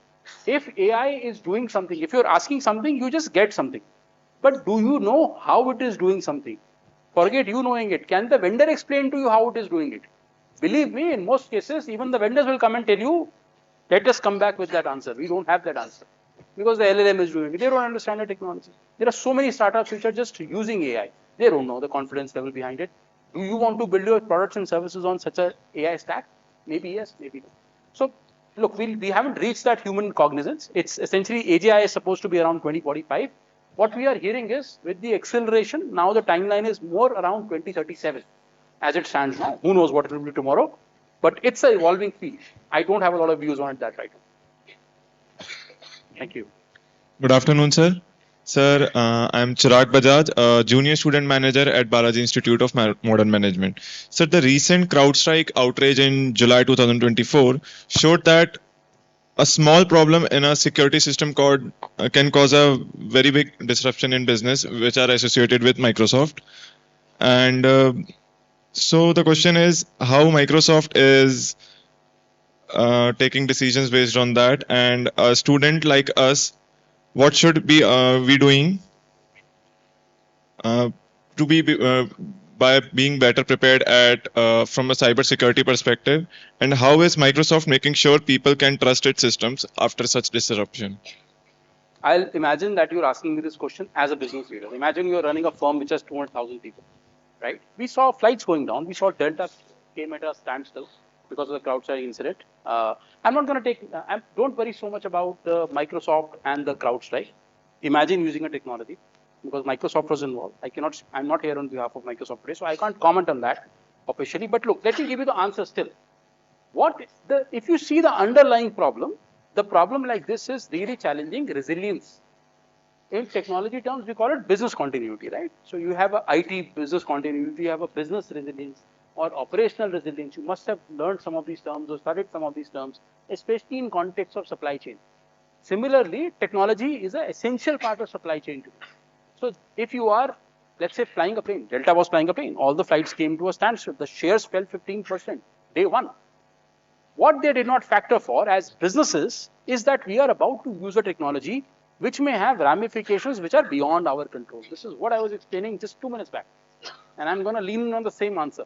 It's very important that as business leaders tomorrow, you understand what the technology stack is. You cannot just go as business leaders and focus on the business aspects of it. It's important to know your bottom line. It's important to look at the top line. It's important to make sure shareholders are getting their value back. But if your businesses cannot run, none of these things will matter. It's very important today to form a resilient business. And then there are many theories, many ways to mitigate some of these risks. If I were to still answer at a very high level what OEMs are doing, without going into the detail of this specific incident, today there are a lot of coalitions. For example, everybody uses a user ID password, right? So there is something called as authentication, without getting into technology and complexities of it. Now there is a coalition called OpenID. OpenID was formed by Facebook, Microsoft, Okta, some of the large identity players. And the idea was, how can we make authentication more secure for systems which cannot afford this technology? When then there is this body which essentially is called SIG. And essentially what it does is, it was formed by the 5 big banks in the US. And now literally everybody's around. They created a gold standard. I started talking about securing the supply chain, right? Your partners on the left, suppliers on the right. If you were to secure your partners and suppliers, what should the audit mechanisms be? What should the standards be? Somebody had to write it. You can go to a big 4 consulting, they will take a lot of money, give it to one company. They made it available to the industry. So it's a community that standard that got published. It's called BITSIG, B-I-T-S-I-G. So BITSIG was the standard that was published. Time and over we have seen, when we don't apply what is easy to implement and is not publicly shareable, businesses become less resilient. And then you lead towards failure. Hence, technology also needs to be more resilient. The firm itself, there must be a body, a governing body, or a change management body, or an advisory board, which must look at these implementation changes and not just leave it out to vendors. Because vendor has a fiduciary responsibility, but end of the day, it is somebody's business. that person has to eventually, that's where the buck stops. Thank you. Thank you so much, sir. Thank you. For Thank you that for the question. insightful and Appreciate it. thought-provoking session.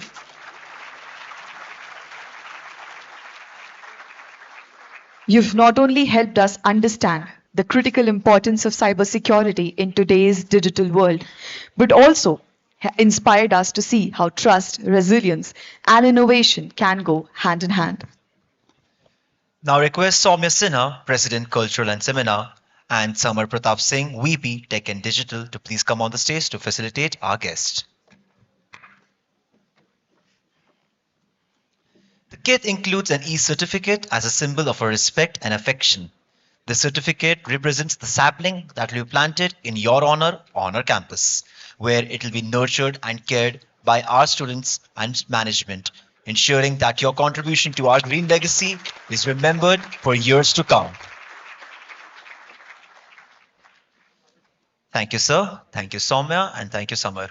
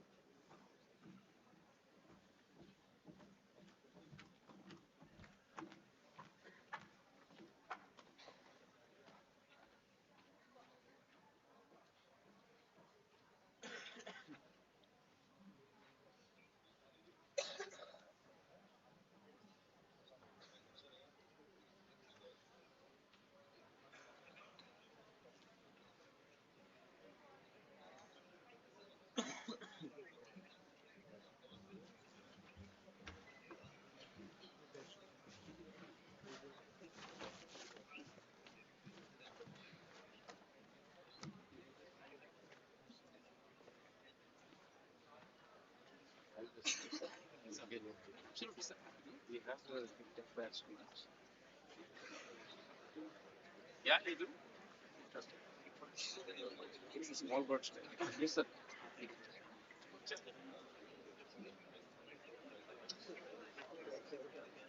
Yes. Yes. Thank you so much, sir. Ladies and gentlemen, it's a request to you to please maintain the decorum. Stay silent. Thank you. Now, for unveiling the next chapter.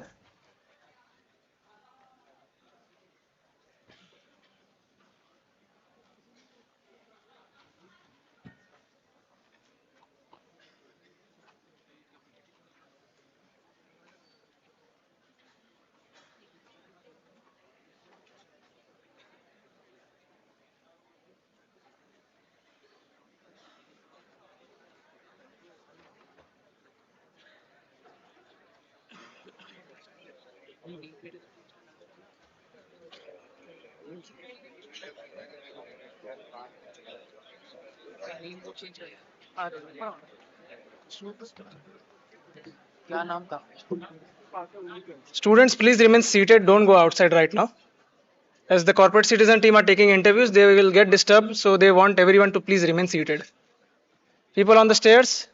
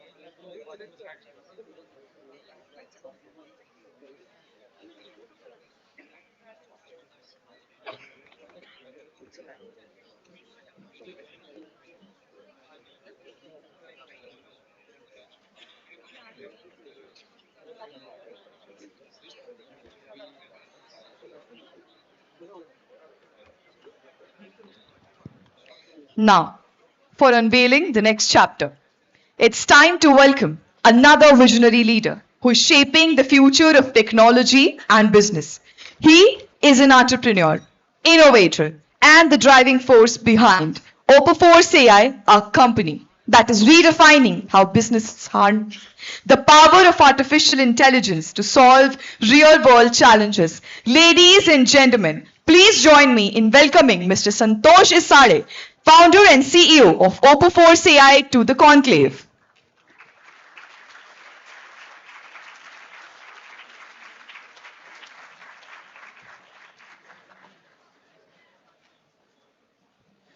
Now I request Ms. Tanisha, Discipline Coordinator BIMM, and Mr. Shreyash to do the honor of welcoming Mr. Santosh with a token of love in the form of a sapling.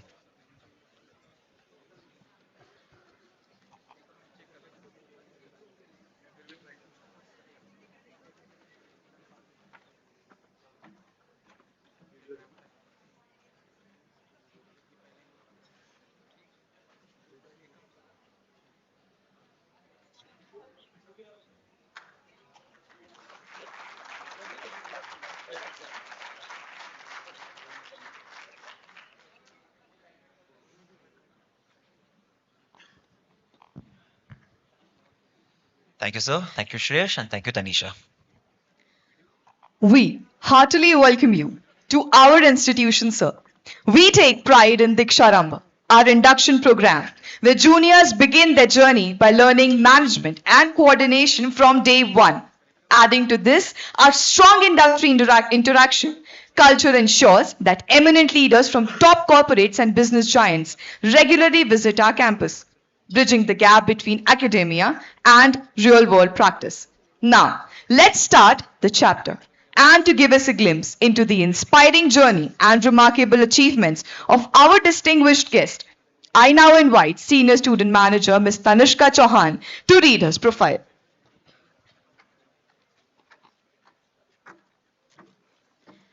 Thank you, Yashri. Innovation is seeing what everybody has seen and thinking what nobody has thought. These words beautifully reflect the journey of our distinguished guest for today. I, Tanishka Sawan, Senior Student Manager at Balaji Institute of Modern Management, specializing in finance. I'm delighted to introduce our esteemed guest for today, Mr. Santosh Esare, the founder and CEO of Force AI, a pioneering venture at the intersection of agentic AI and the metaverse. Under his visionary leadership, Force AI has carved its presence as one of the most promising startups shaping the future of technology and has been recently featured in CIO Tech Outlook for its groundbreaking work. Mr. Asare's career is a true inspiration, blending entrepreneurial spirit, strategic foresight, and a relentless drive to transform ideas into impactful innovations. His ability to lead with vision while navigating a fast changing world of artificial intelligence makes him not just a business leader but a true architect of the future. Today, as he joins us, we look forward to his insights on how emerging technologies are redefining businesses, societies, and the very way we live and connect. Ladies and gentlemen, please join me in warmly welcoming Mr. Santosh Esare. Sir, the stage is all yours.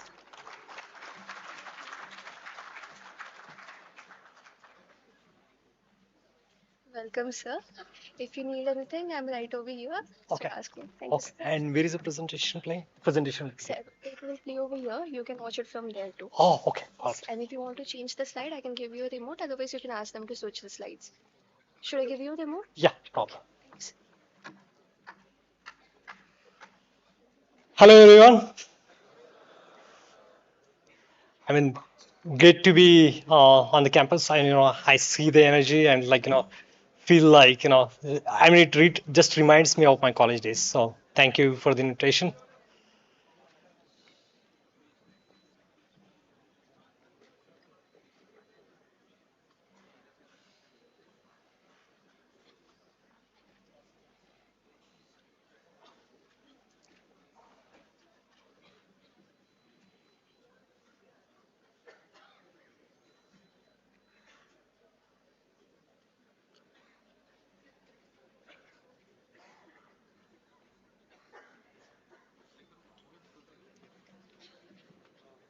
Hello, sir. Good afternoon.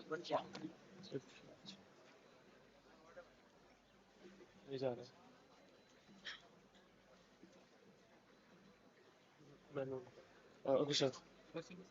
We can handle the PPT. It's not catching the Okay. point of it. Yes, sir. Okay.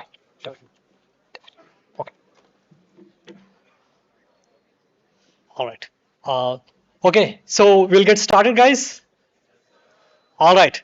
So today I'm going to talk about agentic AI for manufacturing, because the theme of your conference is like sustainable manufacturing, and I thought we will use the technology we are building to explain to you how agentic AI will help in smart manufacturing. All right. Okay, so the agenda is very simple. I will talk about our company, Force AI. Actually, earlier when we started the company, we thought we will name it as Operational Force because we are trying to automate everything under a business, under an enterprise. And then we shortened it later to Force AI. The second item would be, we will talk about the technology itself, agentic AI. The third would be, we will talk about how we can use the technology, which is agentic AI, in smart manufacturing. And then I will touch upon a little bit about, I was speaking outside as well. Like the world is changing so fast today, right?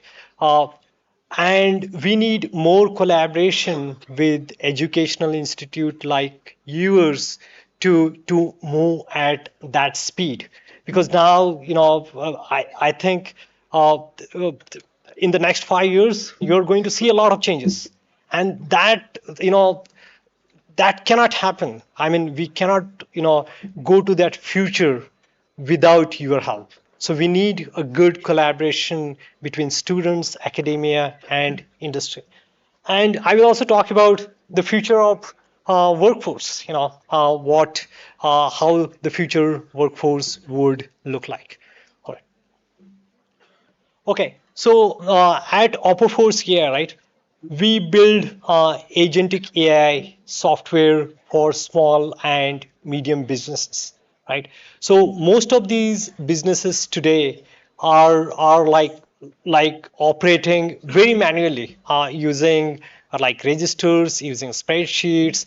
Some of them have some software like Tally, but still it's like if you take a overall picture, it's still very manual, right? And that's what we are trying to address, where we are building a software for we are building a business AI software for SMBs. And what it is, right, it's literally a business software. And if I have to tell you, because so that you can connect, it's an AI native ERP, right? What is a AI native ERP? It's a ERP that is built with AI as a foundation from like day one, right? It's just not like another wrapper on the existing software.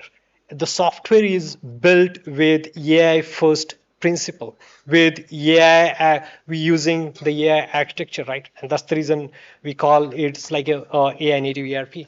And then it helps businesses to work smarter, more quicker, right? And scale faster. And we are also we are also recognized by CIO Tech Outlook as the top 10 most promising agentic AI startup in the world, right? And to talk about a little bit about that, right? I mean, we started this company 2 years back when like there was no agentic AI as such. I mean, like nobody was talking about agentic AI, and we started building this software just after ChatGPT, right? And then and in the last 8 to 9 months, we are talking about agentic AI now, right?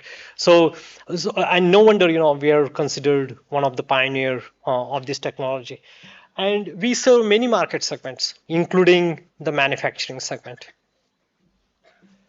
So what is agentic AI, right?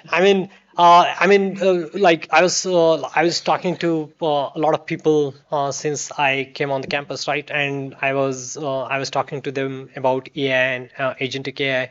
You will find a lot of definition, right? But to me, it's very, very simple. The agentic AI helps you to do few things very, very efficiently and intelligently. Number one, it helps you to do the repetitive task.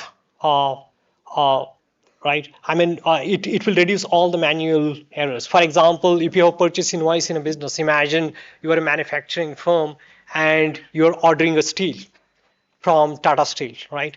So the Tata Steel vehicle is going to, come to your premises. You're going to see your invoice. You're going to see what I ordered, right? And then you're going to take that steel in your garage, right? And then you enter these things into your system. And sometimes when you're doing manual entries, number one, it takes a lot of time, right? And number two, you can also have some manual errors, right? AI is very good in it, right? You take a picture of the invoice, it reads everything, it enters into the system without any errors.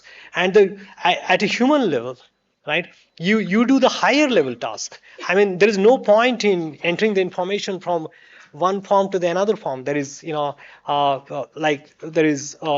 very repetitive work, right? So the AI does very well for that. All the repetitive tasks, right? All the predictive tasks. For example, imagine you are a manufacturing firm and you have a lot of data about machines, right? Like how this machine is operating, right? For how many days this machine is operating, what all orders this machine has done, when this machine has gone through maintenance, and all. A lot of data is there, right? So imagine the AI knows all this data.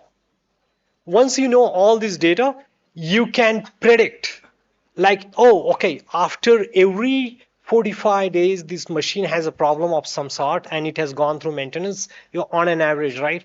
Given that data of the past, from the last 1 year or 6 months, you can predict when the machine would require maintenance going forward, after how many orders, after producing how many orders, right? Or after, running for how many hours or how many days. So AI would be very good in doing predictive analysis based upon the data you have. And the third is auto-trigger task, right? I mean, imagine you want to, send an email. Imagine you want to apply to one of the company, right? Tomorrow morning, I mean, you have decided, you think that job is good for you and you want to apply for it. AI is very good in doing these tasks automatically. You can just tell to AI, like, hey, AI, tomorrow at 9 a.m. just file this application for me, right? And it will do it for you. We don't have a lot many software which does today, but it will. These softwares are going to come where it will be just voice assistant, right? And then you can schedule the task. It's the same thing with even in smart manufacturing as well, right? Where based upon the data, rather than the machine breaking down, right? You can predict it and you can schedule the maintenance. Like even before the machine breaks down, right? So it's very good in auto trigger task. So now, like, I will give you a very simple example of the use of agentic AI, right? The way you can think of the agentic AI is, imagine you have a manufacturing firm, right? And then you say you have these many departments, right? A store manager, which is taking your raw material, a purchase manager who is ordering the steel for you, the account manager who is like kind of entering this data into the system, and the CA and audit who is doing this audit, right? Now imagine like I told about that truck that is coming from Tata Steel with all the steel that is coming in, right? And when you have the invoice, you take a picture. Once you take a picture and upload into the system, the invoice that came in for that steel goes to all the 4 departments simultaneously, right? For the store manager, it updates like how much of stock, how much of steel you have in your store automatically, right? You don't have to do anything, right? Because you already know like how much of steel is present in the invoice, and once you confirm that from the truck, it automatically. So your raw material inventory is automatically updated. The same invoice goes to purchase manager where he just needs to verify what I ordered, what I get, and like, is it proper? I'm just going to add to it, right? For the account department, on the invoice you have all the information that you need, right? from where the invoice came in, what is the raw material, how much is the cost and everything, right? And who we need to pay. Since all that information is present on the invoice, a tally entry, you might be aware of like how you create your purchase entry in tally, right? A tally entry can be automatically created. So that's what AI does today, right? And then you can save this invoice for at the end of year or end of quarter for your audit as well. So a process which used to take in a typical company today, like I talk to a lot of businesses every day, right? Which takes around 3 to 4 days today. Like its store manager takes 1 day, then it goes to purchase manager, he sits on it for another 2 days, then it goes to the CA, which takes another 1 day, and then it goes to audit, somewhere, right? So a process which takes 1 week with agentic AI, it is taking 1 minute, literally 1 minute, right? Number one. So all those typing words and all, everything is avoided. And what you do as a purchase manager, account manager, store manager, as an audit, you do higher level task, right? You, rather than typing and wasting your time, you verify the stuff. The AI has already entered for you. You just verify your HSN code is proper, your amount is proper, your raw material is proper. You just do the higher level task, right? So that is agentic AI for you. And the way it works inside the software architecture is there is an AI agent for each of the department. So there is a store AI agent, there is a purchase AI agent, there is a accounting agent, and there is an audit agent. All these agents are talking to each other and doing the automatic task. And then as a human manager, you're just verifying, you're approving, you're doing the higher level task, right? Okay, smart manufacturing for the AI era, right? I think AI is going to change manufacturing for better. Because today, when I visit a lot of these manufacturing firms, lot of processes even today are very, very manual, right? And because these processes are very, very manual, it's also not efficient, right? I mean, some of these machines are used for 8 hours when they can be used for 24 hours. So like you purchase the machine, imagine for a crore and so, right? And then you're just using it for 8 hours because of all these manual processes, right? So there is a lot of inefficiencies in manufacturing because of the manual processes, right? And the AI is going to, help to automate those manual processes and bring efficiencies to manufacturing.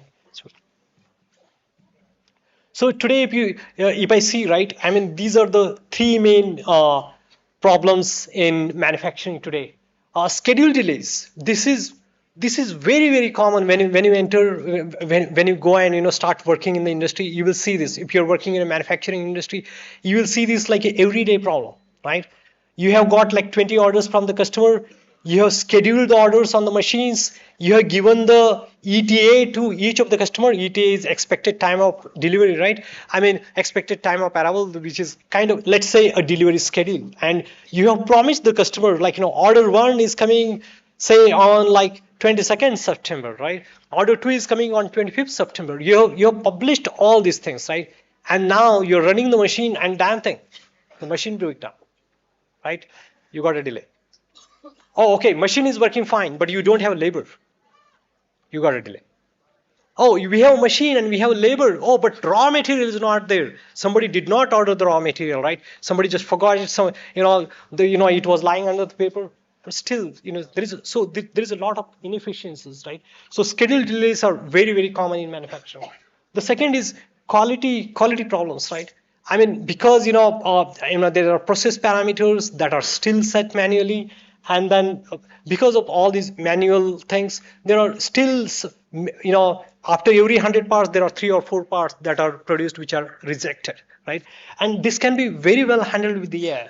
The third problem is resource wastage, because if you're producing a reject part, you're wasting resources, you're wasting raw material, you're wasting machine time, you're wasting power, you're wasting water. I mean, a lot of things you're wasting when you're producing the wrong parts, right? So AI has with this, AI has the potential to transform manufacturing for better, right?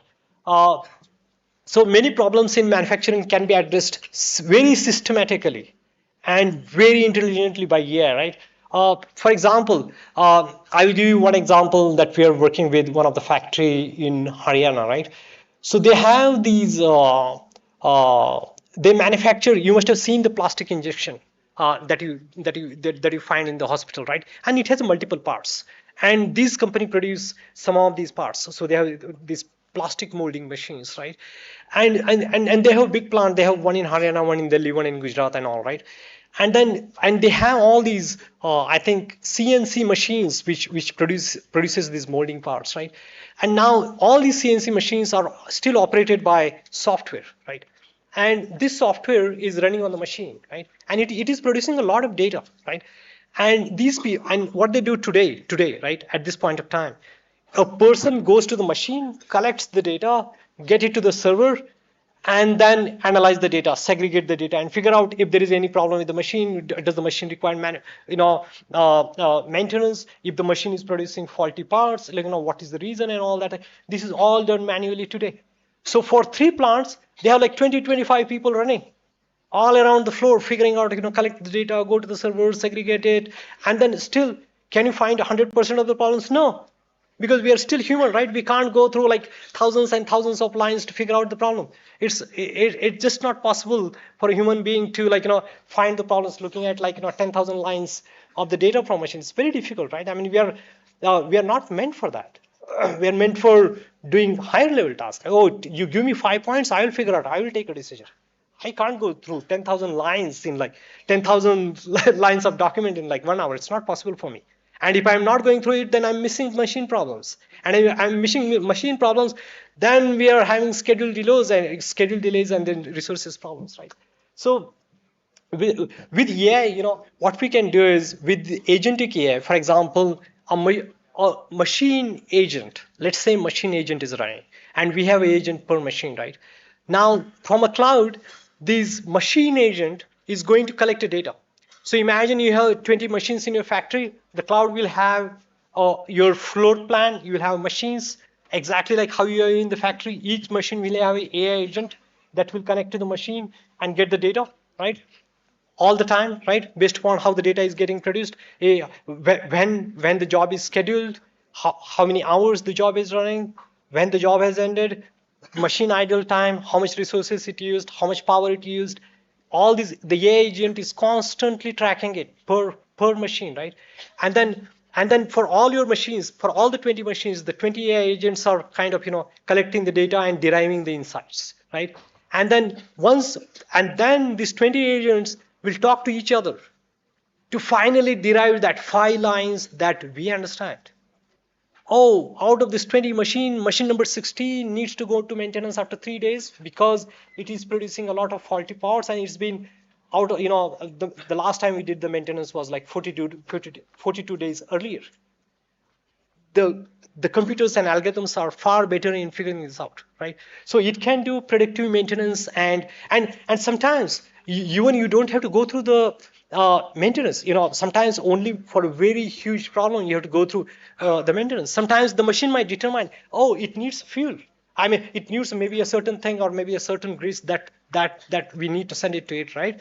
And then it's pretty simple. You just send an instruction to your production department saying, oh, go and do that, right? It takes 1 minute. And then we don't even have to put that machine into maintenance, right? So AI is very good in predictive maintenance and sometimes even self-correction. I mean, and the more it does, the more it will self-correct, and the less manual intervention would be required. Quality control, very easy, right? Imagine from where the example I gave you about the injection part that this manufacturer that this firm is producing. Imagine you put a very high quality camera near the place where this injection part is getting onto the is getting manufactured, right? And you take a very high quality image of it. Once you take a very high quality image of it, you can process through AI, and then you can figure out you can figure out how many good parts are produced, how many reject parts are produced, right? And once you do that, it will get better over a period of time. And then the same AI agent can talk to robots in the factory to separate these, the good parts from the rejected parts. That is the future. I think that will take some time, maybe 1.5 years away from it. But today we can very easily, just looking at the images, we can very easily figure out, rather than manually verifying which part is correct and which part is rejected. We today, with the technology we have, we can very easily figure out which is the correct part and which is the rejected part. So it will help you in quality control. The third thing is process optimization. Once we process these images and once we figure out, like, hey, a lot of rejected parts are coming out of this machine, then we can go back to the process parameter where we are preheating the material, we are producing the thing, to figure out, are the process parameter accurate for this material and this job, right? And based upon that rejection triggered, you can go and also optimize your process parameters, right? And the third is because personalization of products, right? Now, we with the technology we have, and we can personalize the products. Like, we don't have to use a general product for everything. Like, you tell what is your requirement per customer based on, there is always a certain customer always needs a certain trick for their own business, right? And using that, you can very well produce personalized products in general manufacturing. We can very well do that.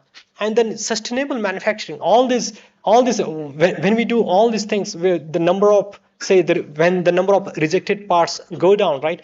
You're saving raw material, you're saving power, you're saving and all the CO2 emissions and all, right? And that will help us to go to sustainable manufacturing also. Yeah, AI is very good in even predicting weather patterns, your supply chain demands, your market demands and all, right? So if you put all those three things into together, you can produce based upon the market demand, and that will help us to go to a sustainable manufacturing. And then what is the use, sustainable growth, right? And a little bit about benefits of smart manufacturing. Like I said, AI systems can predict supply chain disruptions, consumer demands, and weather patterns to adjust production. That will help you to, not only save resources, but it will also help to optimize your business, right? You don't want to produce a lot of things and keep in your warehouse, right? Your money will be locked in your warehouse if you produce a lot, right? And if you produce very, very less, then you lose business because you produce less and then people are demanding a lot. So in both the cases, there is a problem. So AI can help you to predict. Oh, based upon my past 3 years data, in Diwali, we need to produce these many things. I have the data, right? Oh, in Diwali, we can produce these many things, but this time the weather is a little bit different. The rain is still continuing. So the demand might go down a little bit, right? So AI is very good in all these, doing these data analytics stuffs as long as you have data. Same thing with safety. You see, most of this manufacturing, whether it's steel manufacturing or any heavy equipment manufacturing, there is a lot of risk. There is a lot of jobs. A lot of people are doing a very, very dangerous and risky jobs, right? And here, we can predict the unforeseen events. How, based upon the data, we think this operation is going to be unsafe, or this tank that is that is running in this factory is going is not in a good condition. As a human, it's very difficult for us to keep track of everything, but AI can do it for us as long as we feed data to it and as long as it can collect the data. So based upon machine learning, it can predict unforeseen events that will help to for safety of employee as well as well-being of workers. And then this will also help to optimize resource usage, reduce waste, and lower emissions. And AI agents and robots. This is I think in US this is already happening. Like if you go to US Fremont factory in Silicon Valley, all the cars are manufactured by robots. Everything, the chassis, the fixing of the doors, the fixing of the seats, everything is robotic. So in US, this is already happening, right? But it will happen in India as well going forward. So where AI agents and robots will work together to for the task, right? And the robots will do a more kind of risky and dangerous job, while humans will do a little bit safer and more a job where decision making is required, where creativity is required, and where emotional intelligence is required, right? So if you see the last two slides, right? I mean, even though AI agents and robots are taking over a lot of repetitive tasks, but the human is still at the center. When the AI agents determine that hey, we need a maintenance, still it is informing to the production department. Still it is informing to the production head who is taking the action, right? So the human is still at the center of smart manufacturing. Challenges. I think I was talking to some of the students while coming here, right? I mean, what are some of the challenges with AI, right? I mean, some of the challenges here is like, who is responsible if the AI agents make critical errors? If for example, you're operating a plant, say a manufacturing plant, right? And it gives you a wrong information, or it just puts the machine in maintenance which is not required, and all those things, right? So who is responsible for it? Today we can always catch the production manager. Oh, you put the machine into maintenance, you schedule it, it's your responsibility, and give me the reason, right?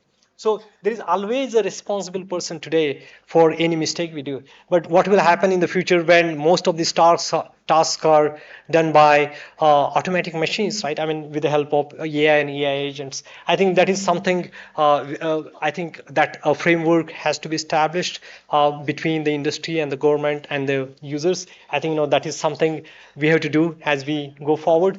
Skilling workers. I think this is going to be the reality, where whatever work you do going forward, doesn't matter what you do, what job you do, you will always be helped by AI.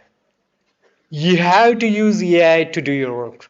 Then only you will be more efficient, and you'll be more productive, and you'll be taking the decisions more intelligently, right? So it is a skill. We have like, at least when I was studying, it was very like a fixed syllabus and like the things, right? But now we have to get used to this new reality, where you always have an assistant with you, no matter what job you are doing. And the better the assistant you get, the better you learn to use your assistant, the better you are going to become, right? The work you're going to do will be more smarter with the assistant you will have. So you always have to use some kind of assistant going forward. So skilling workers to train with intelligent machine, to work with intelligent machine is, that is another challenge. So look at this one. Like I was telling to, like some of the people here, right? Like for you, I mean, this is simple, guys. I mean, it's easy for you. I'm telling you. Like I'm running a like agentic AI company. I will tell you, like half of the people are fresh college grads. The reason is because I don't have to teach you that, right? I mean, you're fresh, you have fresh perspective. You can take, you can work in that way from day one. What is difficult is people who are working already in the industry for 10 years. Now to change the habit of those people is difficult. That's why with AI, it's more easier for a newer staff than the existing staff. And that is a challenge for the industry, because most of the industry is run by experienced people today. And how do you train them? That's a big challenge going forward for everyone. And the bigger the company you are, the bigger the problem you have today. And integration. I mean, see, most of these industries, at least the big industries, are using a lot of software and a lot of legacy software. Who doesn't understand AI? Who just works like in a certain way, A plus B plus C plus D. It doesn't have any intelligence. It's just a process, right? But now, like with AI, right, the intelligence systems like us are coming, which are kind of reimagining the workflow. I gave an example of like invoice processing, right? Earlier was everything manual. Now AI is taking over, and it has totally reimagined the workflow of invoice processing. isn't it? So, but it will not be. Invoice processing is just one example. We have to reimagine like every workflow that we use in every organization with AI. And right, so and then you have to integrate with the older software. That is a big challenge, right? For the newer software, it's not such a big thing. But if you have to integrate with older software, it's a little bit of challenge. And for India, I think we are in a we are in a great position. You know why? Just like how I talked about you. It is easier for you to adopt AI than any other people, any other experienced people in the industry. It's the same thing. All the developed world, whether UK, US, or Australia, or New Zealand, and everything, everyone has a software today, which is legacy, damn it. And now they have a bigger problem to go to AI because you have to go from legacy software to the AI software. In India, we don't have that problem, at least in the SMB world, because we are doing all registers and Excel sheet, and we can straight away zoom to AI. No issues of integration. Brilliant, beautiful, right? So at least for us, that is not such a problem at small and medium scale industry, which is a great thing. And that might just help us to go to where we want to go to. All the our government is saying we will be number 3 economy, right? And I trust that. I believe that we will be, right? And we have some of these advantages, right? We have one of the biggest workforce, younger workforce. We can straight away zoom to the newer systems, whether it's AI systems or production process and all. We can, so we have a lot of advantages in that term. So bridging the gap for academia and industry, right? So look. The changes that are happening in the industry, for example, I will just give you one example of my day in life of a CEO of yesterday, right? Generally, when we are building this system, we have a lot, we have salespeople who call to these industries to move to the AI systems, right? Generally, we call them, we guide them, we explain them, we tell them why it is advantageous for you, right? But then yesterday, it was the other way around. The situation was flipped. One of the customer was constantly calling us, hey, where are we with our work? What can we do? Can you send us the document? When we can have the next meeting? And all of that, right?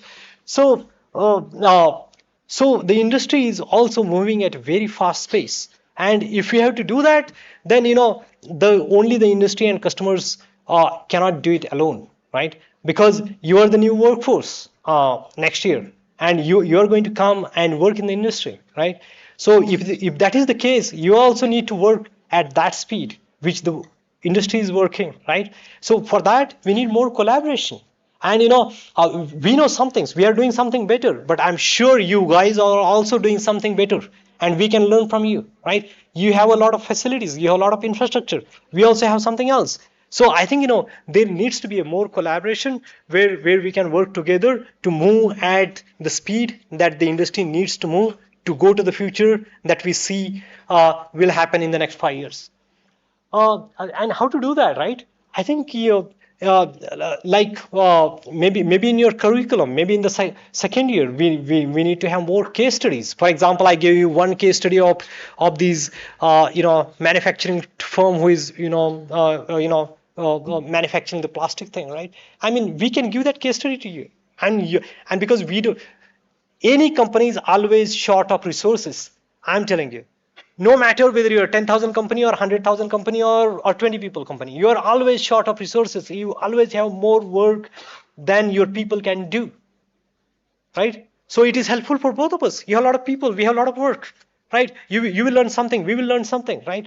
And because you have a lot of energy, you bring new perspective and fresh perspective, right? So the case study should be done.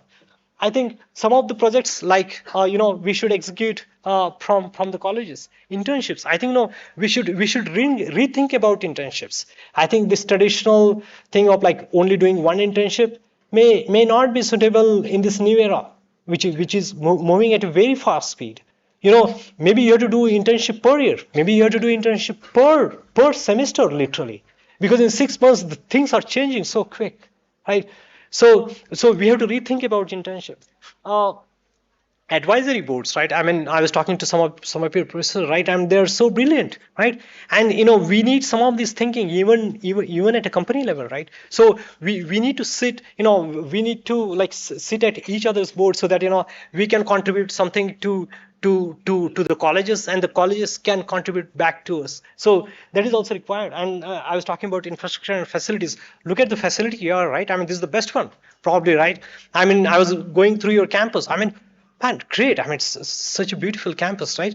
I mean, not every company or can afford these kind of facilities and all, right? So we should be able to share, whether it's facilities, whether it's infrastructure, whether it's research lab. We should be able to collaborate more so that we can work at the speed that we want to work. Okay, future of the workforce. Okay, so it is for you, and I think I have talked a lot. I hope and the floor is open. Okay, from here you can ask questions if you have. I mean, this is more related to you now from this slide, going forward towards the future. I think what industry expects, like last 2 years running this company, one thing I have realized is there is too much of work we have to do to train freshers. Even though we think you are the best one suitable to do the AI job, right? Still we have to train you for sometimes 2 months, sometimes 3 months.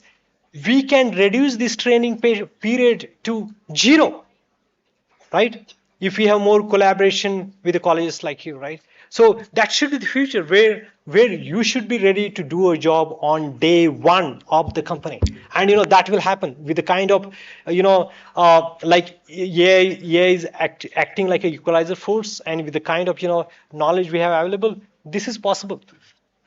The second thing is, look, I think there is a lot of buzz in the market, in the industry, and trust me, even people at a very high position in the company don't know like how the market is going to be. Literally, I'm telling you, nobody knows what is going to happen. Literally, they can only predict, right? But they can only guess at some level, but nobody knows, right? So what I would suggest to students like here is consider yourself like a general management. Don't consider yourself as like I'm a marketing expert or sales expert or a data analytics or a finance experts. Sure, you like that, you have that, you mention in your resume, but be flexible, be adaptable, be your first line should be I'm a general manager. With your first year course and having done an MBA myself, I know you can do, even if you have done finance, I know you can do marketing beautifully. Even if you have done marketing, I know you can do sales beautifully. There is no question about it, right? So be flexible, because in the industry, we don't know right now where the demand is going to be more. We literally don't know, right? So since we don't know where the demand is going to be, we need to be flexible. I mean, you can do any kind of a business job. I mean, you have been trained for that, right? So be flexible. And like I said, you need to collaborate with machines. You need to do higher level tasks. I mean, forget about doing those, lower level tasks, typing thing, preparing document. No. You take decisions. Let the AI do all these things for you. You take that thing and use your MBA to do higher level decisions, right? And so this is like I have to take a big bet. Like I may not be 100% correct, but like being in the industry, talking to customers for the last 2 years, and knowing a little bit about where the AI is going, I think the more number of jobs are going to be created in customer facing roles. Because see, AI can do a very specific task very, very intelligently and correctly. For example, if you're a finance, you're preparing P&L and balance sheet, I think AI can do it better. The reason is because these are numbers. It's not changing. There is decision making is not required. Emotional intelligence is not required, right? So AI can do it better, right? So, but in the customer facing, like we said, the world is going to change. All the industries are going to change. Everybody needs to use the AI. If everybody needs to use the AI, then every industry needs to adopt the AI. and every industry's requirement for the AI are going to be different. And if every customer's requirement for the AI are going to be different, then we need more people facing customers, no matter what role. Maybe it's marketing, maybe it's sales, maybe it's product manager, maybe it's something else, talking to customers, right? But you will be seeing a lot of roles in this area coming up, right? While the traditional area role, like probably say finance, might be stable. There may not be more growth in that area. But on the customer facing role, on the sales, on the marketing, on product manager, whatever is customer facing, is going to grow a lot. This is a bet, okay, I may not be 100% accurate, but this is what I see based upon what I know so far. And be ready for the AI future, right? I think, factories will be reimagined. All your workflows will be reimagined. They will not be same as how things are running today. And I do think, I do think many things. For example, whatever we are going to, whatever we have done from waking up today till we sleep in the evening, whatever we have done, this will be changed 50%, maybe more than that in the next 5 years. The way you interact, the way you study, the way you look into, maybe Instagram will not be there. Maybe it's good for everybody. So a lot of things are going to change in the next 5 years with AI. So be ready for it. And business worldwide, see, so far, like if you're starting a business in Pune and all, you're still very local. You're still producing local. You're still selling local and all, right? With the AI, you have the opportunity to sell everywhere because now the information can flow all over the world. So AI is going to open the opportunity to not only do the business in India, but worldwide, as long as you have a good product, as long as you have a quality product, right? And the last thing is what I said throughout this presentation, like the world 5 years from now will look significantly different, very, very different from the one we know today. And AI will act as a force of equalizer. If you see, even in our country's history, right, education acted as a force of equalizer, right? Many people came out of poverty because of education. I think AI is going to multiply that. It's going to have 100 times more effect of equalizer. As long as you produce good products, as long as you have the capability, you would be able to do whatever you want to do, and you would be able to sell wherever you want to sell. Not only in Maharashtra, not only in India, but anywhere. And yeah, that's it. I will open for questions. Thanks. Hello, sir. Sir. Hello, sir. Good afternoon. I am Shraddha Kailas Kale, a junior student manager specializing in marketing from BIMM Marketing A. So yesterday we had a very great session wherein Harvard Business Research case study was discussed, and the topic was Open AI. So, sir, gaining some insight from that, I would love to ask, sir, that OpenForce AI is offering a very deep technical product, and mostly to small and medium-sized enterprises where many may not be fully understand AI. So, sir, based on your past experience, how do you craft the product messaging to such non-technical users and mostly the non-technical buyers also? Thank you, sir. Very good question, right? Very, very good question. Literally. See, you absolutely nailed it, right? I mean, see, most of these small and medium businesses don't have technical know-hows. I mean, I visit lot many customers, right? Even sometimes on site, I talk to them, right? They don't know a lot of technical know-hows. And the one thing we can do, for example, how many people, I'm sure all of your parents are using phones today, right? Smartphones, literally, right? Do they need to know how the smartphone works? Not at all. Even your dadima is using a smartphone today, isn't it? Right? Why? Why they can use a smartphone today? Even they don't know anything about it. It never existed in their era. Because it's so simple. The interface is so simple. Whether it's Android, whether it's iPhone or anything else, you click 3 buttons and it's working. That's why they can use it. With our product, we have applied the same principle. So if you go to our product, like, and I think many will do the same, right? Not only our company, but now even the incoming companies will do the same. Whether you go to purchase, whether you go to sales, whether you go to accounting, whether you go to HR, everything looks the same. How you add an employee is same as how you add an invoice is same as how you add a purchase invoice is same as how do you add accounting entry. It's damn same, simple. And most of the time you don't even have to add it. You just take a picture and upload it, and it's added. It's done and it's over. So the way to do get these people, the small and medium enterprises, onto the AI software is to offer them the simplest product. If they can use smartphone, they should be able to use the software as well. It should be as simple as that. So, I'm sorry, excuse me, but due to time constraints, this will be the last question. Thank you. Good evening, sir. So, myself, Ankita Shegokar, Junior Student Manager, specializing in marketing from Balaji Institute of Modern Management. First of all, thank you, sir, for this beautiful session on AI.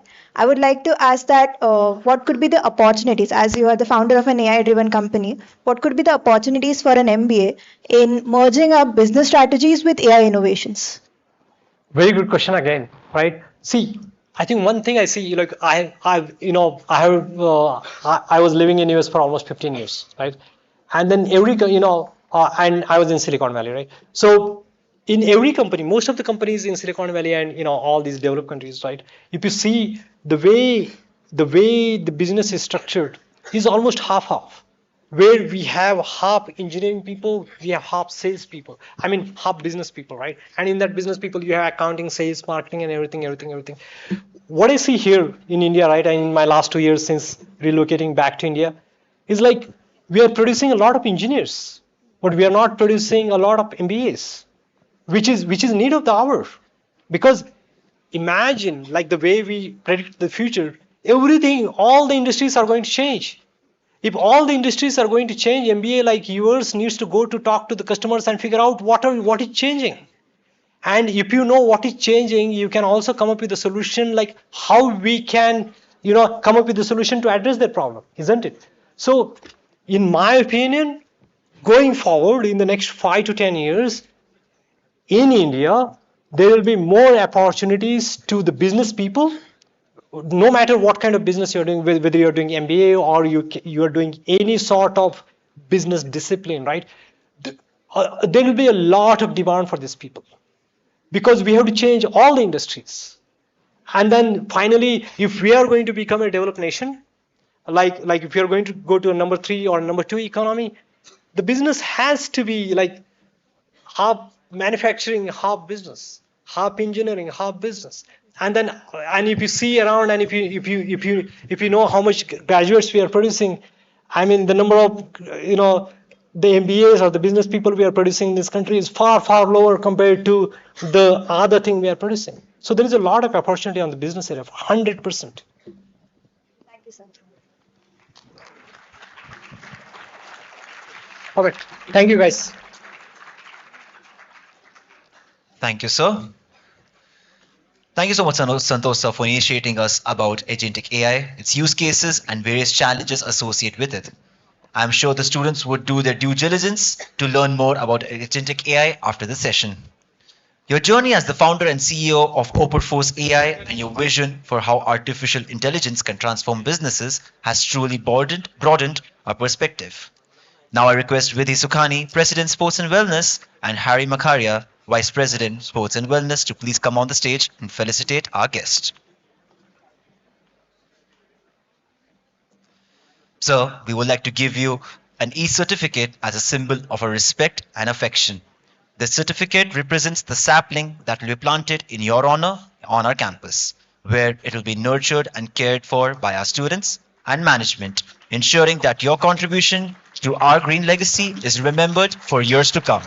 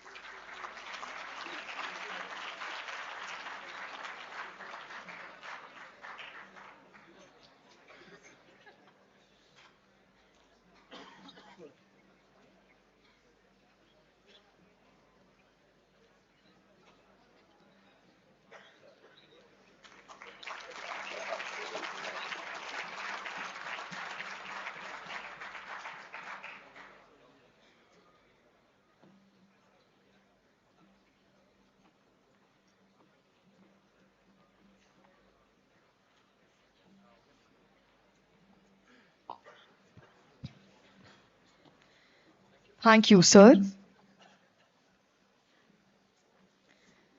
Thank you, Vidhi. Thank you, Harry. In a world where ideas flow faster than time, there comes a pause that everyone secretly waits for, a pause filled with coffee and conversations. That pause is here, ladies and gentlemen. Step out to the second floor, recharge, and return sharper than ever because after this tea break, the story gets even better.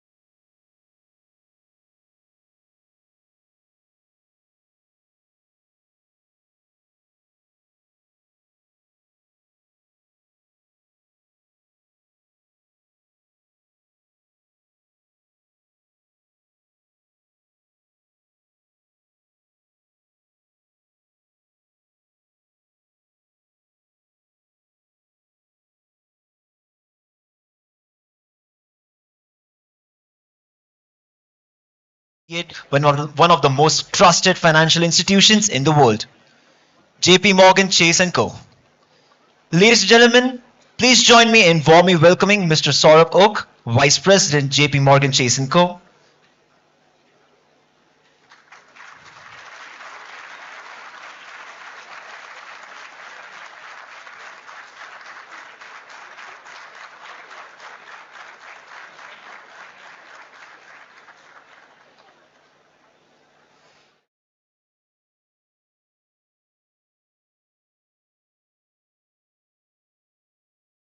Oak with a sapling.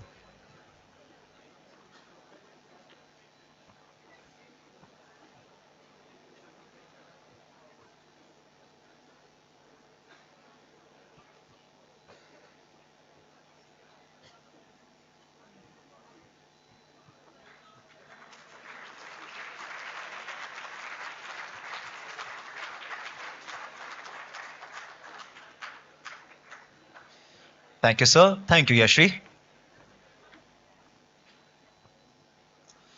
We heartily welcome you to our institution, sir.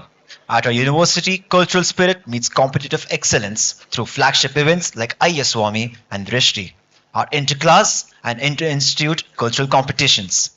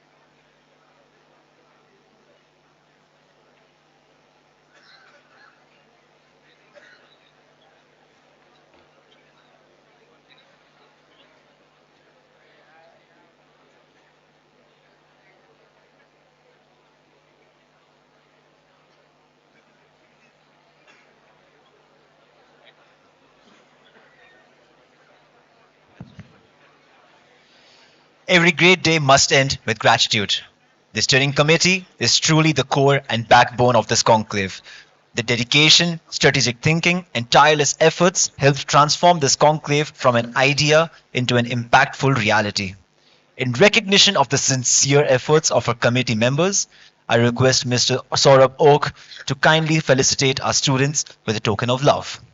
I now invite all the esteemed members of the steering committee, Mr. Saket Agarwal, Ms. Madhvi Kashyap, and Ms. Gayatri Gogoi, to please come forward.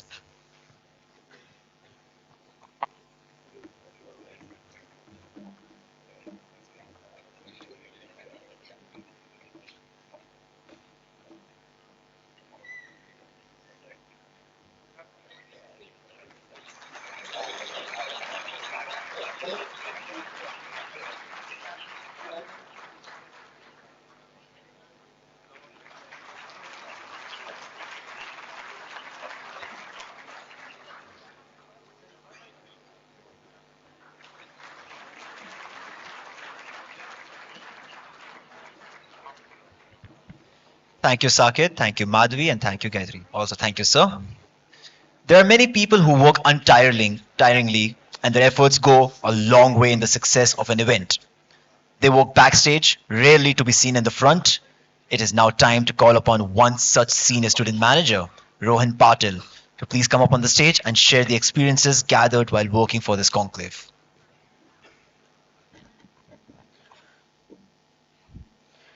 आपण सर्वांना शुभ संध्याकाळ. आप सभी को शुभ संध्या. Good evening everyone. I, Senior Student Manager Rohan Patil, feel proud to share my journey as a core team member of the Business Conclave 2025. Being a part of such a large-scale event was not just a role.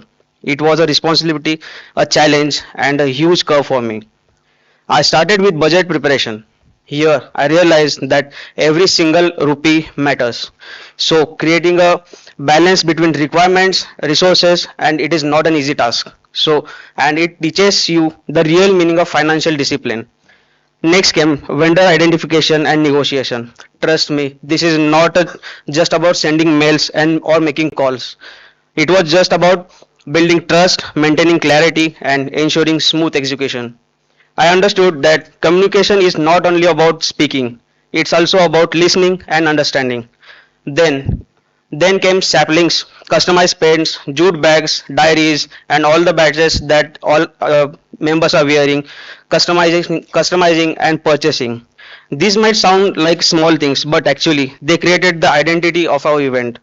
Paying attention to details taught me that excellence is hidden in the little things. One of the most exciting parts was being the extended arm for the stage committee and handling hospitality. This gave me the chance to ensure that every guest felt valued, and because at the end of the day an event is not just about the planning, it is about creating an unforgettable experience. When I look back today, I realized that every challenge was actually an opportunity in disguise, and my message to all of you is very simple.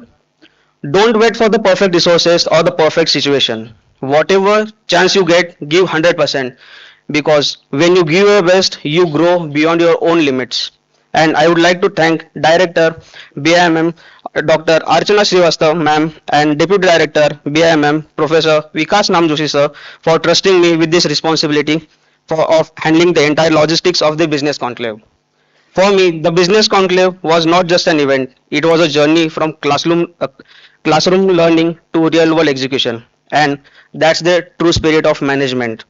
Finally, thank you BIMM for giving opportunity for the student like me, whom it is an experience for a lifetime. Thank you.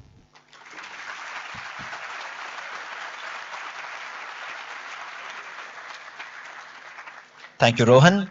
I would like to invite Ms. Gayatri Gogoi, member of the student committee, to deliver the vote of thanks.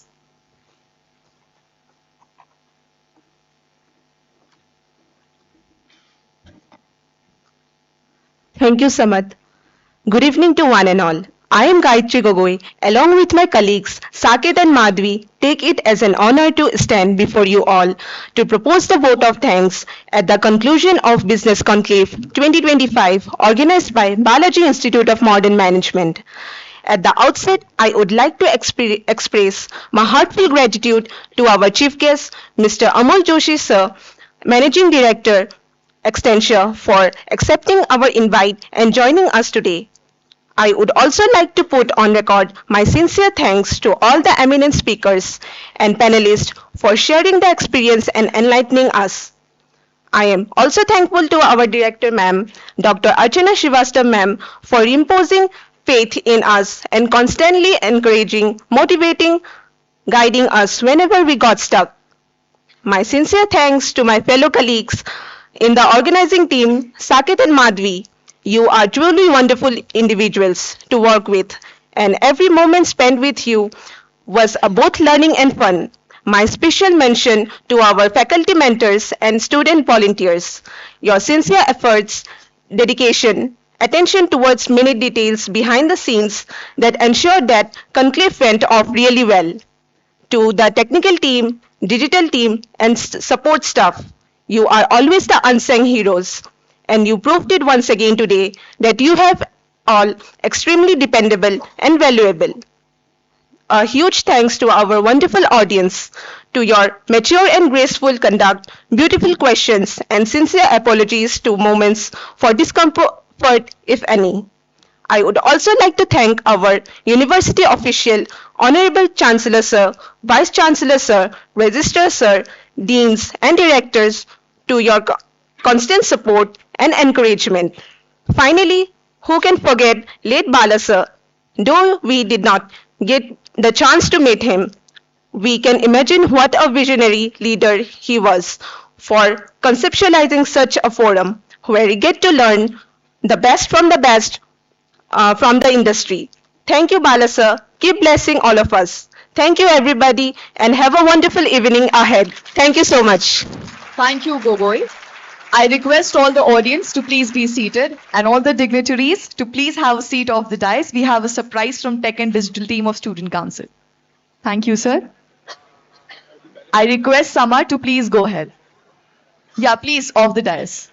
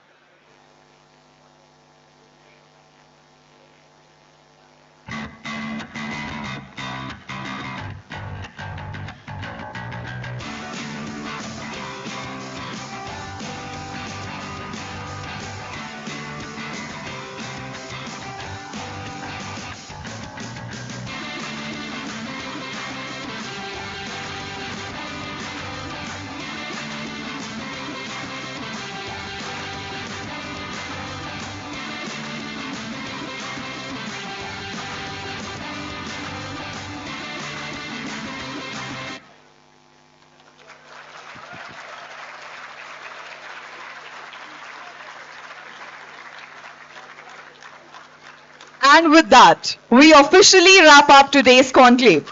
The ideas will stay, the energy continues, and the conversations don't end here. Thank you all for being such a wonderful audience. Until next time, keep learning, keep connecting, and keep creating impact. Have a great Sunday. See you all on Monday in the formals, in the smiling faces. Students, Signing off, let the guests Yakshi go Sanjay. first. Students,